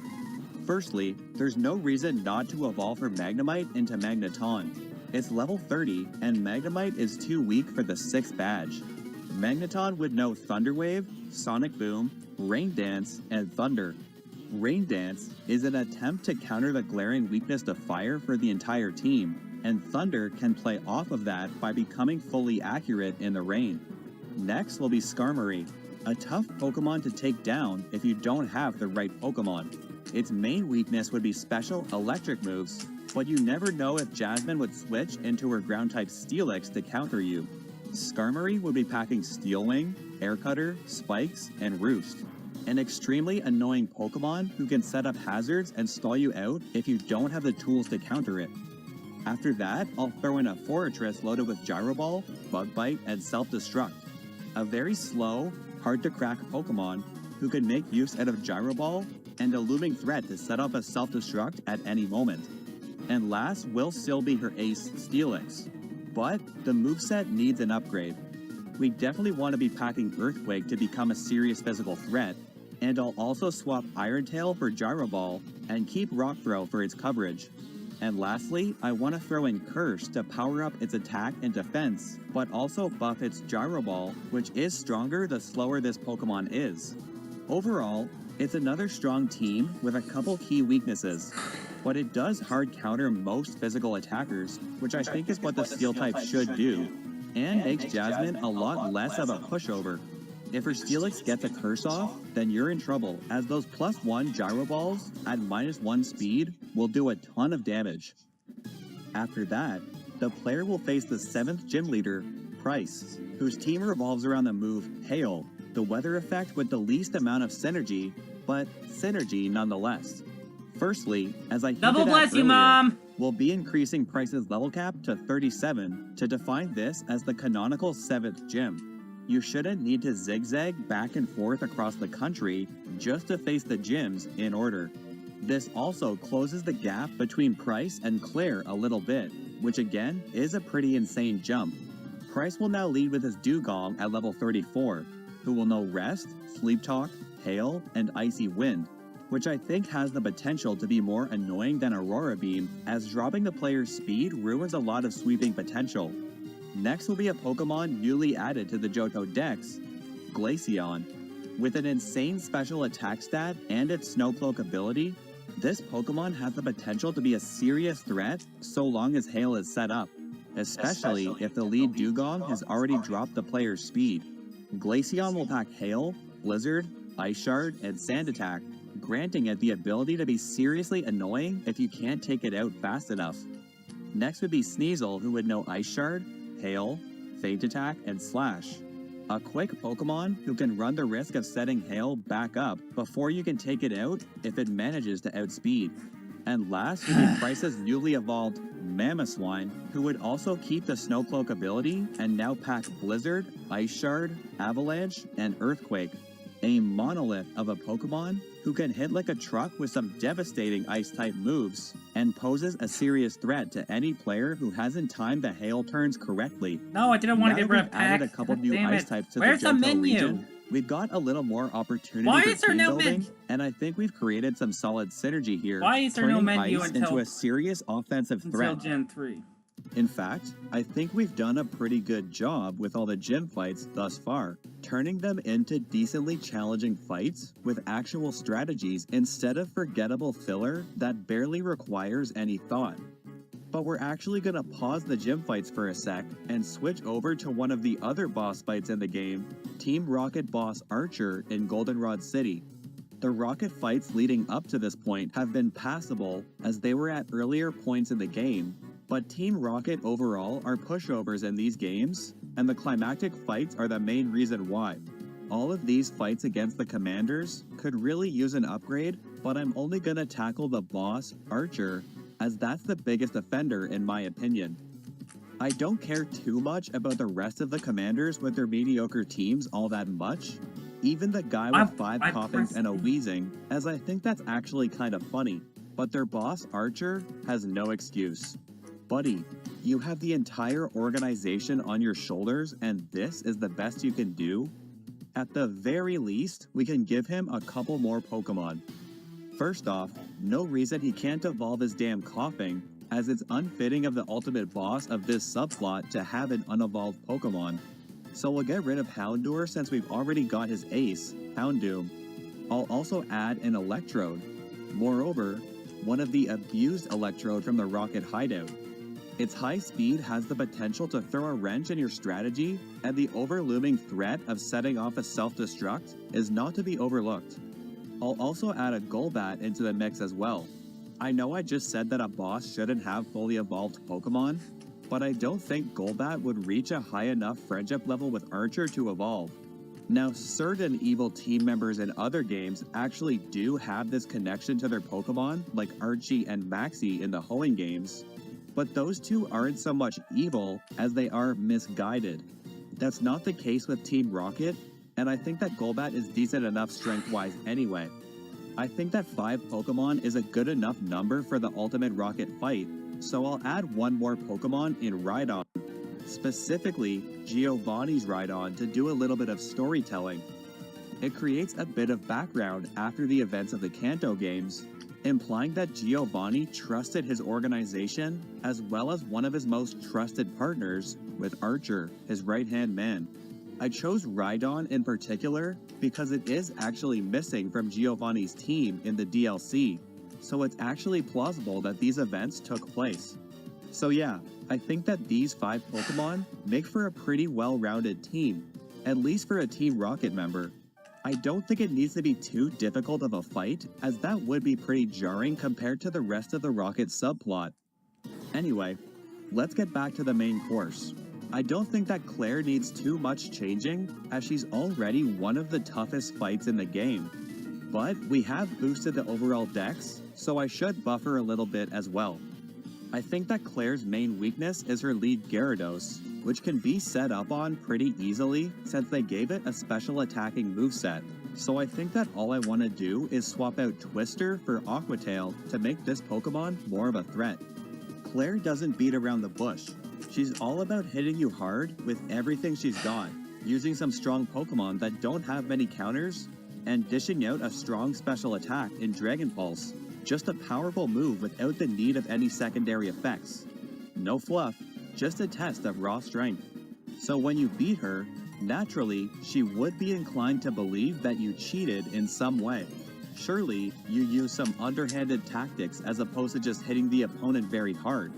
It adds to the game's narrative that raw strength isn't everything, and I think that's all we need Claire to do, on top of being a decently challenging fight all on its own. And now, the Elite Four should be a culmination of the toughest fights we've seen yet, as there is already a strong 10-level jump from the 8th gym to the champion, similar to Pokemon Platinum. But unlike in Platinum, there are very few mandatory fights between Blackthorn City and Victory Road. In fact, there are no trainers in Victory Road, and I would definitely add some to close the level gap here. I know that we've already made the Pokegear rematches more accessible, but Johto's Victory Road has no sense of place. It's supposed to be the ultimate test to see if the player can take on the best challengers in the region. But it's completely empty here, and I'd love to fill it with a dozen or so trainers that throw some new Pokemon at the player that they probably haven't seen up to this point, including the Johto starters, to make the regional decks feel more fleshed out. I just really like how Sinnoh does it. By the end of the game, your regional deck should be nearly complete. In Johto, even if I fought as many trainers as I can, I still miss out on seeing like half the decks, and I'd like that to change. As for the Elite Four themselves, most of them are pretty underwhelming, and ideally, they'd be a more challenging test. So let's take a look at each one of them individually. First up is Will, who definitely has some room for improvement. We won't go too crazy as he's only the first Elite Four member, but there's definitely some fat to trim. He's a Psychic type master, but his team isn't all about special sweeping, but more so about trickery and deceiving the opponent with his Masquerade aesthetic and moves like U-Turn, Me First, Reflect, and Light Screen. So first up, I want to swap out one of his Xatu for a Pokemon all about mind games, Wobbuffet.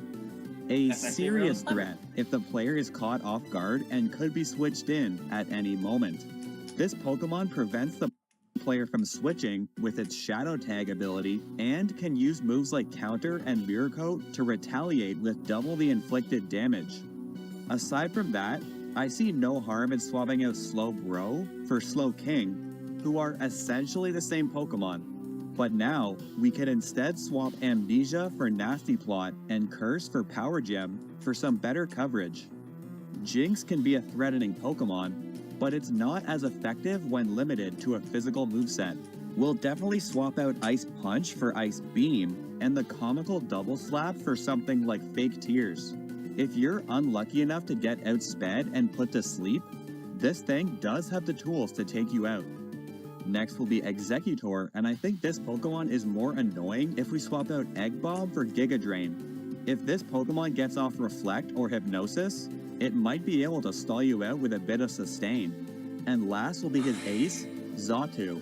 I'm kinda gonna combine his two Xatu into one by giving the higher level one U-Turn, but also swapping out Me First for Future Sight. I've never seen this Pokemon get much mileage out of Me First, and I feel like Future Sight is a better, trickier move best fit for a pivot who can confuse, set up a Future Sight before pivoting into a team member best fit for the situation. Next on our list is Koga, another trainer who sets his sights on more sinister tactics like statuses, evasion, and entry hazards.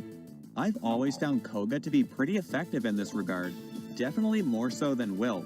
I will always remember having trouble with his minimizing muck as a kid. Unfortunately, he has a glaring weakness to fire, and a lot of his Pokemon leave a lot to be desired. To counter both of these issues, I think I want to swap out his lead Ariados, a pretty weak Pokemon for this point in the game, with Tentacruel, a bulky lead who can set up toxic spikes, create physical bulk with Barrier, do passive damage with Whirlpool to trap the player, and do solid damage and possibly poison with Sludge Bomb.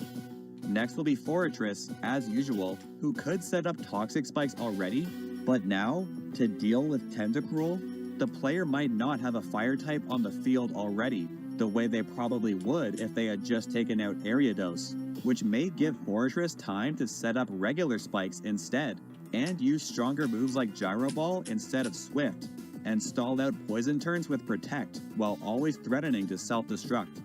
I think that entry hazards in play makes Pokemon like Muck and Crobat much more threatening, to the point where I don't think much needs to change for these two Pokemon. But I will swap out Screech for Acid Armor on Muck, to make it even more annoying as a physical wall. And I think Meadlook for Quick Attack on Crobat is much more threatening if the player is whittling away from toxic damage and can't do anything about it, on top of more powerful attacks in Air Slash and Cross Poison. And last would be Venomoth, who I think would be scarier if we swapped its ability for Compound Eyes, Toxic for Sleep Powder, and Gust for Signal Beam to make it a pretty reliable spreader of statuses in case the player uses a Pokemon who can't be poisoned. All in all, I think this is a much deadlier team that sticks to what Koga does best, and I think his stalling and status spreading can catch a lot of players off guard. On to the fighting type Master, Bruno, who has some serious issues in terms of raw strength and is often viewed as the weakest member of the Elite Four. I still think that Hitmontop is a decent lead, only let's give it Intimidate over Technician to shut down a physical lead. That alone is one more brain cell the players have to use for this fight. Unlike its counterparts, Hitmonlee and Chan, Hitmontop is a much trickier Pokemon, so I like keeping counter for it, but let's swap Triple Kick for Close Combat, a much better move, especially when we don't have Technician anymore. Hitmonchan I wouldn't change much. We've got great coverage here with Iron Fist boosted elemental punches, but I will swap out Bullet Punch for Mach Punch for the stab, since Steel does nothing for us offensively. Next would be Hitmonlee. Also pretty scary, as Blaze Kick can catch you off guard if you're not ready for it, and Reckless boosted High Jump Kick is insane damage. I think I'd rather swap Focus Energy out for Meditate to raise its attack, as that seems like more of a threat for Hitmonlee to run away with this fight. If you let this thing get to +1 and it outspeeds you, which it very well might, you are in pretty big trouble. Next will be Steelix, whose Steel typing now resists all counters to fighting, Flying, Psychic, and Ghost, so they can't just run through Bruno's whole team. I feel like evolving Bruno's Onix into Steelix is a good indication that Bruno has gotten stronger since the Kanto games, but we've got to back that up. I'd give Steelix Curse, Gyro Ball, Crunch to counter Psychics and Ghosts, and Earthquake for some good all-around stab. I feel like Steelix is actually a tough Pokemon to play around when combined with the rest of Bruno's team. A much more competent Pokemon than plain old Onix. And last will be his ace, Machamp. A pretty solid Pokemon with a pretty solid set, but with No Guard as our ability, which means that this Pokemon can't miss, we've got potential to make this a lot more fun. Cross Chop is fine, but not nearly as sexy as Dynamic Punch, which combos beautifully with No Guard, erasing the 50% accuracy drop and forcing players to play around the 100% confusion chance. I think we've given Bruno a serious upgrade that he so desperately needed, as the Elite Four should be upping the ante by their third member. But from here on, things are gonna get a little bit different. Our next Elite Four member would be Lance. Yes, if I had my way, Lance would no longer be the champion of Pokemon Heart Gold and Soul Silver. That title now belongs to Karen, the Dark-type Master. This is the largest change I'd make from the original games, and there's a couple reasons I decided to do this. The first is that in Gen 2, Dark was a new type, so it's possible that players wouldn't know how to counter it.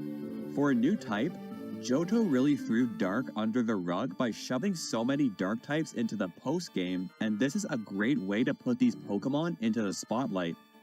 But that's not the main reason, as Karen doesn't use a full Dark type team anyway.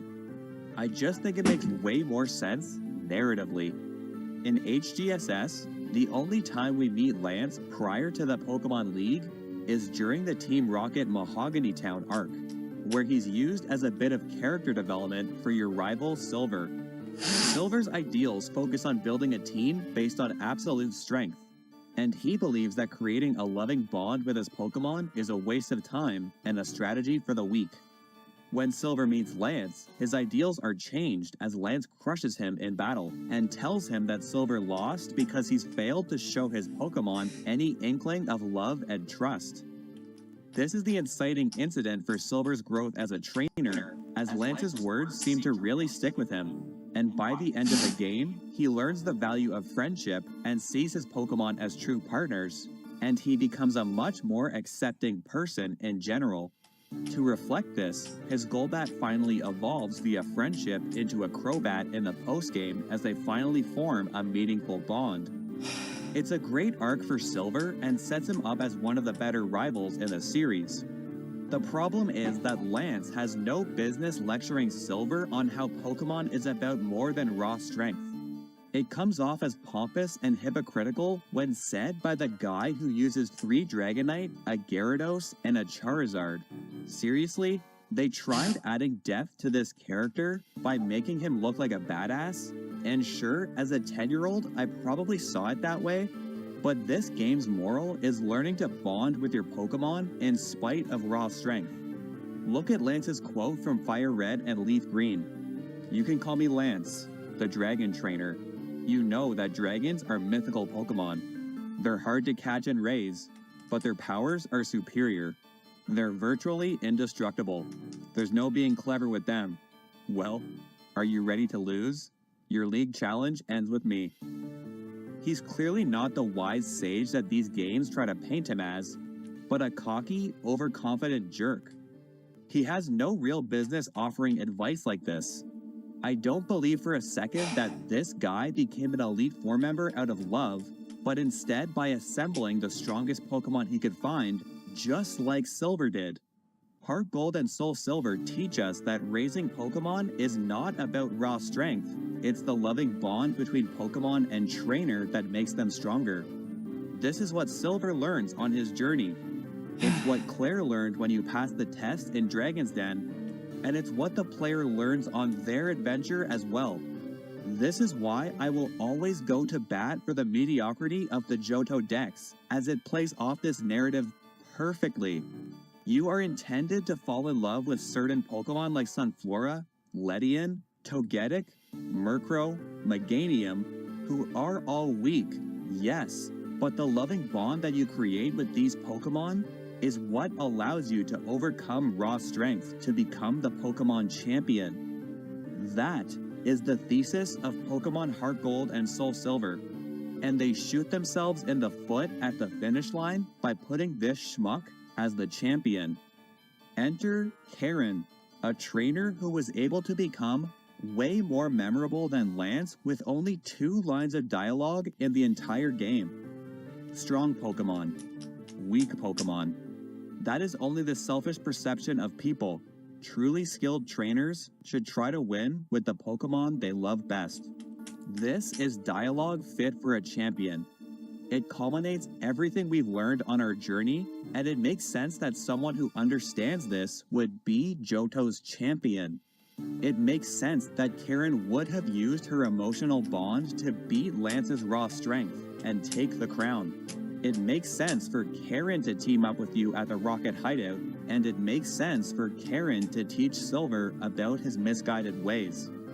I think this change ties a much neater bow on this game narratively. But narrative is only one thing. The champion needs to be the ultimate fight, and Lance was, admittedly pretty tough. Dragon types on paper would be more challenging than dark types. So can we rework these last two fights to back it up? Well, let's start with Lance. First of all, I'd rework his dialogue to basically parrot his energy from the Kanto games. Again, with this rewrite, we wouldn't have met him up to this point, but it would be something like, "Ah, so you're this trainer I've heard so much about. People call me Lance, the legendary dragon type master. Do you know about dragon types? They're extremely tough to catch, but in battle, they have no equal. Still think you can take me down? I, Lance, the dragon type master, accept your challenge." In terms of actual combat, it's not too hard to debuff him.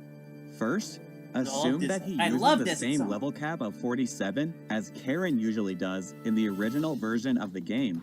Don't worry, his Dragonite were underleveled anyway, and this kind of paints him as even more of a cheater. Now Lance has always had a glaring issue of team diversity, but now that he's an Elite 4 member and not a champion, we only need 5 Pokemon, not 6, so we can take one of his 3 Dragonites away. Yoink. And since we're trying to debuff him, we can unevolve one of them into Dragonair. Boom. No overlapping party members. Now, it's a popular criticism to say that Lance should have a Kingdra on his team, but I'll stick to my guns like I did with Bruno. That's Claire's signature Pokemon, and Lance's team, despite not being all Dragon type, does make for some interesting diversity that we don't need to alter too much. Lance's Pokemon, despite being strong, don't have very well thought out movesets. A lot of missed potential with moves like Flail on Gyarados and Dragon Pulse, which don't make use of its physical attack. He uses moves like Dragon Rush, which are high in power, yes, but also miss very frequently, where Dragon Claw or Outrage would be the better option. And honestly, I like it that way. I think Lance would choose cool attacks over actual strategies like Dragon Dance, the way all 10-year-olds would think.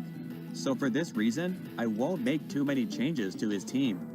As previously mentioned, one of his Dragonite will be downgraded to a Dragonair with Bulk Beam coverage, so it's not too big of a threat. And the only other Pokemon I'll change is his ace, Dragonite, swapping out Safeguard for Dragon Rush.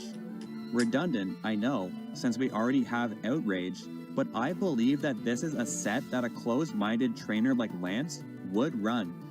And the lack of diversity and well-thought-out sets are what would mark Lance's downfall. Strong and scary Pokemon for the player to overcome, yes, but definitely room for the player to overcome them. Finally, we'll face the Pokemon champion, Karen. Her dialogue would look something like this. Remember, this wouldn't be the first time that we meet Karen, as we would now have met her at the Rocket Hideout in Mahogany Town. I've been waiting for you. I knew that you, with the loving bond that you share with your Pokemon, would no doubt reach me here. Like you, the bond I share with my Pokemon is more than raw strength. You will not be able to overcome me with power alone. Go on then. Show me the bond that you and your Pokemon share. Now, to reflect Karen's beliefs, I'm not going to swap out any of her Pokemon, no matter how mediocre. These are the Pokemon that she loves best. But assume that her level cap is 50 like Lance, and we will be adding a 6th Pokemon as her new ace. As usual, she will lead with Umbreon, a very annoying Pokemon on its own, but its new set will be Sand Attack, Toxic, Payback, and Taunt. A Pokemon who can't really do too much damage, but is by no means setup fodder since we swapped out Double Team for Sand Attack, so some bad RNG can get this fight off to a rocky start for your potential sweeper. But there are a couple Pokemon, namely Scizor, who probably could set up on this. For that, we have Houndoom, who can outspeed and take it out with a hard flamethrower. I'll keep Nasty Plot and Dark Pulse as this thing will be strong enough to outspeed at such a high level, and the threat of a Nasty Plot sweep is always looming. But I will swap out Crunch for Thunderfang. Houndoom's move pool is very shallow, but I think this is still better than Crunch and might run a good check to Pokemon like Gyarados. Well, that fucking killed a moment, now didn't it? Be Vileplume. So some bad are Taunt. These are the Pokemon that now. To reflect Karen's beliefs, I'm not going to swap out any of her Pokemon, no matter how mediocre. These are the Pokemon that she loves best. But assume that her level cap is 50 like Lance, and we will be adding a 6th Pokemon as her new ace. As usual, she will lead with Umbreon, a very annoying Pokemon on its own, but its new set will be Sand Attack, Toxic, Payback, and Taunt. A Pokemon who can't really do too much damage, but is by no means setup fodder since we swapped out Double Team for Sand Attack, so some bad RNG can get this fight off to a rocky start for your potential sweeper.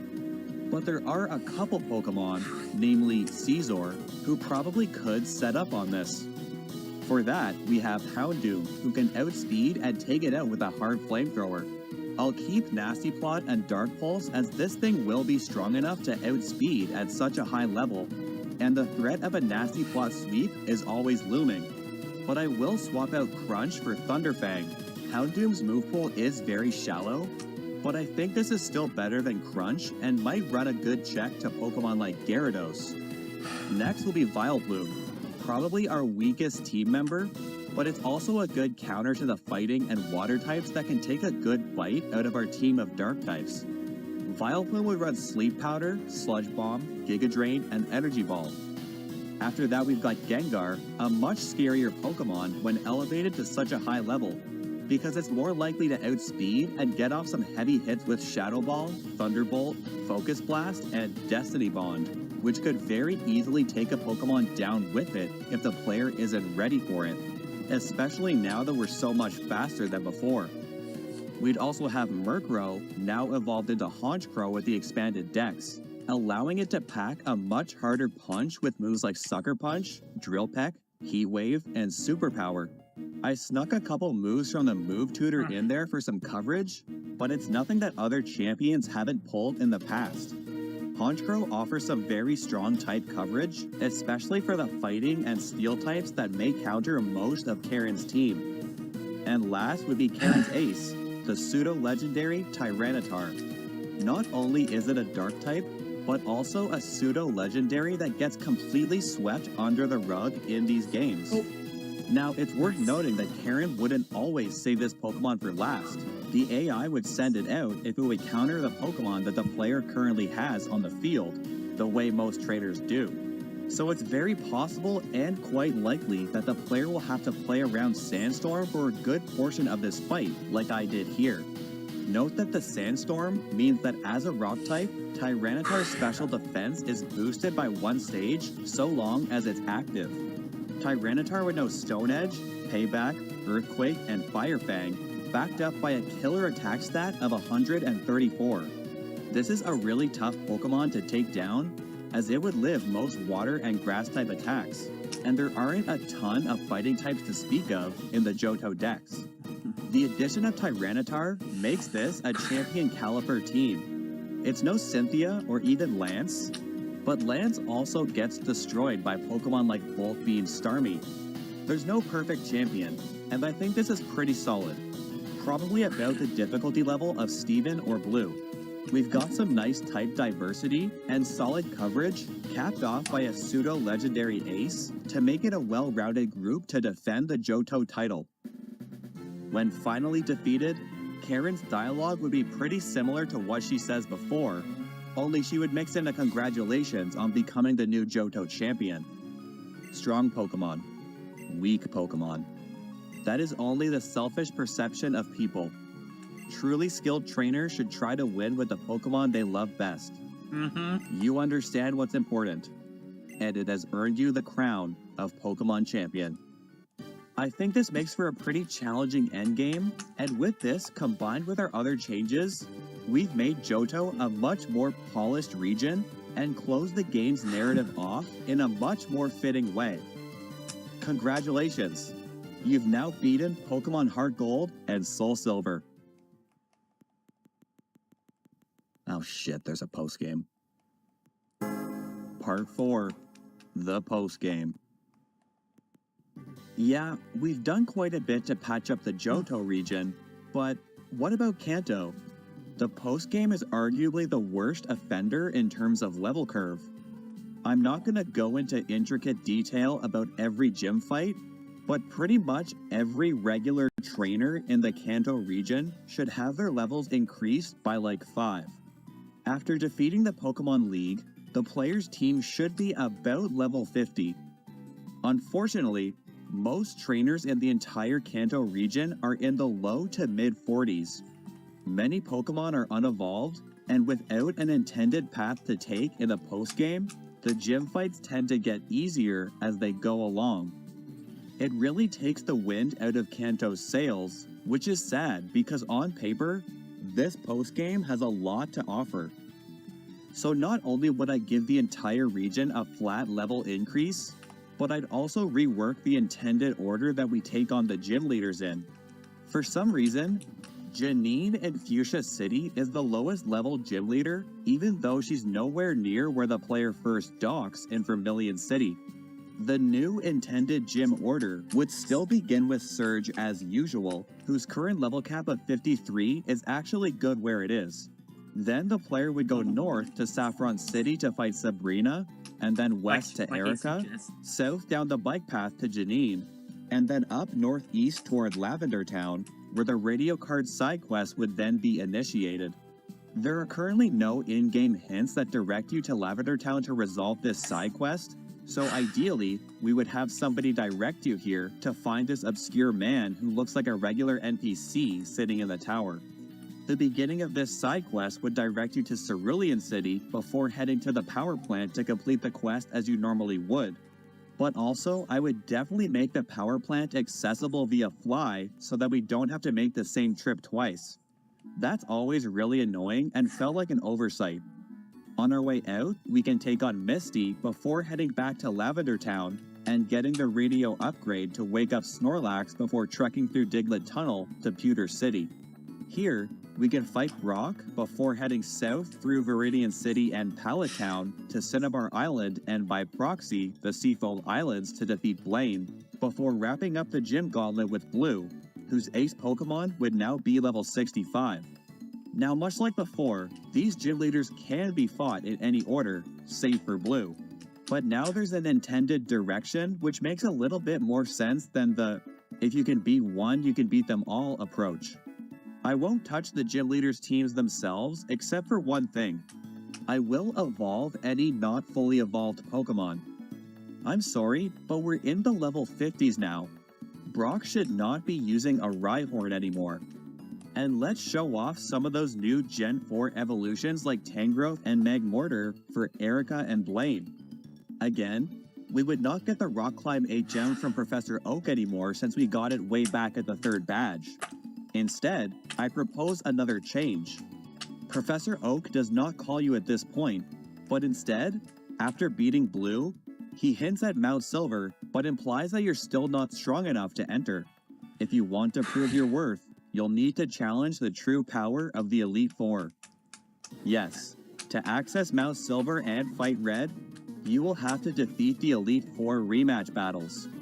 At this point, the player should be at the proper level to challenge them, as these fights already have full teams of 6, with Will's ace being level 62, and the champion's ace being 75. The reason being that there is a ridiculous gap in levels between the last gym leader Blue and the ultimate boss Red at Mount Silver. This makes the player feel that there is still something to do when grinding 30 levels to match his strength. By the time they overcome the Pokemon League a second time, the player's team should be around level 70, and I think this is a good point to be at that still makes Red an insane challenge without being a completely ridiculous jump in strength like he was before. The player probably could defeat Red at this level if they really tried and used enough healing items. Or they could put in a little more grinding with some gym leader rematches if they so choose. But I think a second round through the Pokemon League is a good way to meet in the middle. Only after the second champion fight will the player receive a call from Professor Oak to grant them access to Mount Silver as usual. When the player finally musters up the courage to make the climb, at the base of the mountain, they will find themselves Kind of stopped like- by a familiar face, Silver. See, Silver does actually have a post-game fight in Mount Moon, but this is a terrible place for Silver's ultimate fight, not including the rematches, because the player isn't forced at any point to travel through Mount Moon. So it's very possible that they missed the end to Silver's character arc. This battle taking place at the exclusive Mount Silver implies that he too has finally learned what it means to be strong and couldn't resist challenging you one last time. I truly think that there is no better place to end things with Silver than Mount Silver. Obviously, his write level that down, will be Smith, please, increased write at that this down. point to range from level 70 to 75, as this is now a much later appearance as the game's penultimate fight. His team itself doesn't need to change much, as his Pokemon should be consistent with what he's been using the whole game, but his team should be fully evolved to now correlate with the expanded dex. For example, Sneasel is now evolved into Weavile, and Magneton into Magnezone, and Golbat has now evolved into Crobat for the classic evil character finally learning to love portrayed through a friendship evolution. On top of that, we'll give a lot of these movesets a facelift, as many of them really could use it.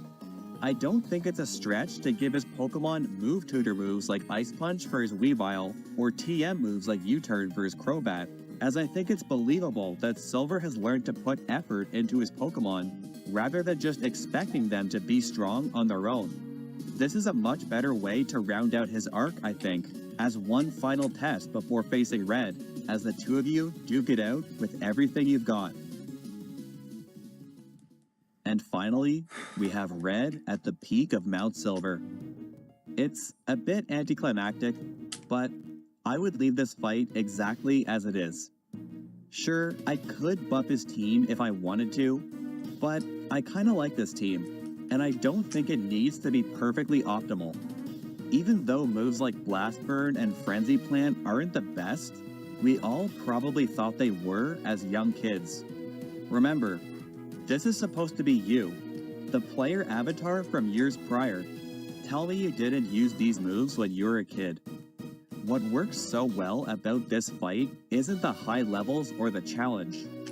The levels do a great job narrating that Red is leagues beyond any other trainer and has likely spent years training, but I don't think this battle needs to be this optimal strategic chess match. It just needs to be the final chapter. And the only real flaw with it is the massive level gap between Blue and Red, which we've already mitigated. Red's battle just needs to be a look back. Remember, this was once you, with your level 80 Blast Burning Charizard. Not the strongest Pokemon competitively, but likely one that means a lot to you. But you've grown a lot since then. A new journey, new friends, new Pokemon, and probably a new stage of your life. But your adventure was always going to lead you back here, to the region's highest point, for a test of ultimate strength. You, the player avatar from the previous game, versus you, and everything you've learned since then. It's time to show how far you've truly come in the final battle. And that is how I would fix Pokemon Heart Gold and Soul Silver. This was a very fun video to make. And I know I just talked for a long time about various fixes I would make to these games, but in reality, I wouldn't change them for the world. I would call these my favorites of all time, and that is really saying something. There are games that I've beaten dozens upon dozens of times, and games that I play almost every single day. But every time I pick Heart Gold and Soul Silver back up, I remember why these games are my number one. I don't mean to imply in this or in any of my videos that the developers of these games forgot things or didn't think things all the way through. Game development is extremely difficult, and I know nothing about it. And it needs to be said that they made something truly special with the Johto remakes. And so, the true purpose of this video was just for me to gush about games that I love for as long as I want. and I really enjoyed making it. It's fun to hypothesize the way things could have been, but I will always start my adventure in New Barktown time and time again, knowing that there's a limited regional dex, knowing that there's an inconsistent level curve, and knowing that the post-game feels a bit empty. Because I love these games, quirks and all, with all my heart and soul. My name is Zen Mode. Thank you for watching, and I will see you next time.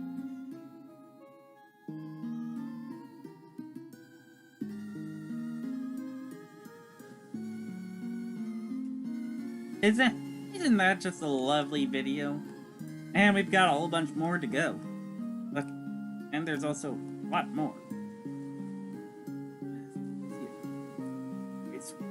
You got Poly World now. You're at 22 Pokemon.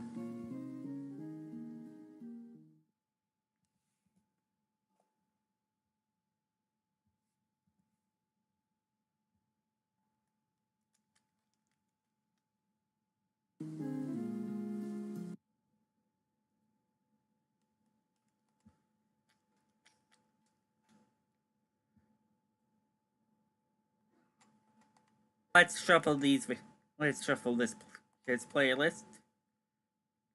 I'll keep going.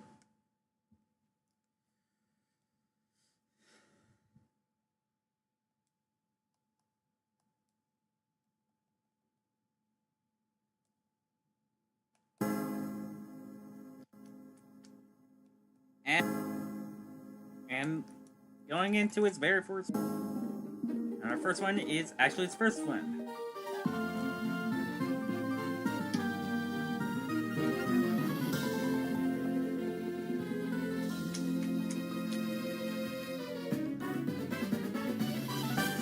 Hi everyone, my name is Jack, and like a lot of you, Pokemon has ruined my life, in the best way. I lie in bed awake at night thinking of new ways to play the games. I can't learn new things because my brain is already full of useless Pokemon knowledge. And I've spent countless hours of my free time immersed in the world of Pokemon in some way. I've played the series on repeat since I was 10 years old. Not a lot of series are as replayable as Pokemon, and what keeps it fresh for me is using Pokemon that are often overlooked or not very strong. So, I wanted to start a series of videos where I show underrated and overlooked Pokemon some love, and share how I would improve their viability, or just make them more popular by throwing in some fun ideas. And who better to kick this series off with than Chikorita, the poster child of a Pokemon that has been done incredibly dirty. I really like this Pokemon, it's so cheerful. Its Pokedex entries always go in depth about how its soothing aromas can bring peace to those around it and heal sickness. As someone who experiences headaches often, the Chikorita line was always one of the Pokemon I would actually want as a pet in the real world. But I want to remind everyone why we're here today. Chikorita is horrible and pathetic. It's embarrassing. I hope that leaf on its head means it can rely on sunlight for food, because in Johto, this Pokemon will be out of a job and living on the streets. Chikorita is clearly outclassed by the other two starter options. How could this waste of my carbon dioxide expect to survive in this socioeconomic climate? Most people would agree that Chikorita is the worst starter of all time, and you know what? They are right. Okay, maybe I went a little too far there. To be fair, this isn't completely Chikorita's fault. It has to go through circumstances that are beyond its control. See, Chikorita is a grass-type Johto starter, and Johto is the most anti-grass region there is. Grass is either weak to or resisted by 5 of the 8 gyms, and really only helps out against one of the Elite 4, and is completely useless in the champion fight, where 4 of Lance's Pokemon are quad resistant to grass. But even that doesn't tell the whole story. Morty, for example, is a Ghost-type trainer which is neutral to grass, but he actually uses exclusively Ghost Poison types which resist Chikorita's grass attacks, again, making it next to useless in this fight. Chikorita rarely has time to catch its breath in Johto. From the moment you choose it as your starter, it is just one beating after another. The times where Chikorita actually shines are few and far between. There's like Union Cave, which has a couple of rock-type trainers, the route on the way to Cyanwood, Chuck's Poliwrath, Bruno's Onyx? Oh no. As you can see, poor Chikorita's got it really rough. Yet another huge thing holding it back is the fact that there are two clearly superior starter Pokemon in Totodile and Cyndaquil, who both become solid offensive attackers and can become a linchpin of any trainer's Pokemon team, especially considering the mediocrity that is the Johto regional dex. Typhlosion is probably the best fire type in the game, and fire types in general are pretty rare, so getting one early on is a huge upside no matter what game you're playing. Totodile may have more competition with a huge population of water types, but its perfect availability and great move pool make it a top tier Pokemon for your team. Chikorita being born in the unforgiving Johto region and outclassed by its two counterparts leave it as one of the most unfairly treated Pokemon of all time. So I wanted to show the Chikorita line some love and share some changes that I would make to this starter line to make it an actually acceptable option in Heart Gold Soul Silver, without deviating from what the Pokemon and its design stand for. For example, it would be easy to slap a great secondary type like Fairy or Dragon on this evolution line and call it a day, but for better or for worse, the Johto starter trio are all monotype. That was the design intent, and I'm going to keep it that way. If we ever get a Johto Legends game, of course I would love to see a Grass Fairy Meganium finally get redemption, but for now, I'm going to be following what I believe the developers intended. I also want to make a disclaimer and say I don't think it's possible to make Chikorita the best starter option. Let's be realistic here. No matter how hard this little guy tries, it will always finish in last place. I'm not changing any of the boss fights in the game or the type chart, so grass types in Johto will always have the odds stacked against them. I'm simply trying to make Chikorita a viable option for an in-game playthrough. And I'll be giving a slight nod to Nuzlocke as well, as these are my favorite ways to play Pokemon. Lastly, and I've gone back and forth on this, I will not be changing the Pokemon's base stats. Though I may do this for future videos, Game Freak has confirmed that base stats are reflective of a Pokemon's design. Though it would probably be better for Chikorita to favor one offensive stat in particular, Chikorita was designed as a grass-type tank with high but balanced HP and defensive stats, and options for both physical and special attacking. At the end of this video, I want little Chikorita to look in the mirror after his glow up and still recognize himself, if that makes sense. So with all that out of the way, let's get started. Based on its Pokédex entries, Chikorita is clearly a gentle, innocent little soul who doesn't enjoy fighting very much. As a result, its moveset puts it in a supportive role, doing passive damage with moves like Poison Powder, reducing damage with Reflect, and healing with Synthesis. These moves do a pretty good job reflecting Chikorita's personality, but don't do it a ton of favors gameplay-wise. Chikorita learns Razor Leaf at level 6, which is a solid stab move that it gets very early, but it won't get anything better until level 22. And if a Pokemon resists Grass, which again, many do, there's nothing Chikorita can do to defend itself. I want to take a look at Snivy, the Grass-type starter of Generation 5. Snivy is another soft candidate for worst starter of all time, but it's really not close.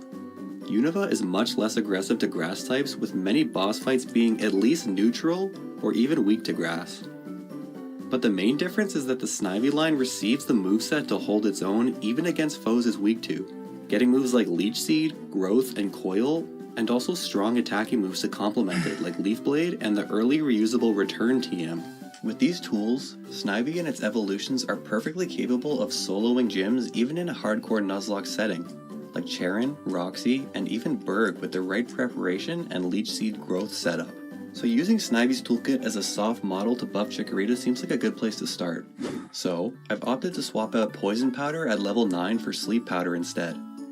Not only is Sleep Powder more reflective of Chikorita's cheerful presence, but I feel like putting the opponent to sleep is a better option than slow poison damage, especially when combined with the other form of passive damage I'm going to replace it with. At level 12, Chikorita will learn Leech Seed instead of Synthesis, which I'll probably push back to a much later level. It always struck me as odd that Pokemon like Chikorita and Hoppip learn this move so early when most other Pokemon like Torterra get it in the level 30s. It's a pretty strong move that feels more satisfying when you have more HP to heal. So anyway, Leech Seed. This is a move that I feel can redeem almost any grass type. And yeah, I'm looking at you, Sunflora. Getting a Leech Seed off makes it so much easier to set up sweeps for yourself or even other team members because you are doing passive damage and healing by 1/8 of the opponent's HP every turn. Even when Chikorita is matched up against a Pokemon that resists grass, it can still get off Leech Seed and Sleep Powder before switching into a better matchup and likely tank the hits necessary to do so because of its natural bulk. And lastly, I'm going to pull down Reflect to 1 level to level 17 as a slight nod to hardcore Nuzlockers, bringing this move below Bugsy's level cap. Bayleaf is bulky enough to tank a U-turn, and setting up Reflect to support its teammates can prove to be pretty helpful in this fight. I like keeping Reflect in our moveset because it really shows how Chikorita is a team player, increasing the entire team's stats, not just its own. As Chikorita evolves into its new form, Bayleaf, at level 16, we see that it becomes a little more adept at afflicting status on the opponent.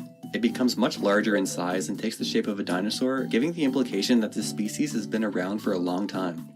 I don't feel like Magical Leaf really does anything to reflect what Bayleaf is all about in any way. It's just a slightly stronger special grass type attack, so I'm going to swap it with Giga Drain, which at least plays into Bayleaf's theme of healing, and allows Bayleaf to stall opponents much better, especially now that we've removed Synthesis. I don't feel like Giga Drain is too strong a move at this point in the game, because it's only 60 base power in Gen 4, which is the same as Magical Leaf. I'm also going to give it access to Ancient Power instead of Natural Gift at level 26. It being a dinosaur and all, it should be pretty self-explanatory. It's even one of our egg moves, so why not actually let us use it in an in-game playthrough? The rock type actually covers 4 out of Grass's 5 weaknesses in Fire, Flying, Bug, and Ice. So it's good to know that when facing even a resisted opponent, Bayleaf won't be completely helpless.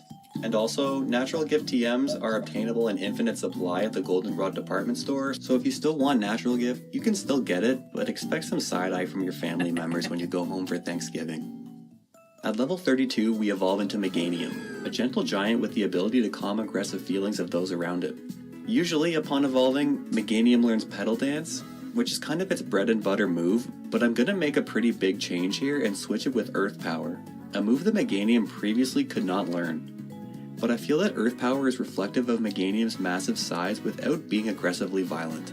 Meganium can already learn Earthquake by TM, but I want to give it a slight lean towards a special moveset.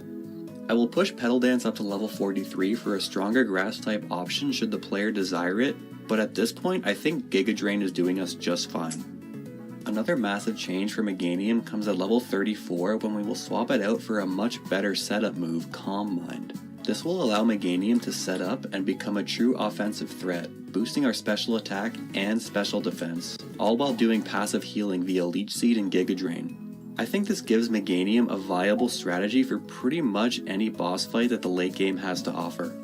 From here on, the rest of our level up moveset won't be changed too much.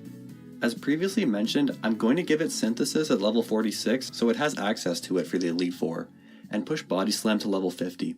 All moves after that will be unchanged, as I feel like these moves don't really matter too much. By then, your Pokemon's 4 move slots are probably determined already, and design-wise, they all reflect Meganium well enough. However, I will be giving Meganium access to Seed Bomb, Growth, and Nature Power via the move relearner at level 1. This is going to give us a physical option should your Meganium have a physical attack boosting nature. Seed Bomb is a little bit on the violent side for a passive Pokemon like Meganium, but it seemed more appropriate than Leaf Blade, and we can actually learn this move already via the move tutor. Side note that Meganium also has access to Swords Dance via the Goldenrod Game Corner, so physical Meganium is definitely a viable option. Growth seemed like a good move reflective of Meganium's giant size, coupled with the fact that it boosts physical and special attack, which works because our offensive stats are so well balanced. For those who want to run a mixed attacker set, this is for you. Lastly, I threw in Nature Power just for fun. I can totally believe that this massive grass dinosaur can harness power from whatever the adjacent landscape provides for it, and should make for some fun, zany moves like Rock Slide or Tri Attack. I did originally want to fit all these moves in our level up moveset, but I didn't want to remove any more from the existing list, and didn't want to just jam them all in there. For the most part, a Pokemon should only learn a new move every 3 to 4 levels. Lastly, Okay. There we go. set via TM, giving it access to Dragon Pulse. This seems like a no-brainer for several reasons. Meganium is a dinosaur, so it's feasible for it to have some connection to dragons, and it can already learn Outrage via the move tutor at the Battle Frontier, but Outrage seems like way too violent of a move for this kind and loving Pokemon. Dragon Pulse really helps out Meganium by giving it some kind of counter to Lance, where previously it had virtually nothing it could do. The old Meganium would have been a burden to bring into the Elite Four, but now I think I've given it the tools to hold its own against every single one of them. But let's test that. Let's do a run through of Pokemon Soul Silver to see how the new and improved Chikorita line truly fares. I will be keeping Chikorita below each leader's level cap for all boss fights. I'm trying to emulate an average playthrough, so I will be using a full team, but will be leaning on Chikorita as much as possible to keep it in the spotlight. The script from this point on is being written as I go along. Alright, let's do this. So starting off naturally, I choose Chikorita as my starter. I name him Nolan after my houseplant. He has a serious nature, pretty solid. Everything is normal up to level 9 where we get Sleep Powder, and at level 12 we learn the all-important Leech Seed, which we can take into the fight at Sprout Tower, probably the first hurdle we'll have to face in our run. The fight actually goes pretty well. We can outdamage the Bellsprout with Tackle as long as we get our Leech Seed off. We can outdamage the Bellsprout with Tackle, and as long as we get our Leech Seed off, we can keep pace with the Hoot Hoot's Peck for an easy win. But next up is Falkner, and this fight was actually harder than I was expecting. The Pidgey is easy enough as we wear him down with Leech Seed, and I do sack my Pidgey to shake off the sand attacks, which again, this is allowed. We're trying to emulate a regular playthrough, not a solo run. Once we switch back in, we get off our Leech Seed. Gus hits us really hard, but we just barely survive a second one and get off our Sleep Powder. We definitely miss Synthesis in this fight, but the passive healing plus a long enough sleep seals us the win. Okay, on to Bugsy, who is probably the hardest fight in the game for us. We can barely survive a non-crit U-turn from Scyther, and Bayleaf really doesn't do much in this fight besides set up Leech Seed and put things to sleep. I wasn't really expecting us to do much more than that. I have to mostly rely on Geodude here. There is a lot of switching in this fight, but that's just to keep us under the next level cap of 19 for Whitney. But before Whitney is the second rival fight. Surprisingly, we sweep this entire fight, despite his entire team resisting us. Leech Seed is truly a busted move.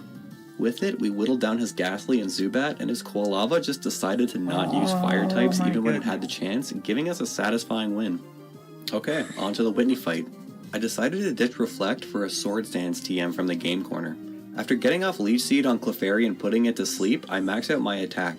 Once Miltank comes out, I manage to dodge the Stomp flinch, get off the Leech Seed, and outdamage him for the win. This isn't a foolproof strategy for a Nuzlocke, as we could have been flinched to oblivion, but there's really no way around the RNG if Miltank outspeeds us. For the record, Reflect probably would have been fine here. We could have just stalled it out. We weren't getting hit too hard. Third rival fight admittedly goes pretty terribly considering his entire team resists us, but because of Leech Seed, we can at least take out the Ghastly and the Zubat, but we're no match for Quilava when paralyzed. It doesn't really bode well for future rival fights or Morty considering even a mere Ghastly is still a threat to us.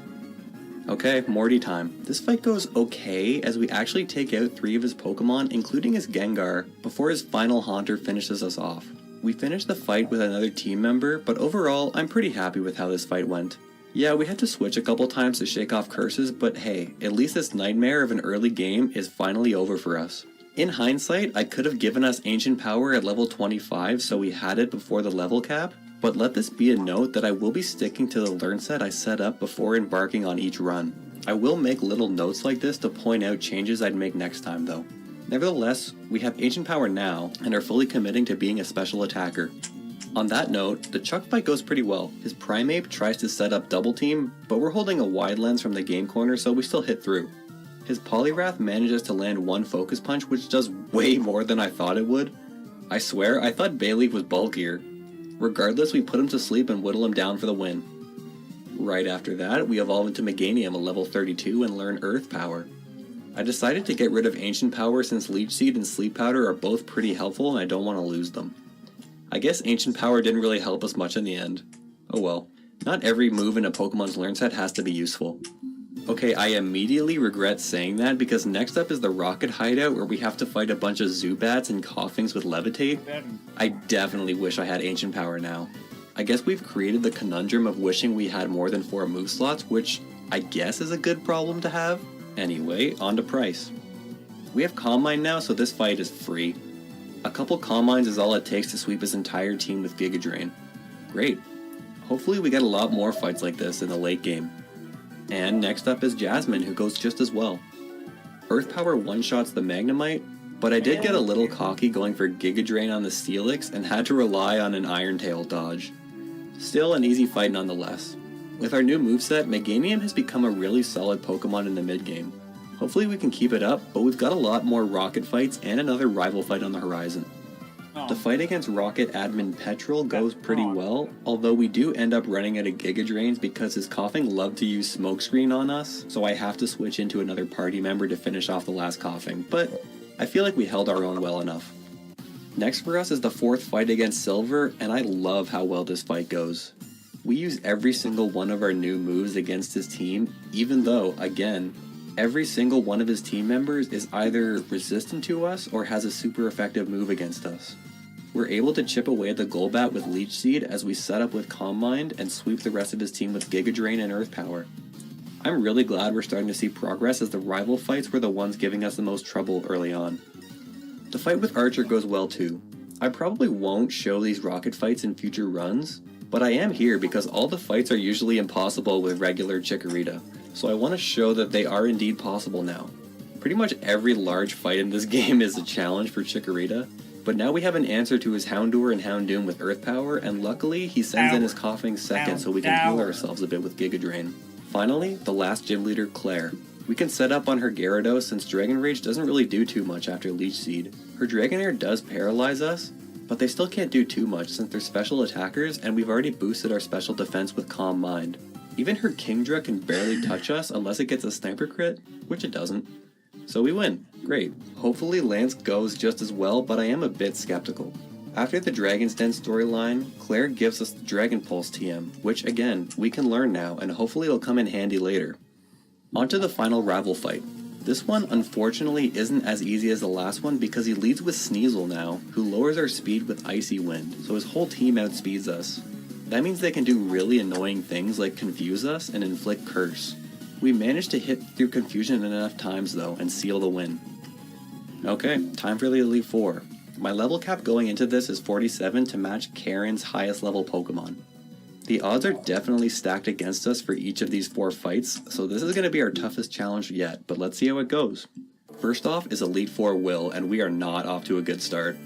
He's pretty much the perfect counter to us because his lead Xatu has U-turn, so we can't just Leech Seed it. He always switches into Jinx, who has the physical move Ice Punch, so Calm Minds don't really reduce the damage we're taking. And she can put us to sleep with Lovely Kiss. We managed to take her out after a few Giga Drains, only for him to bring out his other 2 Xatu, who both have physical super effective moves in U-Turn and Aerial Ace. We're just barely staying alive here because we are in Overgrow, so our Giga Drains do more damage and therefore heal us for more damage. Eventually, we can take them both out and in comes his Executor, who we can't Leech Seed because he's a Grass type. He ends up putting us to sleep and almost knocking us out with another physical move, Egg Bomb. On the last turn before fainting, we wake up and sweep the rest of his team with Giga Drain. This was a really tough fight and it took a lot of tries. I didn't realize how much of his team was physical. Next up is the Koga fight, and this one is even worse. We now have Dragon Pulse swapped out for Earth Power and are holding the Shell Bell instead of the Wide Lens. From a bunch of failed attempts, I learned that we have to start with 2 Calm Minds and dodge the 30% from Poison Jab twice, before knocking Ariados into the red and setting up a 3rd Calm Mind while he heals. Then, on his next Pokemon Venomoth, we have to set up 3 more Calm Minds, all while it chooses to not Toxic us every turn. Then we can take him out with Dragon Pulse. We need to be at +6 to one-shot the Muck with a Dragon Pulse and passively heal enough damage to tank a Wing Attack from the incoming Crobat who outspeeds us, or land a hit through Double Team if he elects to go through that. Last is Fortress, who luckily can't do anything to us, so we take him out for a hard-fought win. This was the toughest fight so far. I honestly thought it would be easier with Earth Power, but most of his team is actually just neutral to ground, so hopefully the commitment to Dragon Pulse works out for us. I'll definitely need it for Lance anyway. Luckily, Bruno is a nice change of pace. We can resort to our usual strategy of Leech Seed and Calm Mind setup before breezing through his entire team. Good fight, but even the original Meganium did okay here. Bruno is almost never a challenge. It really makes you wonder why they brought him back from the Kanto Elite Four and no one else. Last up is Karen, and this fight actually goes pretty well too, because she leads with Umbreon, who can't do much damage to us, and despite having a lot of Pokemon who hit us super effectively, they're all special attackers, so as long as we have enough Calm Mind set up, we can tank their hits and secure a pretty easy win. Finally, the champion Lance. I'm really happy with how well we tanked the Ice Fangs from his lead Gyarados. We also outspeed, so we don't have to worry about flinching. We managed to set up to +3 before taking him down. I feel like Meganium is generally thought of as slow, but we've been fast enough to outspeed pretty much everything we want to, with exceptions being Pokemon like Crobat and Aerodactyl. In comes the Charizard, and we shockingly outspeed even him, and get a clutch 5% Fire Fang dodge. We would have lived, but we needed to be above half health when the Aerodactyl comes in. Luckily, he sends out a Dragonite in between, so we do get a bit more of health back from the Shell Bell. The Aerodactyl comes in after, who hits a hard aerial ace, but we do survive and hit him back with a Giga Drain for the one-shot. And then we outspeed and one-shot his last two Dragonites, winning us the battle and crowning us the champions of the Johto region. But there is one more boss fight left, Pokemon Trainer Red atop Mount Silver. I'm gonna set my level cap here to 85, which I feel is fair. His highest Pokemon is actually level 88, but it's a Pikachu, so that's not really fair. Okay, I take that back because this fight is way harder than I was expecting, but it was so satisfying to beat. His Pikachu lead hits way harder than I thought it would with Iron Tail, so we really can't set up on it like I was originally planning. We only get off one Calm Mind before taking him out. Right away, he brings out Charizard, who we're actually speed tied with. Usually he outspeeds us and hits us with a hard Flare Blitz, but I'm actually holding an Occa Berry in this fight, which halves the damage from a super effective fire type move, so we can actually survive it. But on this attempt, we win the speed tie, one-shotting him with Ancient Power of all moves, which I swapped out Dragon Pulse for. I thought it was useless before, but we finally have Redemption. Next is his Lapras, which we can actually set up on for a little bit before taking it out. Next is his Venusaur, which originally I had no answer for, until I remembered that I added Nature Power via the move relearner, which, at the peak of Mount Silver, turns into Blizzard, which gets the one-shot. I swear to you, I did not plan this. I did not expect to actually use Nature Power, but we probably could not have won this fight without it. We can outdamage his Snorlax afterward, and we get a clutch crit to seal the deal before one-shotting his final Pokemon Blastoise with a Giga Drain, winning us the battle and the run. This was really fun. I love that every single one of our new moves came in handy at some point. When I was brainstorming this video, I originally didn't plan to do an actual playthrough and just hypothesize how each fight would go, but I'm glad I didn't, because each fight would have been, we just set up with Leech Seed and we win. But many fights were still way harder than I was expecting, like Morty, Will, Koga, and Red. But many other fights were actually very easy, like Claire, Karen, and even Lance. But how do you think we did? Is Chikorita a viable starter option? I mean, yeah, I think so. He can definitely hold his own in most fights, and I'd even say he's definitely the optimal starter choice for boss fights like Chuck, Price, and even Jasmine, since Quilava can't evolve before that fight. Probably Bruno and Lance too, although Lance is a bit debatable. Chikorita still isn't the best starter choice, but that was never our goal. He's still a grass type, so there are still a ton of hurdles for him to overcome, but we've definitely closed the gap a little, and our starter isn't a complete burden for the entire playthrough. But what do you think? Would you change anything else? Be sure to leave a comment down below, as buffing underrated Pokemon is very interesting to me, and I'd love to see what others think. Because that's pretty much why I started this channel. Let me know what other Pokemon you'd like to see in the future, and in which games, because I'll likely be making more videos like this, as well as branching out a bit. Thank you all for watching, and I'll see you next time.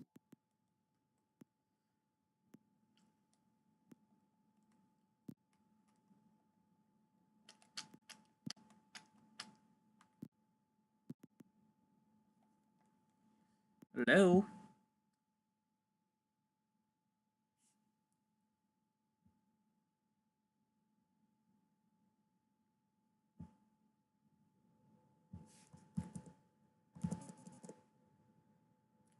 Oh boy. Oh boy, something didn't go right.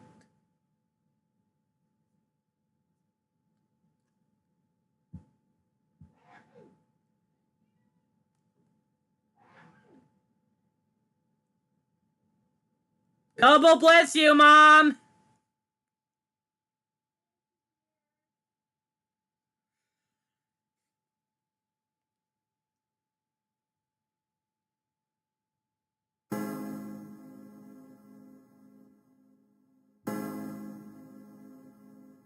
Now. Out a bit. Thank you all for watching, and I'll see you next time. Here we go.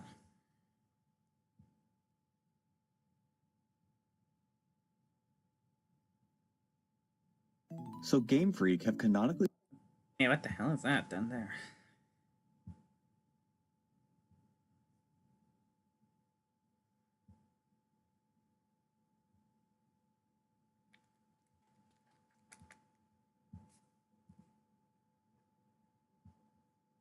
There we go. Okay.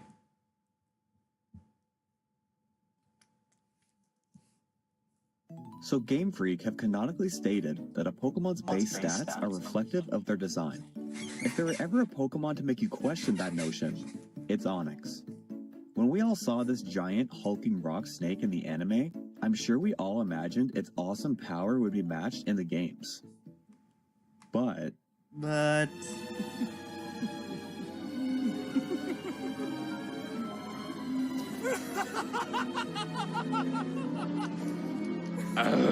Is this some kind of twisted joke? No, Onix, it isn't. I'm gonna say up front that I think Onix is the worst Pokemon we've covered so far. We're dealing with a base stat total of 380, which is on par with Delcatty in early gens, but even Delcatty got a buff to 400 later on. Onix is an absolutely abysmal Pokemon, despite being somewhat popular among the fanbase. In the anime, Brock's Onix was gifted to him by his dad for his 10th birthday. And I gotta say, I really respect the older anime for not being afraid to tackle dark topics like child abuse. Poor Brock knows better than anybody that Onix's laughable lack in strength has become something of a meme in recent years. It's a Pokemon that's so weak that its lack in power has even ruined friendships. It's time for Mewtwo. Oh yeah, that's why I was going to say give the Quick Claw to Mewtwo, is because you could proc Quick Claw and then have the flinch. What did I say, Brayden? What did I say? What did I say? I thought that's sturdy. Jesus Christ! That's I'm Gen. never listening That's to you, Gen 5, ever. Raiden. And I thought Only Gen Pokemon was 5. supposed to bring people together. People love to point out how this mountain of a Pokemon has less attack than many first form weaklings like Pidgey, Oddish, and Slowpoke. Our stat distribution is definitely interesting. Say what you will, but these stats are by definition min-maxed, which on paper is what we want, but our resources are spent in all the wrong places. A colossal defense stat of 160 is undeniably great, but when it comes at the cost of an HP stat of 35 and our special defense stat of 45, our dreams of being any kind of tank are pretty much out the window, outside of maybe the early game when all we tend to face are normal types. What is slightly interesting about Onix's stats is its barely passable speed stat of 70, which sets it apart from 90% of the other rock types out there. The only real use we see out of this is actual use of a 30% flinch chance from Rock Slide. So yeah, we can get some pathetic chip damage off before getting one-shot by a bubble. But to become viable, we're gonna need a lot more help than that. Onix is also a rock ground type Pokemon, which is a pretty abysmal type combo with no defensive synergy, which doesn't bode well for a defensive Pokemon like Onix. This dual typing infamously gives us two quad weaknesses to water and grass, which are extremely commonplace no matter what game we're playing. Literally the first lesson the games teach us in Gen 1 is that water and grass beat the crap out of Onix specifically. On top of that, we're also weak to ice, fighting, ground, and steel. So 6 weaknesses total.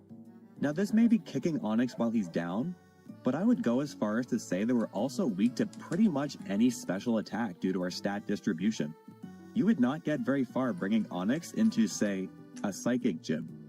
Now Rock Ground is actually pretty solid offensively, but again, with our almost non-existent attack stat, super effective damage alone is not enough to get the one-shot most of the time. It is, however, worth noting though we do resist some very common types like normal, flying, and poison. Onix and the rock type in general tend to thrive in the early game where these types are commonplace and opposing Pokemon only know moves like Tackle. But once the mechanics start to get a little more complex and new types are introduced, Onix gets left in the dust. So yeah, our typing is definitely not doing us any favors. But unfortunately, I can't bring myself to change our typing. I get that on paper, the rock ground type is beaten to death, and at this point, it seems like a pretty brain-dead choice for a typing, since rocks and the ground are so similar. But for Onix in particular, it actually makes sense. We're a snake made entirely of rocks, who digs at high speeds through the ground. That's about it. We would be so much better defensively if we were just rock or just ground, but I can't bring myself to do it. It just makes too much sense to keep it as it is. I feel like at this point, I should mention that rock is my least favorite type, so it's taking a lot of willpower for me to keep our typing as is. I won't go too in-depth here as I might make a video on this in the future, but I feel like 90% of rock types have the exact same archetype of a slow tank with physical bulk and not much else. And many types like steel or ground do that so much better. On top of that, there aren't many rock moves that allow us to create interesting strategies. Most of them are just regular attacks with a secondary effect if we're lucky. But my god, these moves are terrible overall. What is it going to take to get some rock type moves that actually have good accuracy? I don't get why they do this. Sure, there's Ancient Power and Power Gem, but how many rock types are special attackers? The rock type is lucky it gets looped in with ground so often, so that all the rock types can use actually good moves like Earthquake.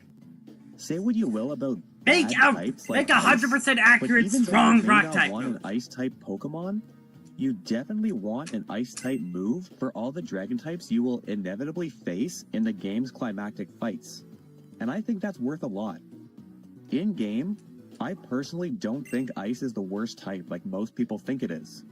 You will almost always want at least an ice type move for major fights. I get that ice is the worst in competitive and maybe in Nuzlocke too, but in a regular in-game playthrough, rock types are definitely one of the worst types out there. Okay, my little rant is over. Due to my beef with our typing, I initially struggled to think of how I could possibly salvage this Pokemon, more so than I ever have before. Especially since I haven't even addressed the elephant in the room, which is the fact that Onix has already been fixed in the form of Steelix, an evolution it received in Generation 2, with a much better typing, swapping Rock out for Steel, which actually allows it to tank, on top of actually acceptable stats. Despite this, Onix specifically has been one of my most highly requested Pokemon. But why would anyone in their right mind choose Onix over Steelix, aside from not having any friends to trade with to evolve it? That's what I'm going to try to answer today. I guess the ideal model to base this video off of is the Scyther line. Scizor is the better option in most cases, but there's still reason to use Scyther even if you can't trade. He's a different typing, learns different moves like Technician boosted Wing Attack, which only Scyther would get stabbed from. These two Pokemon even have the exact same base stat total. Now, Onix and Steelix don't have the same base stat total, and I'm not going to change that. Steel Ground will almost always be the better type, and Steelix as a whole will always be the better option, but I'm going to try to create some reason to leave us as an Onix. But that is a seriously tall order. So how are we going to do it? Well, I could take Onix through Kanto, a gen where Steelix is unavailable, and that would make sense. It's also Onix's debut generation, but I honestly don't think it's possible to make Onix good in these games without some seriously drastic changes. The main reason is a lack of physical special split. No matter how strong we become, without changing stats, we'd still get washed by any water or grass type move which our rival and Pokemon League champion Blue will always have two of. If you want any evidence of this, I would direct you to Madrybred's video where he tried to beat Fire Red with only an Onix. In it, he had to level up Onix to level 100 and still lost to Lorelei, who could still easily one-shot him with a water move. So yeah, we're gonna need some mechanics of later gens to actually make Onix useful. I could take us through Johto, where rock types actually do really well, at least in the early game, resisting all of the first 3 gyms. And we also get an Onix before the first gym in an in-game trade in Violet City. But after that, I would say Onix still loses to every gym leader after Whitney, since they all either counter rock or are special attackers. Plus, Steelix is still available in these games, and you can actually get a metal coat before beating the Elite Four. I still think we need to go a little further for Onix to shine. So I think the best fit for Onix is actually Gen 5's Black and White 2, and let me explain why. Not only has Gen 5 introduced some new moves, mechanics, and abilities which we'll get into later, but they've also introduced a new item, the Eviolite, an item that raises the defense and special defense of the holder, but only if they can still evolve. In other words, Onix can make use of this item, but Steelix cannot, so it might patch up our piddling special defense stat and allow us to do some actual tanking in the late game. 2 Pidgeot right back to back. The only asterisk with Gen 5 is that Onix isn't available until Relic Passage, when the player has 2 badges.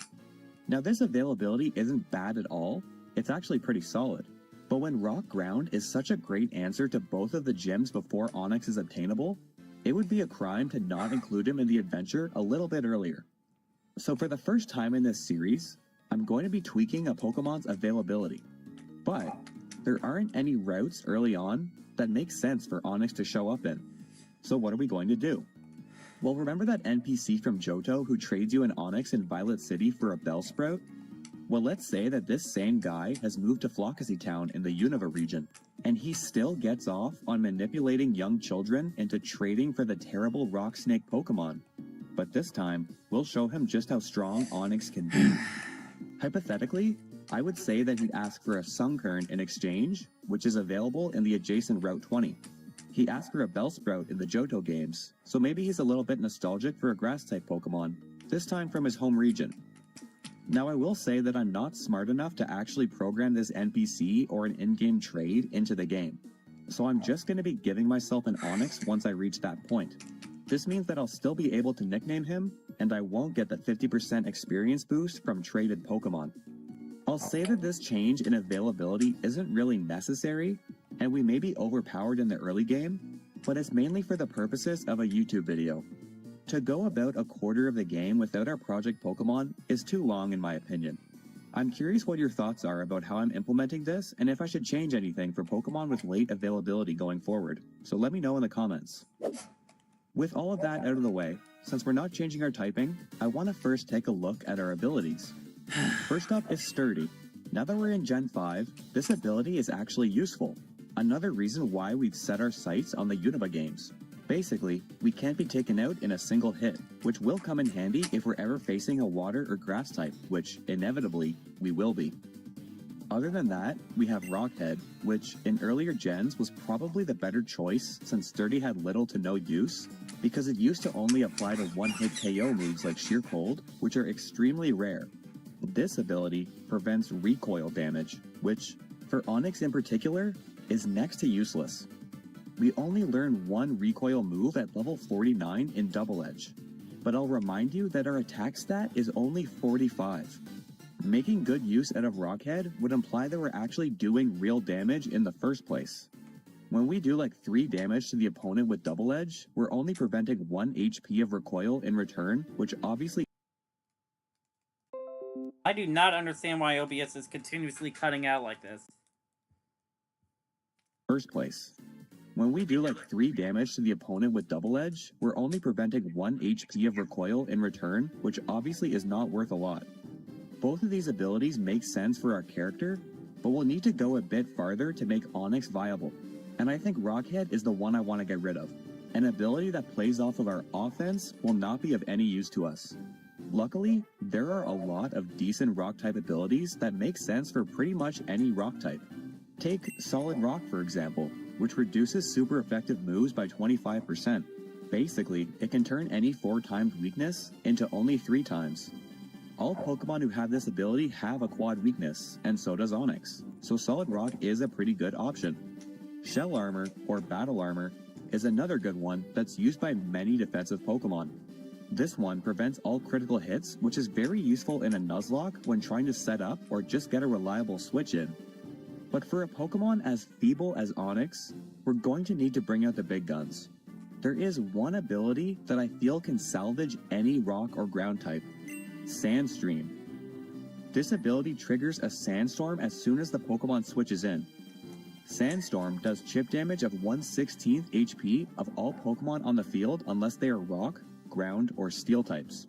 So it's a nice little boost in our damage output, but Sandstorm also increases the special defense of all rock types like Onix as long as it is active. This means that Onix will now have the ability to tank not just physical, but special attacks as well, which was previously one of our biggest weaknesses.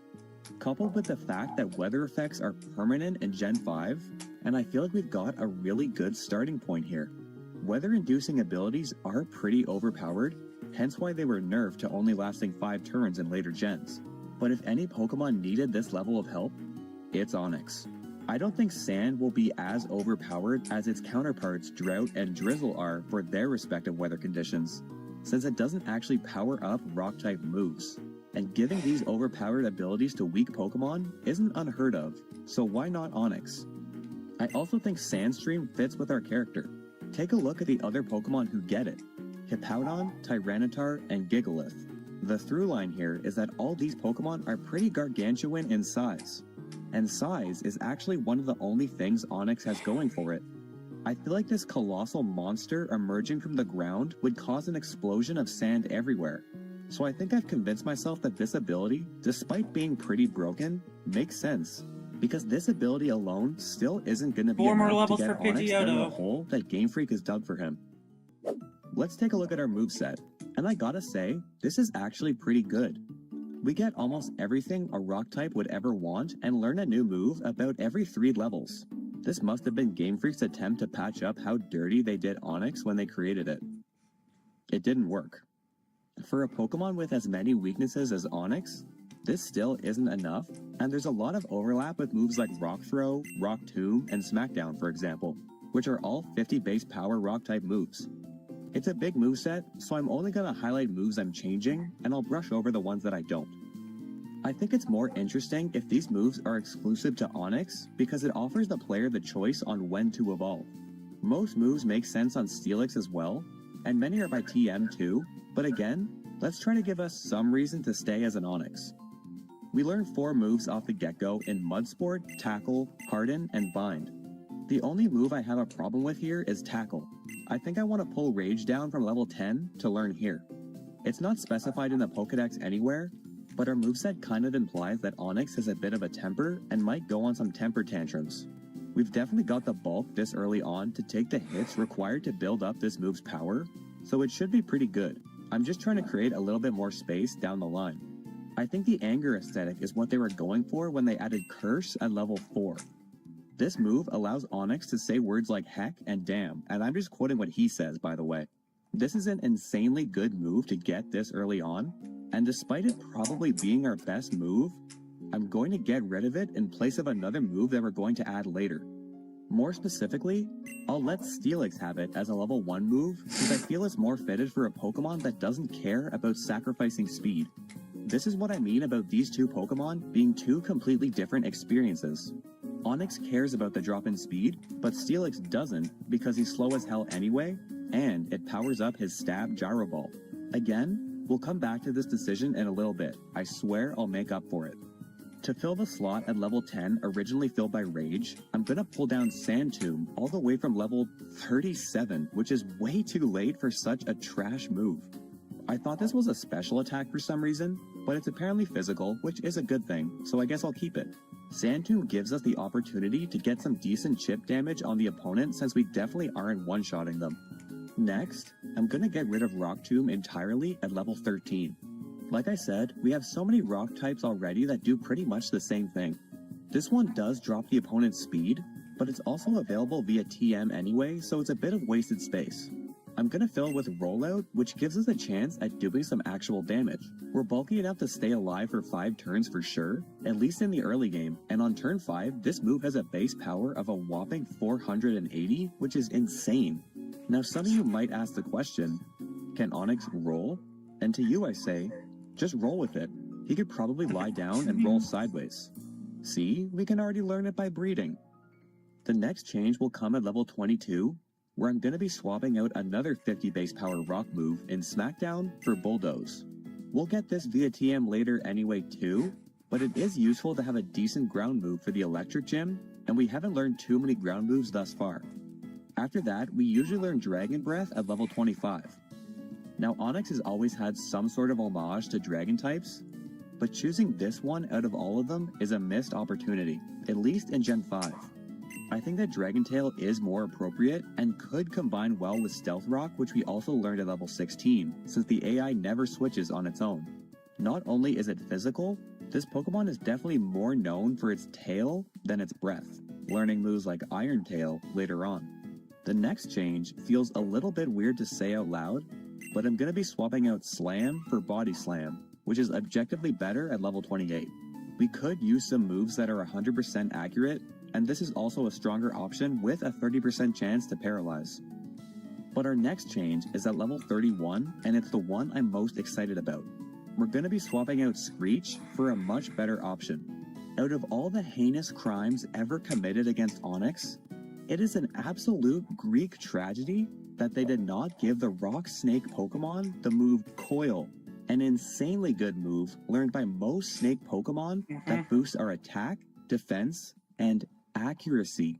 Now I don't feel I need to explain why boosting attack and defense in a single turn is really good, and Curse already did that. But I'm super excited to see how the accuracy boost from Coil synergizes with all the stupidly inaccurate rock moves we learn. I think that Onix has the potential to be the best Coil user out there, or at least the most beneficial. Arbok is also saved by this move in later gens, and uses it to patch up the low accuracy Gunk Shot, so I'm hoping that we can do the same with moves like Rock Slide and the infamously 80% accurate Stone Edge. Curse is Steelix move, but I think Coil is a really good move for Onix. After that, we've got a hole at level 37, originally filled by Sand Tomb, hilariously, so I'm going to pull down Dig to this slot from level 43. This is also a learnable TM, but makes sense for our character and is still one of the best attacks we're going to have up to this point. And then at level 43, we can fill that empty slot from Dig with the ultimate ground type move, Earthquake. Any ground type worth his salt learns this naturally, and we don't get the TM for this before the Elite Four in Black and White 2, so this is much needed. I was shocked to learn that we don't get this already. And finally, our last change is going to be to our ultimate move at level 52, where we usually learn Sandstorm. It's an odd placement for our ultimate move, and our new ability basically makes this useless.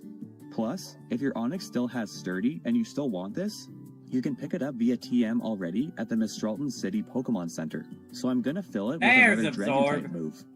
Given our character as a rampaging giant, you might expect me to give us Outrage here. And while that could also work, I actually want to give us Dragon Rush, a strong dragon move that could use a little more accuracy and should synergize well with Coil. I think it fits here because Dragon Rush actually has a secondary effect. Enough with the I feel like Pidgey! it's supposed to reflect the difference in size between a massive dragon and the presumably much smaller opponent. I think this is why it does double damage and cannot miss versus opponents who have used the move Minimize in later gens.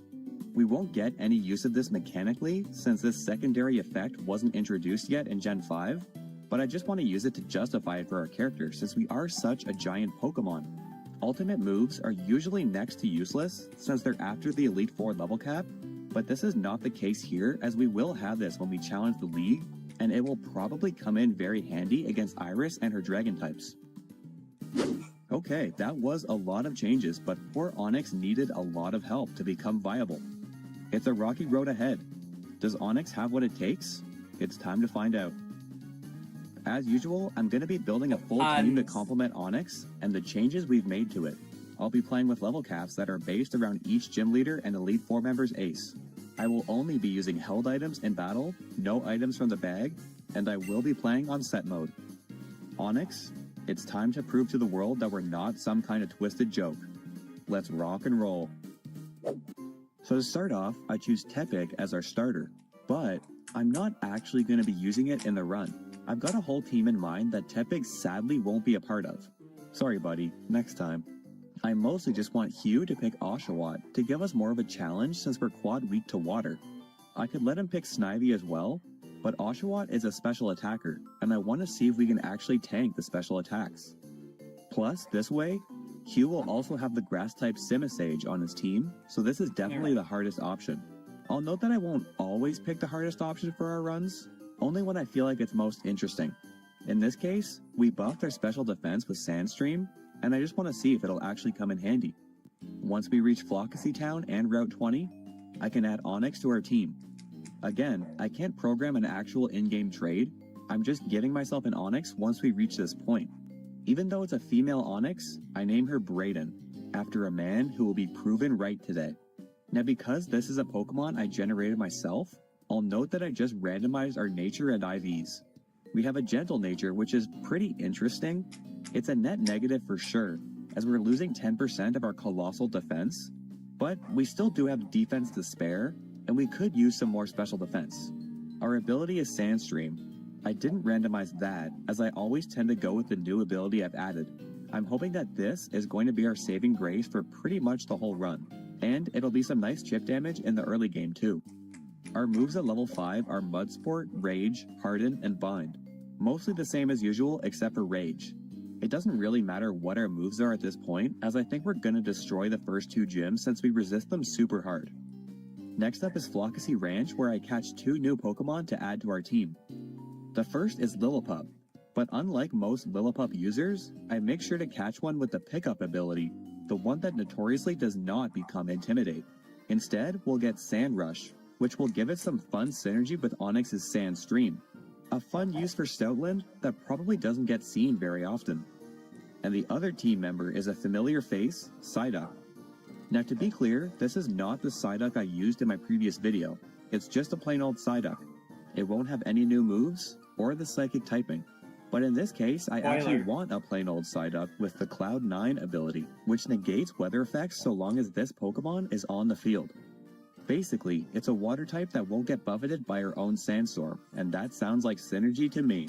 If you can't already tell, we're building a sand team for this run, which I think will be really fun. The concept of building a team around a certain Pokemon is pretty unexplored for in-game playthroughs, and I like when I come across the opportunity to do so. It won't always happen, and I'm not going to force it. Sometimes I'm just going to be using a bunch of randos, but it is more fun when I have something to build around. After that, we've got our second rival fight, which gives us a good look at how Onix fares in the early game. Oshawott doesn't know Water Gun yet, so it can only tackle us. Our main strat right now is to get off an early bind, which stacks with our Sandstorm for some decent chip each turn. And we need that because our attacks with Rage are abysmal. Like, worse than I thought. Although getting hit with Tackle does boost its power each time it hits, and we can take a lot of them. Again, it's going to be a lot of long fights where Onix will simply have to outlast the opponent. I guess that's what I want a Rock-type Pokemon to do. Nevertheless, the level 8 Oshawott goes down, getting us the win. Time for Charon, who I'm not expecting to be very Why? good. We've got a couple new moves in Sand Tomb and Rollout now, both moves that lean into our ability to play the long game. I start off with a Sand Tomb for some chip on Patrat before starting up a Rollout. We knock him into healing range, but we don't really care. It's just more turns for Rollout to increase in power. He gets some chip on us with Bite, which is neutral on us, but 2 more Rollouts take him down, sending in Lillipup. Unfortunately, our Rollout misses, breaking our chain. This is what I mean about inaccurate rock moves. Instead, I go for the inaccurate ground move and get some chip with Sand Tomb.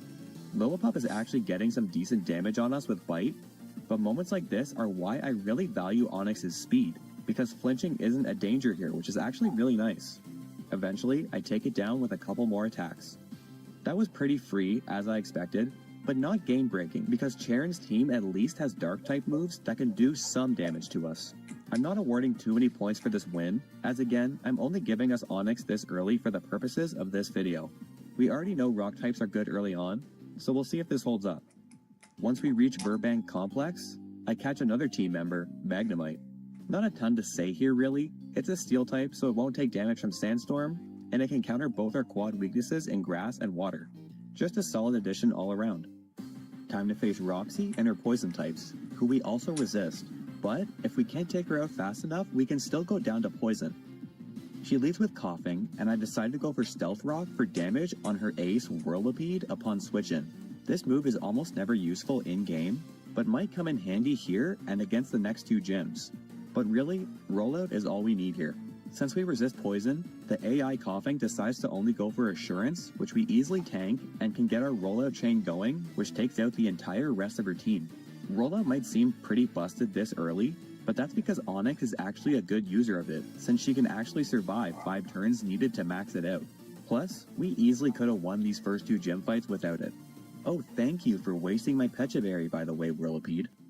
Now we're done with the early game, and now, I expect the difficulty to ramp up for us. Berg and his bugs might seem easy on paper, but he's got grass types too, which are really gonna hurt us. Once we reach Castelia City, we can grab the Eviolite from this scientist. I'm hoping this will be our bread and butter item for most of the run, and one of the main reasons we chose Gen 5 in the first place. Hopefully, it'll give us a fighting chance against Berg. Unfortunately, this just isn't Onyx's fight. Berg leads with this Swadloon, who's part grass and knows Razor Leaf, which immediately takes out half of our health, even with the Eviolite. I get us some Stealth Rocks and then a Rock Throw, since I don't want to lock myself into Rollout. Instead, why don't we see how the rest of our team synergizes with Sand?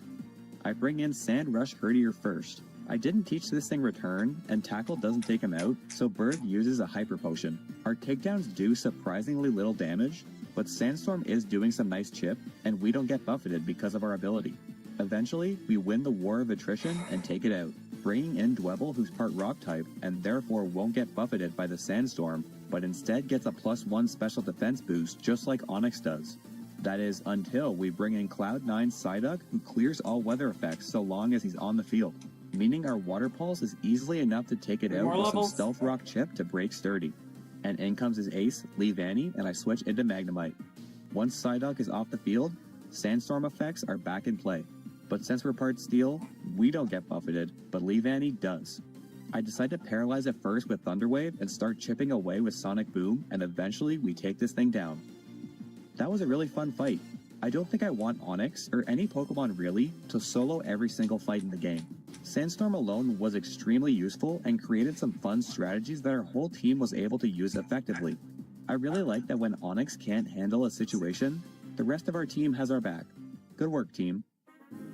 On my way to Nimbasa City, I catch another team member in Trapinch.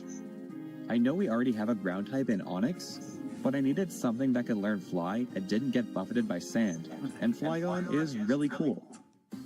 And next is Elisa, the electric type gym leader, and yep, we win pretty easily. But it is nicer now that we have Bulldoze. Finally, a stab move that's 100% accurate. I will say that Onyx is probably the best Pokemon available for this gym. There are a lot of ground types available like Drillbur and Sandile, but they don't resist Elisa's normal attacks. There are also rock types available like Roggenrola and Dwebble, but they don't resist electric and can get paralyzed.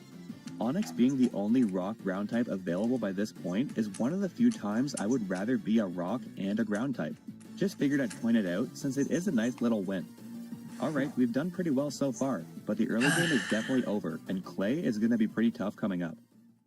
But before that, on my way to Driftdale City, I catch my final team member, Solosis. His Overcoat ability also prevents damage from Sandstorm, so now we've got a pretty diverse team of Pokemon that thrive in the sand that Onyx sets up.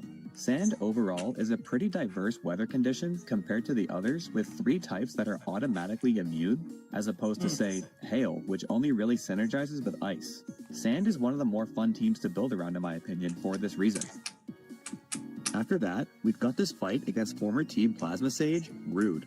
I'm only really showing this to say that we've learned Coil now, which I'm hoping is going to be a real turning point for us. This move can boost our defense to astronomical levels, even at only +1. I'm a little disappointed at how little a boosted Bulldoze does to this Herdier, but we've definitely got the physical bulk we need. And what I really appreciate is the accuracy boost, which we can use to land a reliable Rock Throw to one-shot his Swoobat. It hasn't come up much in major fights, but the inaccurate rock moves are really annoying, and with Coil, those days are hopefully behind us. Time for Clay, and I was expecting this one to be tough. He leads with Krokorok, who drops our attack with Intimidate, and has a super effective Bulldoze which drops our speed. But I set up a Coil to reduce its damage. We're actually holding the leftovers in this fight instead of the Eviolite because I've been finding that I appreciate the HP recovery a little bit more. Krokorok hits us with a Torment, so we can't use the same move twice in a row. But once our speed is dropped to a point where Krokorok outspeeds us, he won't go for Bulldoze anymore. So I actually don't want to hit him back with our strongest attack, a Bulldoze of our own, because then his speed will drop and he'll Bulldoze us right back. So instead, I Dragon Tail, which brings in Sand Slash. Since we're still slower, he also doesn't want to Bulldoze, and instead goes for Crush Claw and then locks himself into Rollout, which we quad resist. Basically, he just gave us like 5 free turns to set up as much as we can while we only take about 2 damage in the process. Our physical bulk, even without the Eviolite, and even with a bad nature, is still ridiculous. Eventually we get up to +2 attack and +3 defense and accuracy, and I decide to Dragon Tail him out. Dragon Tail is also 90% accurate, by the way, so Coil helps patch that up too. But it brings Krokorok back out, who drops her attack again with Intimidate. I don't want to kill anything with Bulldoze because I can't use it twice in a row due to Torment, and I want to be able to Bulldoze his Ace Excadrill as soon as it comes in. So I get off another Coil before taking Krokorok out with a crit Dragon Tail. Nice. He sends Sand Slash back out, but I can't Bulldoze or Dragon Tail this turn, so I Coil once more before forcing him to switch out into my main target, Excadrill. Fishing for the crit, he goes for Slash, but our defense is sky high, so we tank it and finally take him out with a single Bulldoze before we can eventually take out his remaining Sand Slash too. That was actually really impressive, Onyx. On paper, that was a really tough fight for us, and I was not expecting to solo even with Coil. Torment screwed with us, but it really only delayed the inevitable.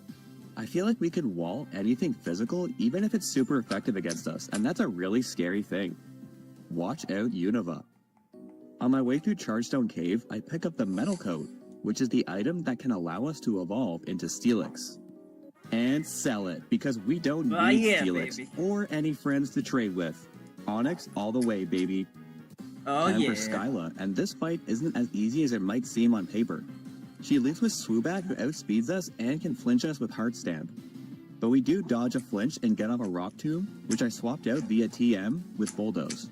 We really don't miss Rock Tomb from our level up moveset since it's an infinite TM that can be swapped out for whatever I happen to need at the time. Also, Rock Tomb is only 80% accurate in this gen, so accuracy from Coil really helps.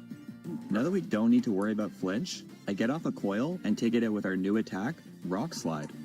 In comes her ace though, Swanna, who also outspeeds. It goes for the quad effective special based Bubble Beam and... yeah, I was really hoping we'd live there. I guess Onyx will always have his weaknesses. That was with the Eviolite and the Sandstorm up, so our special defense was at +2. Oh well, at least Aldredon can finish the fight. It's weird to me that the gym fights you'd expect to be the easiest for us have ended up giving us the most trouble. Like Onyx lost to the bug and flying gyms, but also beat the ground gym. This has been a wild ride, and I honestly have no idea what to expect. Once we reach Undella Town, we've got a fight with Hugh. He leads with Unpheasant, who you'd think would be good setup fodder, but he outspeeds us, and when a Pokemon outspeeds us, they tend to poke holes in our strategy. I go for Rock Tomb, but Unpheasant gets off a taunt, so he can't set up Coil. I don't really have a choice other than to take it out with a Rock Slide. This brings in Simisage, who resists all of our moves. I decide just to switch out into Stoutland, who can tank the Seed Bomb. With Stoutland's Sand Rush, we can outspeed it and take it out with a couple returns.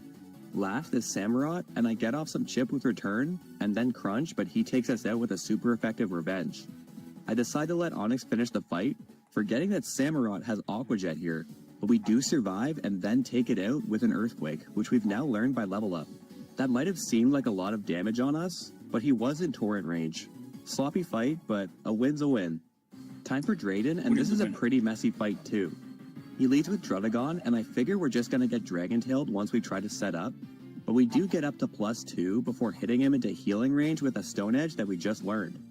He heals, but a couple Earthquakes finish him off. But this brings in Flygon, another special attacker with a super effective move against us. He goes for Earth Power, which does a lot, but we do survive and get some chip with Stone Edge. But I gotta switch into our own Flygon for the mirror match, reading the Earth Power which we avoid because of Levitate. We can then get off a Dragon Tail to swap in his ace, Haxorus. I go for Bulldoze to slow him down, but then he takes us out with a Dragon Tail, so I send out Reuniclus. Haxorus has taken some chip damage from the Sandstorm too, so one Psychic can finish it off. Last is the weakened Flygon, who does take us out with a critical hit Crunch, but I send in Stoutland to finish the fight. I hope you're seeing how much rock types can really fall off in the late game. Anything with a special attack is a serious threat. Onix carried hard in the early to mid game, but this is a few disappointing fights in a row. I'm not too upset though, as I do like seeing the Sandstorm synergy from the rest of our team. That is still all thanks to Onix. And guess what? Right after that, we have to fight Zinzolin, who has a bunch of special attacking ice types. We can live one Ice Beam from Cryogonal, but it elects to go for Confuse Ray, but we break through and land the Stone Edge, and it's frail enough that we can take it out without setup.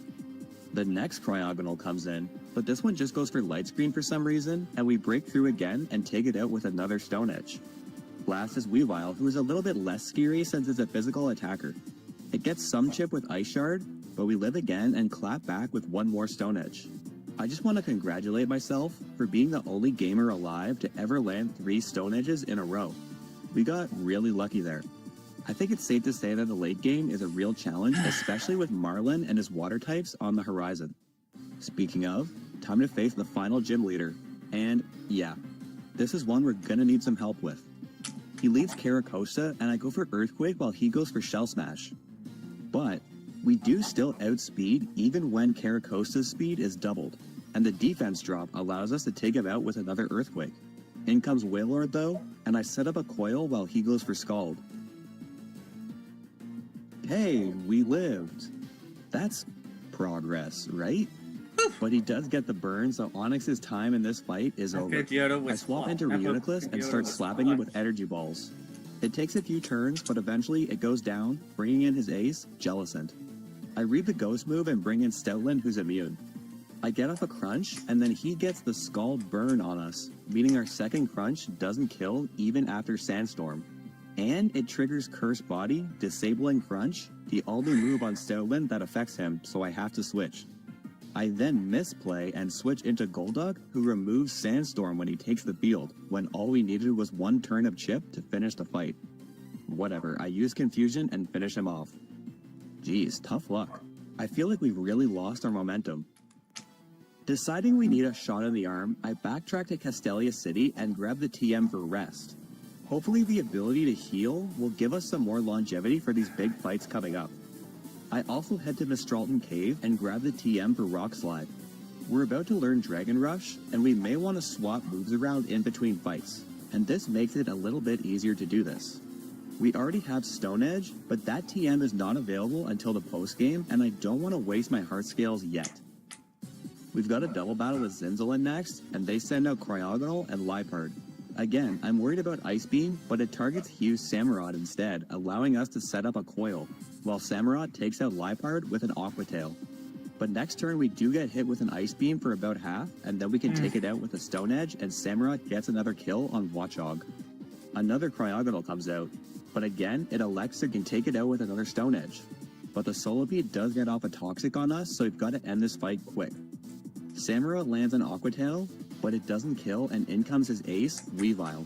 It goes for Ice Shard, but that's physical, so Onix hangs on and crushes it with one more Stone Edge as Hugh takes out the weakened Solipede with a Slash. Okay, nice. Back in the wing column. We had just enough to win there. Ice moves are scary, but at least we're not quad weak to them. So you'd think with all his Steel types, this Colress fight would be pretty easy on paper, but we're actually weak to Steel. And he's got a lot of special attackers like this Magneton who can actually destroy us with Flash Cannon. Hell, even Flygon can barely live a 2-shot. And they have Sturdy, so they will get their licks in on us. So basically, I decide to lead with Flygon and break Sturdy with Dragon Tail, which brings in Matang. I decided this is something Onix can wall, so I swap her in as it goes for Agility, so it outspeeds and then uses Meteor Mash, which we are weak to, but it's physical so it only does about a third, and so we can set up our coils. I can basically set up as many as we want, since I've taught us rest to heal ourselves when we need to. I did delete Stone Edge as I don't think it's really going to be necessary until the Elite Four, and I can just relearn it by then. Eventually, I get up to +5 and Matang runs out of Meteor Mashes, so I put it out of its misery with an Earthquake. He brings in Behem because it has Energy Ball, but Onix is faster and can get the one-shot. In comes the weakened Megaton, but since Sturdy is broken, it's no threat, and it also gets one shot. But he's got another one, in Magnezone, who also has Sturdy. I get off an Earthquake, which knocks it to 1 HP, and it hits us with a Flash Cannon. But for once, we've got the special bulk to hang on with 40 HP. Corvus heals, but it's no use since we're faster, so eventually it falls to another Earthquake. Last is his ace, Klinklang, who holds an air balloon, meaning it's immune to Earthquake until we get some chip damage on it. I could play it safe and rest, but I decide to trust Onix's bulk. But my heart drops when Klinklang outspeeds us and goes for a super effective gear grind, which knocks us down to just 24 HP, while I go for a Dragon Rush to pop his balloon. Now we can take him out with Earthquake, but we have to dodge 2 crits.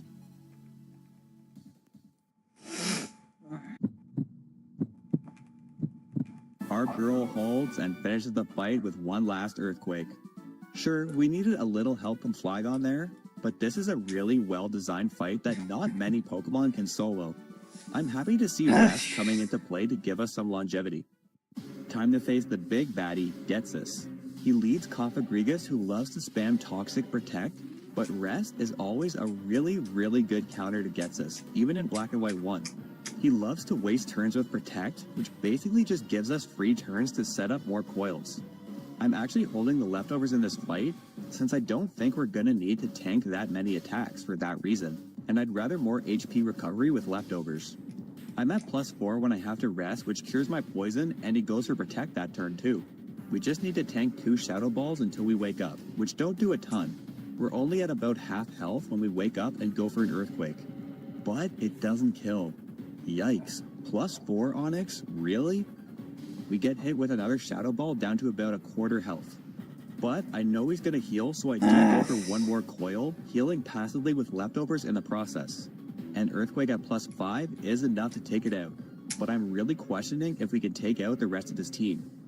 Seeing the kill with a water move, he sends out the bulky Seismitoad, but we do outspeed and find the damage to take it out with Earthquake. Next is Drapion, who has a super effective Earthquake of his own. Palm me with But that level we're set up to 850, high why health don't physically, so we tank it and hit him back with a taste of his own medicine. In comes Toxicroak, who's part fighting. He could go for Brick Break or even the special move Shadow Ball, but instead goes for Sucker Punch, which doesn't do much, and we crush him with another Earthquake. We probably could have lived those other moves, but there's still a lot more fight left. He sends out his ace, the pseudo-legendary Hydreigon, who has a physical moveset, so Onix hangs on from a Dragon Rush, and we can clap back with one of our own. It is extremely satisfying to have a 100% accurate Dragon Rush when combo with Coil, by the way. And last is Electros, who's got a very diverse move pool. He also has Levitate, so Earthquake won't affect it. 1589. I have to go for Dragon Rush, which doesn't kill without Stab.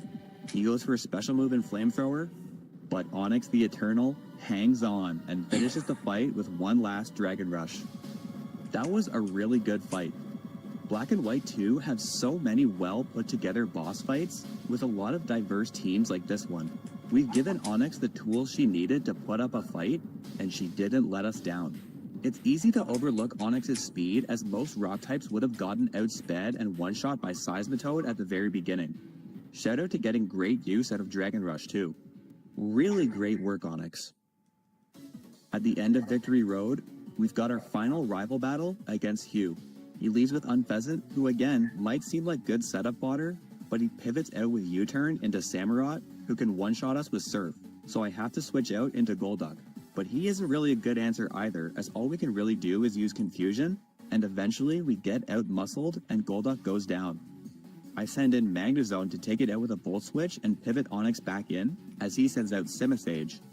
When I decided to choose Tepig as my starter, I assumed this thing would have Seed Bomb, which Onix might have had a chance at surviving. But it actually knows Energy Ball, so we've got to switch out again. I send out Flygon, who can't even take 2 Energy Balls, and goes down before even getting a shot in. I send out Magnezone, who hangs on from a Brick Break on 1 HP and gets some shift, but after that, he goes down too. I send in Reuniclus to hit a hard Psychic to take it out, but our team members are dropping like flies. We really don't counter Grass or Water types very well at all. In comes Bouffalon, who knows Earthquake, and I have to let Reuniclus go down too. Onix, we need you to lock it down, buddy. We are weak to Earthquake, but we're still bulky enough to get a few coils off before using Rest to get back to full health. Before we wake up, we still need to eat a few Earthquakes that take us down to about half. But we do eventually wake up and take him out with an Earthquake of our own. And last is the Unpheasant. It goes for Swagger, which is kind of scary, but we won't hit ourselves too hard as our base attack is so low and our base defense is so high. But we do break through anyway and land a Dragon Rush, but even at +5 attack, it still doesn't kill. That is rough. But we do break through on the very next turn too, and land one more to get the win. Onyx definitely pulled her weight there, even though half of Hugh's team could one-shot us. If I could go back, I think I would let Hugh choose Snivy as a good middle ground. Maybe then we'd stand more of a chance in these rival fights. But Superior would outspeed us, and Leaf Blade is a high crit move, so Onyx still probably wouldn't be a great option. Like I said in the beginning, it's always tough being a rock ground type when your rival will almost always have a water or grass type, and it's too bad we couldn't overcome this issue. Regardless, we've made it to the Pokemon League. We've picked up a little momentum in the very late game, but each one of the Elite Four is insanely threatening to us. All of them are going to have super effective moves against us, and I'm not really sure if we can deal with them. Some of them are very strong special attackers as well. These are going to be some of the toughest fights we've faced yet. But I have this Onyx, and she's got something to prove to the world today. I decided that the set I needed to go with is Rest and Coil, which are absolutely necessary for setup and longevity. Earthquake for reliable stab, and Stone Edge from the move relearner in place of Dragon Rush. I know we're going to be facing 3 dragons in the champion fight, but there are some flying types and some bulky Pokemon like Lapras that I really need to hit super effectively. Our stats are okay. Our attack is weak, so we need to get off a lot of coils to do any kind of real damage, but my main concern is our HP, which has been a real hindrance that often prevents us from getting set up. We've maxed out our level cap, and I have a bunch of elixirs.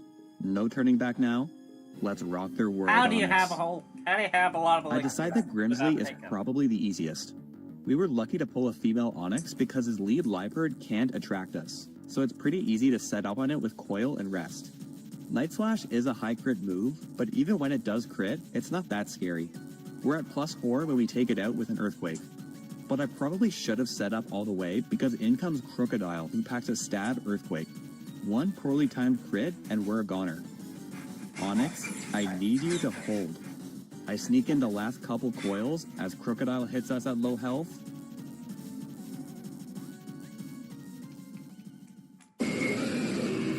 But Onyx grinds her teeth and holds on, and we can rest back up to full health. After a couple more Earthquakes, we wake up and finally fire off an Earthquake of our own, which is enough to take the Crocodile down. But out comes Scrafty, who isn't much better, packing the super effective high jump kick. But we do outspeed it and hit it with an Earthquake, but it just barely doesn't kill. However, it only goes for Rock Tomb, which does nothing, and the Sandstorm chip comes in clutch to finish it off. Last is his ace Bisharp, who would be scary if it had Iron Head to flinch us, but it only has Metal Claw, which we can tank and finish the battle with one more Earthquake. That was the easiest fight, and we still had to work really hard for it. The Pokemon that we're fighting in the late game all trounce us in terms of raw stats, so we need the bulk to set up as much as possible. One down. Next, I take on Caitlyn and her Psychic types. Special attackers are scary, but she leads with this Musharna, who can only attack us with Dream Eater, which only works when we're asleep. And her only way of putting us to sleep is with Yawn, which takes 2 turns. Basically, this gives us a free turn here and there to get a coil off, but at +2, we do fall asleep. It goes for Dream Eater, but with Eviolite plus Sandstorm, we actually take it surprisingly well. We can live 3 of them, but sleep can last up to 5 turns, so we need Onyx to wake up. But I'm gonna need your help, viewer, to wake up Onyx. Say it with me. Onyx, wake up. Wake up. Onyx, wake up. You're not saying it with me, guys. Onyx, wake up! Wake up. Let's go, Onyx. Making us immune to the Dream Eater that would have killed us and get off a coil. I can even get up another one since Yawn takes 2 turns, so we're at +4. Now we rest, which puts us back to sleep, but only for a guaranteed 2 turns. And the AI isn't smart enough to know that, so it'll still use Dream Eater on turn 3. So we get off a 5th coil for good measure before taking it out with a Stone Edge. But we're only going to be at 51 HP for the rest of the fight. In comes Reuniclus, another bulky special attacker, but +5 Stone Edge is enough to take it out, and in comes another threat, Sigilyph, who packs Ice Beam. But shockingly, Onix outspeeds it and gets the kill with another Stone Edge. Last is her ace, Gothitelle. I outspeed and go for another Stone Edge, but it does not kill. But it only goes for Calm Mind. I assume because somehow it didn't see the kill with Psychic, so we can finish it off with another Earthquake. Okay, that was really impressive, Onix. Finally, the special bulk from Eviolite Sandstorm comes in clutch. Sure, it's not enough to survive quad-effective water attacks, but there is no way Vanilla Onix does anything in this fight, or any of these late-game fights for that matter. But we're not out of the woods yet. Let's keep it going. 2 down. So I was very scared of this Chantel fight. She's got a lot of Pokemon that can hit us super effectively with special attacks. She leads with this Cofagrigus, who, according to Bulbapedia, knows Grass Knot, which probably would have one-shot us, but for whatever reason, it just doesn't go for it, and chooses Shadow Ball instead, which we can tank reasonably well, allowing us to set up 4 coils before we need to rest. We tank a couple more Shadow Balls while asleep, but he's taking quite a bit of Sandstorm chip, so a +4 Earthquake is enough to take it out. In comes Chandelure, who has Energy Ball, but we outspeed and get the one-shot with Earthquake. Next is Golurk, who's a physical attacker. I see the opportunity to sneak in one more coil while we eat the Earthquake. Now we have a guaranteed one-shot with an Earthquake of our own. And last is Drifblim. One of the reasons I chose Stone Edge over Dragon Rush, because Dragon Rush makes contact and we would die to Aftermath. But a super effective Stone Edge is easily enough to finish this fight. I'm a little confused by what happened with a Cofagrigus there. Maybe the AI can't read our Pokemon's weight, so it thought Shadow Ball would do more? Regardless, our speed was absolutely crucial there. Most rock types would get decimated by Energy Ball from Chandelure, but Onix is just built different.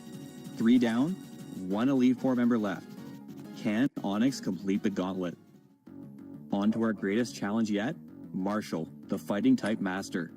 The only saving grace here is that his whole team is physical. He leads with Throw, who wouldn't be that scary if he wasn't packing Storm Throw, which always crits. And crits will bypass the defense buff from Coil and possibly Eviolite, I don't really know. Let me know in the comments. But the AI likes to win the speed war, so it elects to go for Bulldoze instead, which doesn't do too much, and I set up a Coil. We still outspeed even at -1, so I get off an Earthquake to bring him down to just above half health after Sandstorm, while he Bulldozes again. But only now that we're slower, he goes for Payback, a move that doubles in power when you lose second. No idea why he didn't go for big damage with Storm Throw, but Onix sees the opening and finds the high roll on Earthquake to the point where Sandstorm can just barely finish him off. Nice. In comes Mienshao, a serious threat with high jump kick, which knocked us into the red. I go for Earthquake, hoping to knock it into healing range, and we do after the Sandstorm chip. As he heals, I say a prayer and go for rest. And my prayers get answered as he decides to go for the 2-turn flying type move, Bounce, which not only does next to no damage, but also wastes one of the turns we spend sleeping. I have no idea why he did this. After he lands, he goes for a high jump kick, which knocks us into about a third, and I get off another Coil to get to +2. I need to go for rest, but Mienshao goes for Bounce again. What is he doing? I have no idea why the AI went for that. Is it possible he's afraid to take the recoil when missing the high jump kick? I've never seen this before. The headcanon I'm gonna go with is that the AI has no idea how to process me bringing an Onix into the Elite Four, so it was never programmed to counter it. He just keeps going for Bounce, giving Onix an opportunity to wake up and keep coiling to the point where we can take all of the fighting moves that we need to. And not only that, but then he goes for U-turn, running away in utter fear into his ace, Conkeldurr. But we're at +4 by this point, so Hammer Arm doesn't even knock us down to half, and we can take it out with a crit Earthquake. That probably mattered, but we could have finished him off with another one after the speed drop. Regardless, Mienshao comes back in and now goes for high jump kick, but it's too little too late. We eat it at 49 HP and fire back with an Earthquake and take it down. Last is Sock, who does outspeed us and hits us with a Brick Break, but Onix hangs on and knocks it into Sturdy, but the Sandstorm tech comes through to finish this fight. What the hell happened there? Was it luck? Was it skill? Was it Onyx's heart and soul? I have no idea, but one thing is certain, we have taken down the entire Elite Four with nothing but an Onyx. That was an absolutely ridiculous series of fights. I love the grit that Onyx has shown when we needed her the most. With one battle left, we follow Onyx to the promised land. Well, actually, I want to pause for a sec and take a look at this Iris fight. She leads with Hydreigon, who outspeeds us and packs the super effective Surf. So right away, soloing with Onyx is out of the question. We'll have to work around it with our whole team. 5 out of 6 Pokemon can hit Onyx super effectively, many of them with special attacks. But I do see room for our speed to come in handy. But overall, it's going to be tough for Onyx to do her thing. But after all that we've been through together, I would never, ever count this Pokemon out. Let's do this. I opened the champion fight by sending out Onyx to set up Sand and bait Surf from the Hydreigon. Then I can pivot into Golduck, who resists it. Golduck can take one Dragon Pulse and get off an Ice Beam for about half. Expecting the Dragon Pulse again, I swap into Magnezone, who resists it, and heals a little bit with leftovers. Once Golduck is off the field, the Sandstorm is back in play for chip damage. Now Hydreigon goes for Flamethrower, but Algernon has just enough to hang on, and I go for Thunder Wave to paralyze it. We're basically just stalling for a little bit extra chip, since we outspeed on the next turn because it's paralyzed, and finish him off with a Flash Cannon. We had to take out Hydreigon with Magnezone because that baits in Aggron, who sees the kill with a quad-effective Earthquake. But I read that and Volt Switch into Dapinchi, who is immune with Levitate. Now that we have our target on the field, I can pivot back into Onyx while Aggron uses Autonomize to double his speed. I think now because it's faster, it goes for the flinch with Rock Slide, which it does get a couple times, but the damage is so minimal that it doesn't matter. We don't even need to go for rest, and can just start coiling all the way to +5. I have no idea why it doesn't go for Earthquake here, but we would still be bulky enough to survive them. We would just have to mix in a rest every now and then and dodge the crits. Regardless, we are able to set up as much as we need. Time to go, buddy. We take out the Aggron with a quad-effective Earthquake. Lapras comes in next, who threatens with a quad-effective Surf, but this is one water type we can actually counter by outspeeding and taking it out with a super effective Stone Edge. Next is Druddigon, who we also outspeed and can take out with a single Stone Edge. In comes her ace, the dreaded Focus Sash Haxorus. It's faster and hits an Earthquake, but Onyx tanks it and claps back with an Earthquake of her own, knocking it down into its Focus Sash, but the Sandstorm tech finishes it off. And last is her Archeops, who goes out with a measly Dragon Claw before getting demolished by one last, fully accurate, super effective, critical hit Stone Edge. And that is how I would fix Onyx in Pokemon White 2. I have a lot to say about that run. Obviously, we did really well in the early game, as most rock types do, but there was definitely a drop-off toward the mid to late game, but I'm really happy we were able to salvage it at the end. Heading into the run, I thought Onyx would be busted, but I honestly think we gave her the perfect amount of strength. We don't want a Pokemon to solo every single fight in the game. Just because Pokemon like Gyarados and Excadrill exist, doesn't mean they should be our gold standard when considering game balancing. There are some fights that Onyx is meant to handle, and some fights she clearly just isn't. Maybe we could have gotten a little bit more mileage out of her if we let Hugh-Pig Tepic or something, but I really thought that Sandstorm plus Eviolite would give us the special bulk that we needed, but Onyx isn't a miracle worker, and nor should she be. We're just not meant to counter special attacking water and grass types, and I shouldn't have tried to change that. Onyx has her strengths and weaknesses just like every Pokemon. I think the one thing I could have done to patch that was to make it just rock or just ground, but I stand by my choice to leave Onyx as is. She is a rock type, and she is a ground type.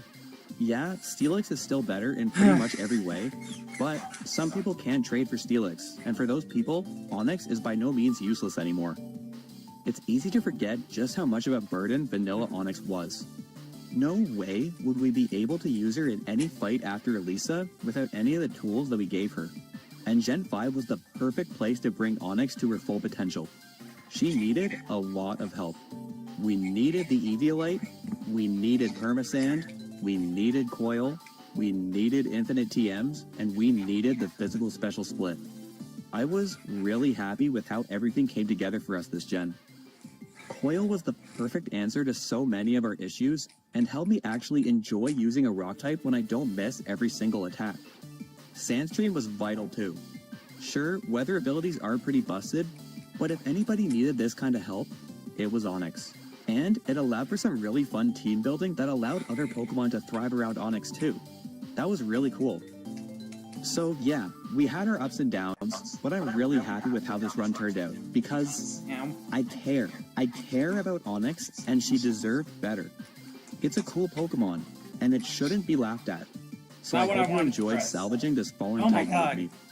It might be a little while until the next video, but next time I want to dig even further with a Pokemon even worse than Onix.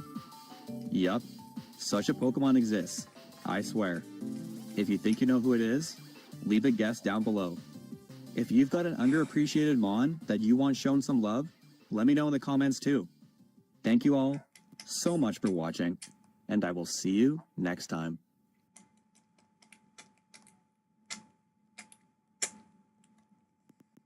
Patrat. Okay, this one has a bit more narrative.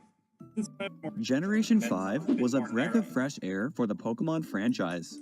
A brand new region with so many new features and mechanics, a new focus on linear storytelling, and a brand new Pokédex that excluded all Pokemon from the previous 4 generations. Truly a whole new spin on Pokemon and everything we thought we knew about them. Except they still have a Route 1 bird. They still have rock and fighting type lines that evolve via trade. They still have an annoying bat that fills every cave in the game. 2 counterpart fighting types. A Psychic Tapir, a normal type Bull, a Pikachu clone, a Sludge Poison type, and of course, a Route 1 normal type Rodent. Why did we think this was new again? I kid. I really do like Gen 5, and totally respect the decision to force the players to only use new Pokemon. It was a very weighted decision that came with both positives and negatives. But if it weren't for this decision, I doubt any of us would have chosen to use Patrat. Seriously, I'm genuinely curious how many of you have used Patrat in Pokemon X and Y, the only other generation where this line is available. On Route 1 of Pokemon Black and White, there are only 2 possible encounters. Patrat, or the other normal type, Lillipup. Oh, I choose him. You don't even want to hear, like, what I have to say? Because, like, I made this whole, like, hour-long video and everything. Him. Okay. Yeah. As soon as we meet Patrat, he immediately gets shot in the leg by Lillipup, and it's hard not to compare the 2 Pokemon lines. Lillipup is one of the best Pokemon in the game, bar none. A Stage 3 normal type with superior stats in everything that matters. Lillipup is doing solid damage with Stab Tackle right out of the box. That might not sound like much, but Tackle is boosted to 50 power, 100% accuracy in this gen, and will get takedowns super early at level 15. It's also probably the best user of the Return TM in the game, and you don't even have to think too hard about it, because we're in the world of infinite TMs now. Stoutland with the Return TM is like a dog with a bone, and he'll carry you throughout the vast majority of the game by simply pressing the A button. And I haven't even mentioned the fact that we get the best ability in the game, Intimidate, 50% of the time. And the other option isn't terrible either, with Pickup being a fun little ability that can nab you some free items. Hey, it's better than anything Patrat has. And look, Patrat isn't terrible either, but it's undeniably the Lillipup at home. It would have maybe been an actual decision for the player if Lillipup were unavailable until at least after the first gym. If Purloin were here instead, at least Patrat would be your only normal type option for a little bit, giving you a bit of time to bond with him until better options are presented to you. Because Patrat is actually really solid in the early game, and gets some unique tools like Detect and Crunch insanely early at level 16. What did Lillipup get at level 16? Oh, an evolution and parents that love him? Awesome. Love that for him. This comparison is so one-sided that it would be like placing Rattata next to Tauros on Route 1 in Kanto, and I'm not even really joking. The only real difference is that Tauros has no pre-evolution. Tauros and Stoutland have the same ability and the exact same base stat total, including the same attack stat. And look, Raticate is a fine Pokemon, but it just can't compete with Pokemon this strong, and would make for terrible balancing if Tauros were available this early. Power creep was a very real thing in Gen 5. Plenty of ridiculously strong Pokemon were introduced that could just tear through the entire game by pressing the A button. But unfortunately, power creep just doesn't apply to Route 1 rodents. They're always destined to be mediocre. I think Game Freak should have handled Patrat differently and could have used him as a teaching tool, something they loved doing in Black and White 1. Hell, they waste the whole first gym using it as a teaching tool about starter type matchups, as if the rival fights don't do that already. So then why would you pick up this mediocre normal type? Normal isn't super effective against anything. What I think Patrat should have been is a lesson for the player to learn about Pokemon that might fall off down the line. Think about it. Gen 5 was a renaissance for the Pokemon that usually fill this role, the bug type. Pokemon like Leavanny, Solipede, Crustle, Durant, all Pokemon that still hold up all the way to the endgame, unlike the classic Butterfree and Beedrill, who usually fall off after the third gym. Imagine if you found Patrat on Route 1 and he's doing solid stat damage with the now buffed Gen 5 Tackle. He's getting flinches with Bite, and eventually the first gym badge is yours.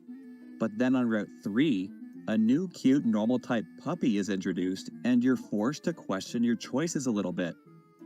This guy looks pretty cool and evolves around this time too. Should I keep Patrat or use the newly introduced Lillipup? This would create an actual decision for the player, I think, and trainers could get a glimpse of things to come with the second gym leader Lenora, who uses both of these lines and could maybe decide through that fight which design they like best. But instead, Lillipup was placed right next to Patrat, and as a result, it's not really a choice. So, there you go. That's how I would fix Patrat. Video over. If you enjoyed the video, good for you. I like that. Thank you all for watching, and I will see you next time. Okay, fine. That wouldn't really make for an interesting video. Let's give the Patrat line a fair shake and see what he's really got to offer. So Patrat is the 5th iteration of the normal type rodent archetype, and the question on everyone's mind is this: what sets Patrat apart from what we've already seen? And the answer is, not a lot. We're still a 2-stage physical attacking normal type with below average stats, but nothing truly bad. We mainly rely on the use of the return TM, but at least in this gen, it's infinite use, so using it on Patrat is not a waste. We get some interesting moves like Super Fang, Confuse Ray, and Hypnosis, and while I guess this separates us from the crowd, I wouldn't say they're great moves for us. They're more annoying tools for opposing Watchog to use. I remember Team Plasma being really annoying with movesets like this in the mid-game, but they aren't efficient tools for the player to use. We're in the age of power creep now, and we need to do better. In general, our level up moveset is pretty nonsensical and unfocused. Like, I don't really know what they're going for here. After you? Psych Up? Baton Pass with nothing to pass? Low Kick is nice coverage, I guess, but it still seems pretty out of nowhere. I think the moveset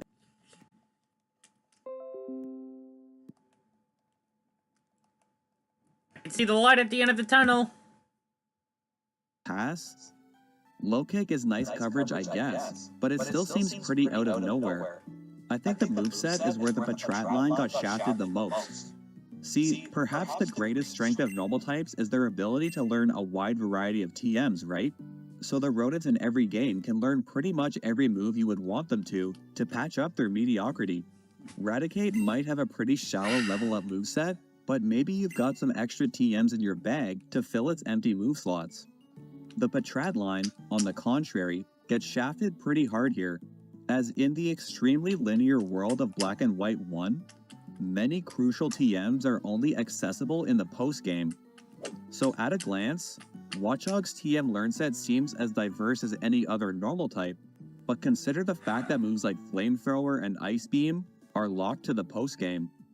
I know you might not think of the Patrat line as special attackers, but it actually has the highest special attack of any Route 1 rodent in the series thus far. Wow. But we definitely miss physical moves like U-turn and setup moves like Swords Dance, which can pretty much save any Pokemon by turning them into a dangerous physical sweeper. Now, I understand why Game Freak did this. TMs are now infinite use, and giving the player every busted TM in the game would make the main storyline a little bit too easy, and holding TMs past the Elite Four might give the players a reason to check out what the postgame has in store. I'm not saying that this is a bad decision on Game Freak's part, I'm just saying that the Patrat line got caught in the crossfire. It doesn't have quite as many resources as other rodents would. But I don't just want to give us Swords Dance by level up and call it a day. In reality, that one change would be enough to save this Pokemon, but it's just not very interesting. And I don't think this Pokemon should learn Swords Dance naturally. We have nothing sharp really going on in our design. So what we're left with is Work Up and a bunch of normal type moves that don't beat out Return anyway. The classic special attacks that every normal type can learn are here, like Shadow Ball, Thunderbolt, and Grass Knot, which we do get before the postgame, but that's about it. There's Toxic, I guess. It's definitely not nothing, and it's nice that these TMs are infinite now, so we don't have to think about wasting a TM on our rodent, but we've definitely lost quite a bit. And if you want a TM sponge, you're probably better off going with Audino, at least on the special side. Our special attack stats are equal, but Audino learns a lot of moves that the Patrat line just doesn't, like Surf, Fire Blast, Charge Beam, and Blizzard. So, to recap, we're outclassed in pretty much every way. Is that all? No.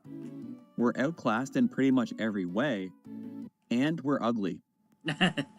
Listen, I don't dock any points for design, but this is something else. A less disturbing design certainly wouldn't save Watchog, but I definitely feel less bad for him if he could at least get laid once in a while. Get laid? But all this talk about Watchog's use in combat is a moot point, because at the end of the day, what do we use our Route 1 rodents for? HMs, right? Pidgeot! Except, what HMs? Generation 4 was HM hell, as it had 8 HMs required to beat the game. So Pokemon like Bibarel, who can learn a whopping 6 of them, are extremely useful. But Game Freak definitely learned their lesson in Gen 5. There is only one HM needed to beat Pokemon Black and White 1. And I don't mean one HM used multiple times, I mean one instance of an HM needed to be used to progress. And it's cut at the Dream Yard at the very beginning of the game. But that is a little bit unfair. You might not be a speedrunner, and you might want to take the time and explore routes and caves with moves like Strength and Surf. And alright, that's fair. I will give you that. So tell me why Watchog only learns 2 HM moves. It's because there are only 6 HMs in the entire game. Rock Smash is not an HM in this gen. Rock Climb is not an HM in this gen. One of the HMs is Fly, so obviously we're not learning that. You want Fly? Catch a Pidove on the very next route. 3 of them are water moves. We don't learn Dive, but it's post-game anyway. We don't learn Waterfall, and we don't learn Surf. You know who can learn Surf? Stoutland, Audino, your water starter, Simipour, which you get for free if you pick the grass starter. There is just not much use for an HM user in this game. And even if you want one, you can still do way better than Watchog. Again, less HMs, great for the series, horrible for Patrat. It is unbelievable how much there is in this gen in particular that works against Patrat. And I think a lot of players don't fully realize just how bad this Pokemon line has it. So I hope you see why I had to make this guy a priority in Black and White 1. So what do we have going for us? Well, I'll reiterate that we're not weak. We're just horribly outclassed. A Route 1 rodent will always be basic, but it'll never be outright bad. We evolve early at level 20, get some great moves early on like Bite and Crunch, and once we reach Nimbasa City, We can slap a return TM on us to carry us through most of the game. Other Pokemon can do it better, but we can still do it. But Patrat and Watchog are in desperate need of some sort of niche, some flair. Because as it stands, the only use for this thing is to catch it, teach it Cut to use once, and then throw it in the box for the rest of eternity. Okay, so how do we do that? How do we let Watchog have something? Well, what Watchog does have, that I would argue many other rodents don't, is personality. Honestly, I have to respect Game Freak for trying something other than the cute rodent motif. Say what you will about Watchog's design, but it is memorable, despite months of therapy. I still get Linoon and Furret confused sometimes. So let's run with that personality and see where it takes us. Patrat and Watchog, the lookout Pokemon.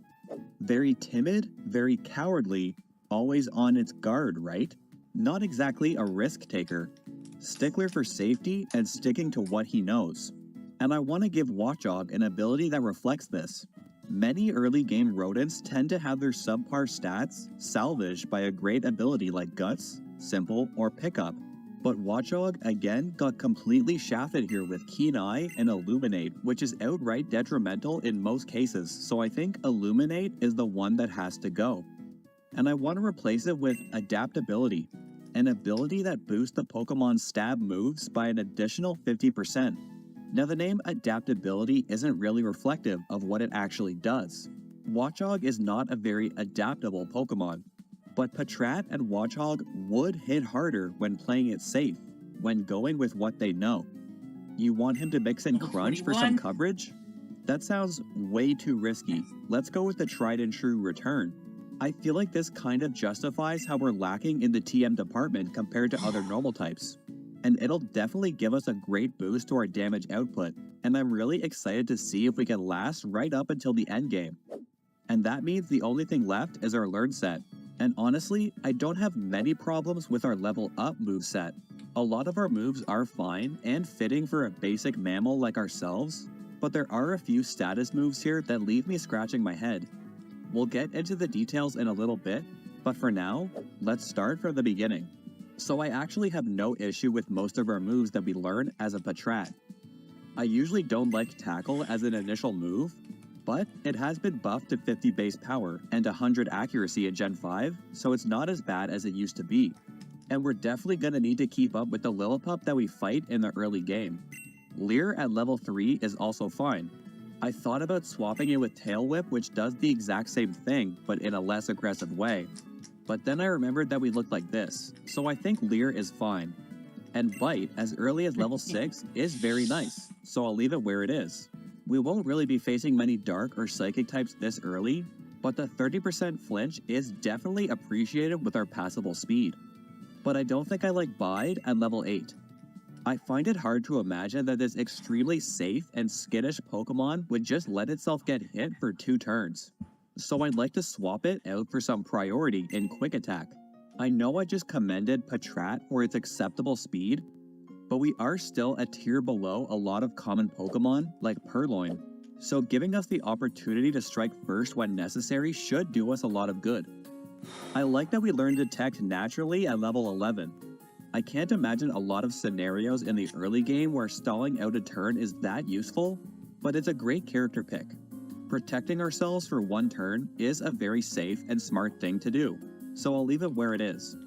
Same goes for Sand Attack. When backed into a corner, lowering the opponent's evasion to get away makes total sense. But Crunch at level 16 does make me raise an eyebrow. It seems a little too heavy hitting for little Patrat, and I'd like to save it for later.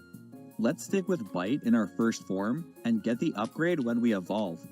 Some might say that early Crunch is one of the few things that makes Patrat viable, but really, it's only 5 base power stronger than Stab Tackle at 50 base power, so it really isn't as bad as it might seem, especially now that we have adaptability. We don't really care about type coverage this early in a game that funnels your encounters as much as Black and White 1. I think the better option is actually Low Kick, which is usually a relearn move at level 1. But the late access takes so much away from this move. I like it a lot because it gets stronger as you progress through the game, when you tend to fight heavier and heavier foes. So I don't feel guilty giving it to us early.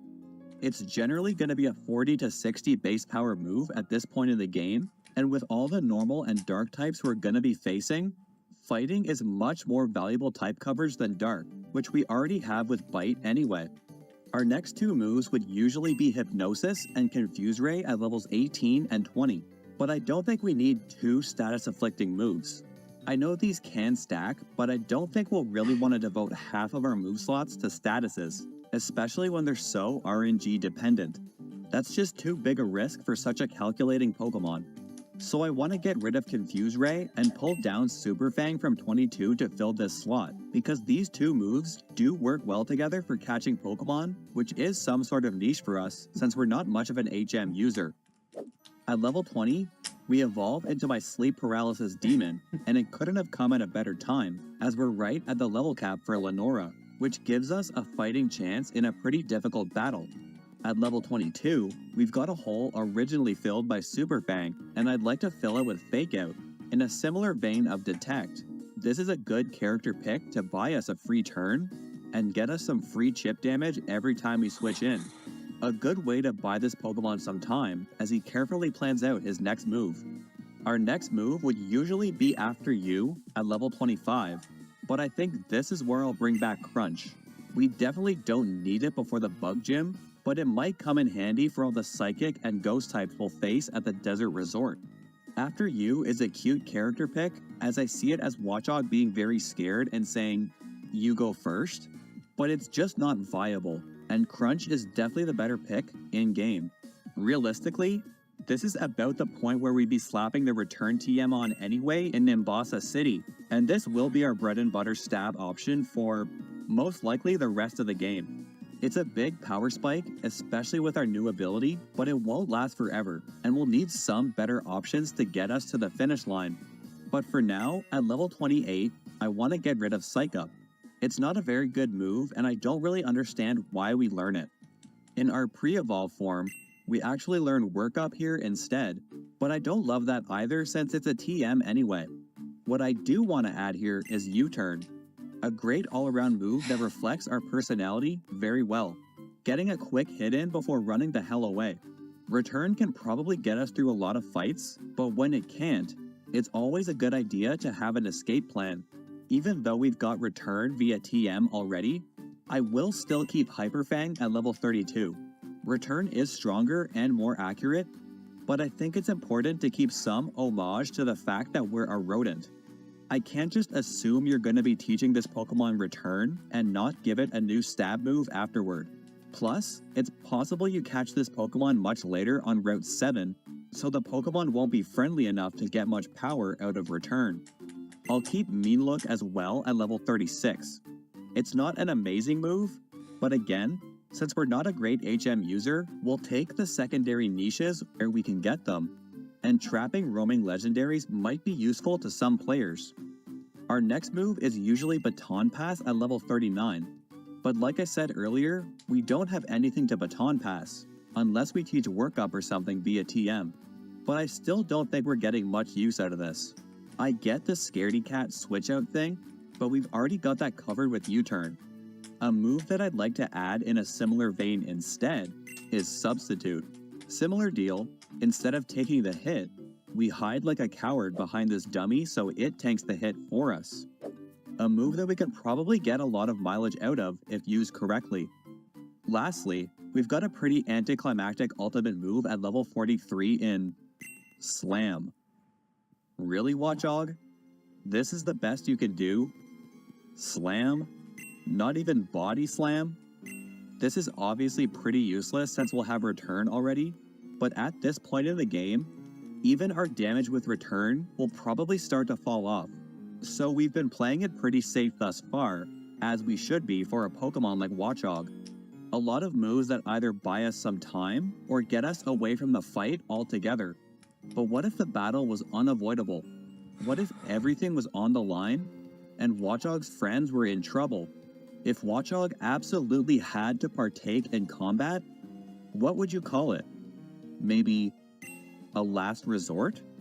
A pretty interesting move with a whopping 140 base power, definitely stronger than Return, but only if we've used every other move in our moveset. Only if we've tried every other option, and I think that fits perfectly with our cowardly little man here. To be clear, this caveat repeats every single time we switch in, so it might have anti-synergy with moves like U-turn, as we'll have to use all our moves all over again every time we swap back in.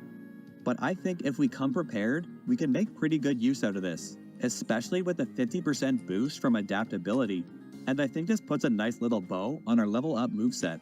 But what about by TM? Well, I mentioned earlier that we get pretty screwed in our TM learn set, but to lean into our adaptability ability, I don't think I want to add that much type coverage here. Let's stick with what we know. I could add moves that we're missing out on like Blizzard, Poison Jab, or Dragon Tail, but I honestly don't think they do us much good. Return is almost always the better play, and so I'd like to lean into our character over the type coverage. But I will make some changes where it would fill a niche, like False Swipe, which we shockingly cannot learn, but will help us catch some Pokemon very easily. Thief is another good pick, as it can be nice to farm held items off of wild Pokemon. And lastly, I want to allow us to learn the HM03 Surf, which most Route 1 rodents can. Learning this allows us to compete with Stoutland for utility, who as previously mentioned, can learn this as well. These three moves allow us to be a much more competent utility Pokemon, which means you can catch Stoutland for raw damage if you want, while still keeping Watchog around as an HM user, or for helping catch Pokemon. Stoutland is still the better all-around option when compared to Watchog, but we've definitely closed the gap here. But the question still remains, by how much? It's time to put our big boy pants on and take this meek little meerkat through the Unova region. As usual, I'll be building a full team around Patrat to show it off. I won't be over-leveling past the gym leader's ace. I will only be using held items in battle, no items from the bag, and I will be playing on set mode. With all that out of the way, Patrat, it's time for your big adventure. Stay safe out there. So, to start off, I choose Snivy as our starter. This is Sir William Archibald Pent Esquire III, the Snivy, heir to the pristine superior lineage, but you can just call him Sir Pent. Sir Pent has lived a very sheltered life, but he's always yearned for something more than the life of luxury. And so, he's trusting us to take him on the adventure he's always been looking for. But the fact still remains that royal blood runs through the young charge's veins, and we're carrying some very precious cargo, so we'll have to protect him at all costs. Enter Frederick the Patrat, royal retainer extraordinaire and part-time sheriff's deputy on weekends, and he hasn't earned that title overnight. Freddy is an extremely alert and cautious individual, hence his careful nature. He takes serious pride in his ability to keep Route 1 safe, but he can be a little bit overbearing at times. Regardless, I'm sure he'll do a great job of keeping Sir Pent out of harm's way, as he's not very competent in battle. Frederick only knows Tackle for now, as per usual, but now has the adaptability ability to power up his tried and true normal type moves right out of the gate. Hopefully that'll give him a leg up on any dangers that await us in the unforgiving Unova region. On our way through Accumula Town, we encounter some hooligan, risking his life while giving some pompous speech. Can he not see how high up this stage is? It's like 1 foot. One wrong step, and that's a minor trip. Does he not see how windy it is? Honestly, some people. And you never know who is lurking in a crowd. See? We get attacked by some punk looking for a fight. These city streets are mean, but luckily, we can get our first taste of adaptability boosted tackles, as we can easily outdamage his Purloin despite being a lower level, threat neutralized. After that, we decide to pay a visit to the trainer school, where we encounter Charon, who picks a fight out of nowhere. Sir Pent is very eager to get a taste of combat, but... Whoa, is that a pig on fire? That's it. Back in the Pokeball, Snivy. Freddy will take it from here. Sorry, but fire types are way too risky around our young charge here, and Freddy isn't taking any chances with a critical hit tackle to take it down, and the incoming Purloin meets the exact same fate. Looks like the mean streets of Unova are more dangerous than we thought. We may need to get some more help to cover our backs. So, we head to the nearby dream yard where we can talk to this girl. Freddy decides that it's best if we come prepared by picking up this Panpour to counter his Royal Majesty's weakness to fire. Normally, we'd be opposed to any and all forms of monkey business, but Larry is a certified lifeguard who can keep us safe in all aquatic environments. Should be a good addition, so long as we're all wearing our life jackets at all times. Time for our first gym fight against Chili, and right away, Freddy is cooking with gas, as he can two-shot his lead Lillipup while it wastes time going for workup, and we also outdamage his ace Panseer. Right from the get-go, adaptability has brought us up to speed with the heavy hitters like Lillipup, to the point where Patrat is probably the harder-hitting Pokemon out of the two, which is great. That was my main goal, and hopefully it'll give us more longevity from here on. After that, we follow Team Plasma back to the Dream Yard, where they torment a poor Muna to acquire some Dream Mist. After scaring them off, the Pokemon is clearly traumatized and scared. He doesn't feel safe in his own home anymore. I tell him that we've got the best bodyguard in the biz, and offer him the chance to tag along with us, which he happily obliges. Woombi the Muna is a gentle little angel who isn't much for Pokemon battling, but he's already proven that his illusion powers can help keep us safe, and his ability Forewarn will keep us one step ahead of any danger. He's often caught dozing off, but no matter, Freddy keeps watch all night anyway, and what's one more ally to protect? Next, at level 20, we evolve into the true safety ambassador, Watchog. And no, there's no going back from this. We haven't really needed a power spike thus far, but it'll be interesting to see just how hard we can hit in our final form. Only one way to find out as we take on Lenora, who's got some newly evolved normal types of her own. I lead with Woombi against her Herdier. Woombi can absorb the Intimidate and scope out the scene with her Forewarn ability, giving us some keen intel that this Pokemon knows Takedown, something I definitely didn't know before. I go for a Yawn as we get hit with a Leer, and then I switch into Freddy who gets hit with a Takedown, but we tank it better than expected and stay above half health as the Herdier falls asleep. We start chipping away with our new move, the super effective Low Kick, but something I didn't consider is that adaptability boosted tackle might actually do more. I'm honestly not sure as we take him down with a combination of the two. This brings in her ace, a Watchog of her own. Time to see which of these safety squirrels is the superior supporter of security. Freddy stays safe for one turn by thinking one step ahead, going for Detect to block the double-powered Retaliate. Then, I go for Tackle for less damage than I was expecting and get hit with a Hypnosis, putting us to sleep. But can you imagine not coming prepared with a healthy snack to a tiring battle like this? We wake up thanks to our held Chester Berry and mix in a Low Kick, knocking Watchog into the red. But we do get hit hard with a Retaliate down to just 10 HP. Both rodents are hanging by a thread as Lenore heals, and Freddy lands another Low Kick, knocking her back down to exactly half health. Can Freddy find the high roll? Well, that would be the safe thing to do, as Freddy lands a kick to the face with his little white boots, ending the fight. I really like that Low Kick made just enough of a difference to see us through there, even out-damaging adaptability. Hopefully, it'll be all the coverage we need before learning Crunch, as I did drop Bite, which is something you wouldn't ordinarily do with Patrat. But Detect was needed here to block Retaliate, and Quick Attack should definitely come in handy at some point, so good win. But, immediately after, we run into those dastardly Team Plasma degenerates again. Not only are they stealing a precious artifact, but their ruckus is forcing us to breathe in all this smoke. Talk about a safety hazard. They flee the scene of the crime, but as a part-time sheriff's deputy on weekends, Freddy does have the authority to take these hooligans down. Safely, of course. We don't want to be running as we could trip and fall. Eventually, we corner them in Pinwheel Forest, and Freddy sends them off with their tail between their legs. Adaptability Fake-Out plus Quick Attack is a deadly combo that can take out pretty much any Pokemon. We've also got Retaliate now from beating Lenora for an extra power boost, so Freddy is a real force to be reckoned with. But after the win, we unfortunately have to let Team Plasma get away. What? I said he's a sheriff deputy on weekends. It's Wednesday. As we walk slowly but safely toward the foreboding Castelia City, Freddy is on edge. We've heard that the crowded streets have raised a population of nasty ne'er-do-wells, and that's a lot for one bodyguard to handle.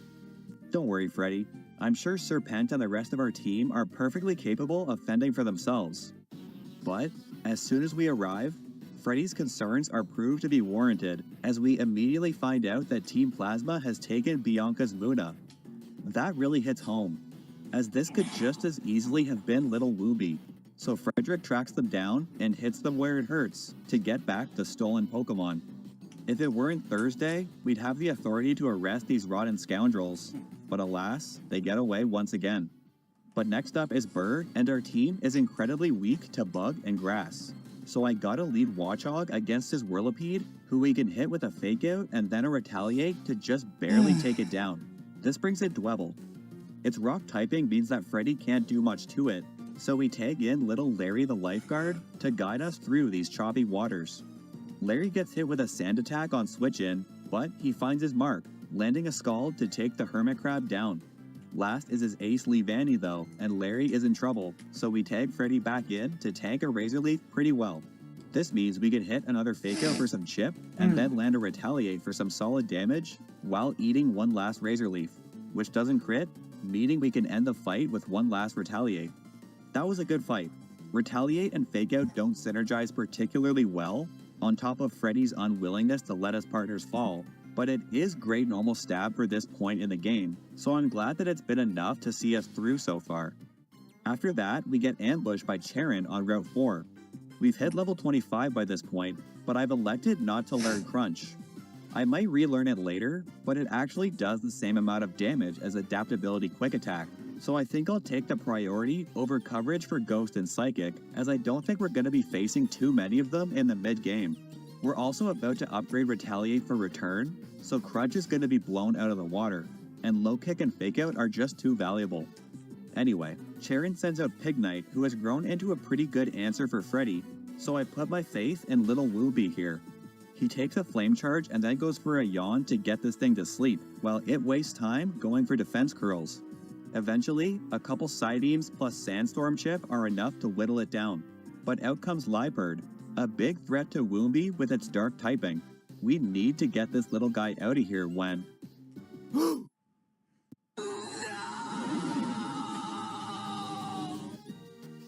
How dare you touch a hair on Woomby's little head? The overprotective Freddy comes right back in, wasting no time with Fake Out and demolishing it with a Retaliate that would have knocked out Liebird 3 times over. That was a moment of weakness for Freddy. He failed his duty and let Woomby get hurt. Clearly, we need an answer to the dark types that threaten our team. Enter Patty the Dwebble, who we encounter at the nearby desert resort. Frederick was initially skeptical about her signatures, as sharp objects are dangerous. But we were then told that Patty knows how dangerous scissors can be, and has chosen to sacrifice her speed to a lowly 55 to ensure that she never runs with them. Wow, talk about a safety ambassador. Welcome to the team. And right after that, we head into Relic Castle, where we meet a lowly Yamask. She tells us that her name is Susie and that she used to be a human. Susie is the dead soul of a reckless child who got hit by a bus and killed. As a result, she somberly roams the afterlife, hopelessly wishing she were more careful in her one chance at this feeble thing we call life. It's a really sad story, but if anyone knows the meaning of safety, it's a Pokemon like this. And Freddy and I offer her a chance to make something of her afterlife by coming with us. Welcome to the team, Susie. Our safety squad is now complete. Up next are Elisa's electric types. She leads with one of her Emolga, who is too fast for Freddy as it Volt Switches into its twin, who gets obliterated with a return. The Emolga comes back in to do the same thing, this time pivoting into her ace, Zebstrika, who gets knocked into the red by another powerful return. We have a couple turns of back and forth as Elisa heals with a couple of Hyper Potions, but eventually, we finish it off with a quick attack. Her Emolga takes the field one more time, but now with nowhere to run, it too falls to the awesome power of Adaptability Return. I've been really enjoying this power spike on Freddy, as most of our team members evolve late, like many Pokemon in Unova do, so Watchog has really been carrying. It might seem like Return is OP, but trust me, Herdier would be doing the exact same thing, except with Intimidate, so I'm glad our damage output has been keeping up. After that, we've got a Charon fight that again flexes the raw power of Adaptability Return. The mid-game is generally where a Route 1 rodent should be power spiking, and I'm glad we've allowed Watchog to flex a little bit harder, as we can one-shot most things at this point in the game. I'm expecting to fall off a bit beyond this point as we've got a tough gym leader fight in Clay coming up, but we'll enjoy the easy victories while they last. Speaking of, time to take on this dude from Down Under, and he starts with Krokorok against Freddy. I thought this thing had Intimidate, but apparently not, so it falls pretty easily to Fake Out plus Return. Next is Palpitoad, who also gets one-shot by another Return, sending in his ace, the almighty Excadrill, a very threatening steel type, so Return won't be helpful here. But we've kept Low Kick for this very reason, and Freddy is holding his classic Expert Belt that he earned from several years of karate training. And we do surprisingly outspeed and take it down to half health, just out of Citrus Berry range. And he wastes time sharpening his claws, meaning we can end this with another Low Kick. Nice win, and it's great to mix things up from the tried and true Return strats for a change. I'm glad that we granted ourselves early Low Kick, and it's good. Oh.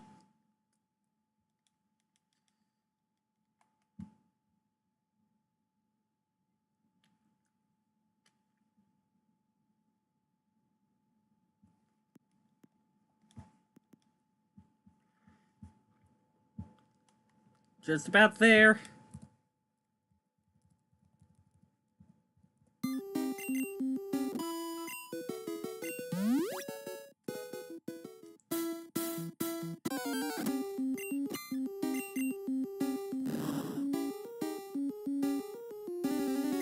Free me! Free me! Free me!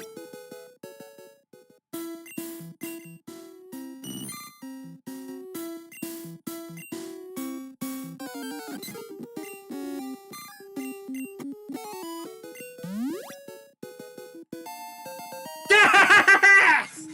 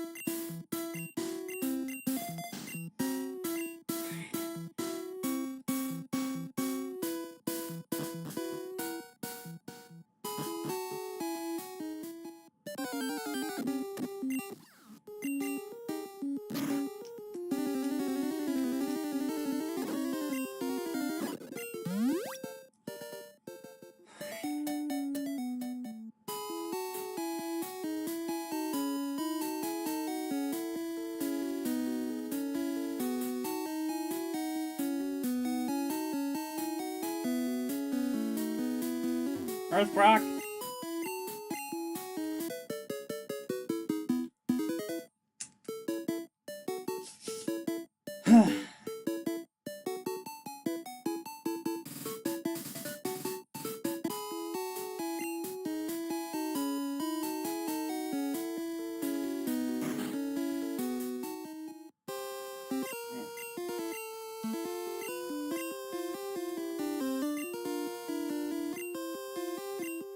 Rocksteady is a spear dude. Offense driven, he can throw rocks with high accuracy.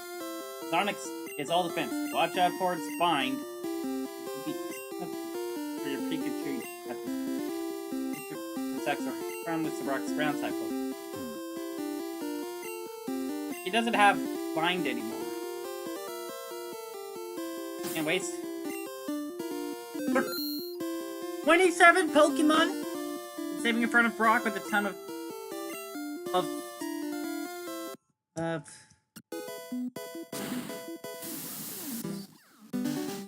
time of 39 hours and 38 minutes.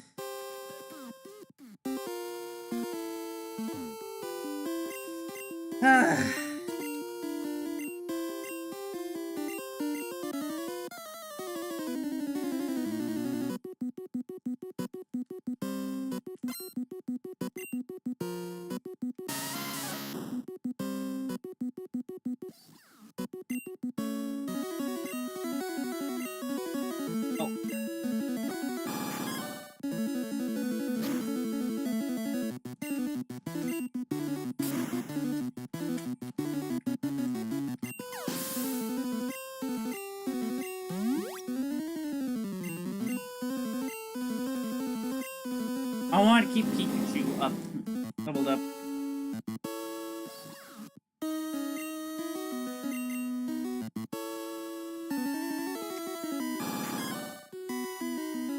Oh, he does still have Bind. I know that they actually buffed Onyx so that it would be a better gym leader ace and Elite Four Pokemon.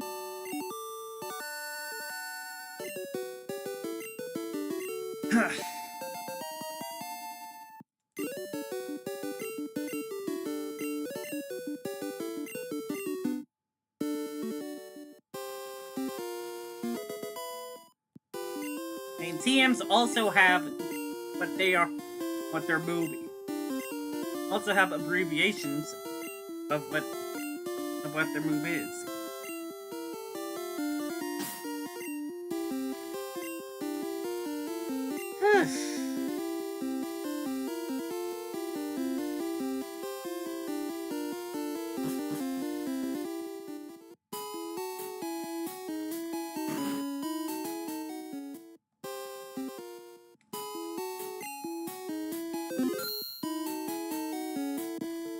Okay.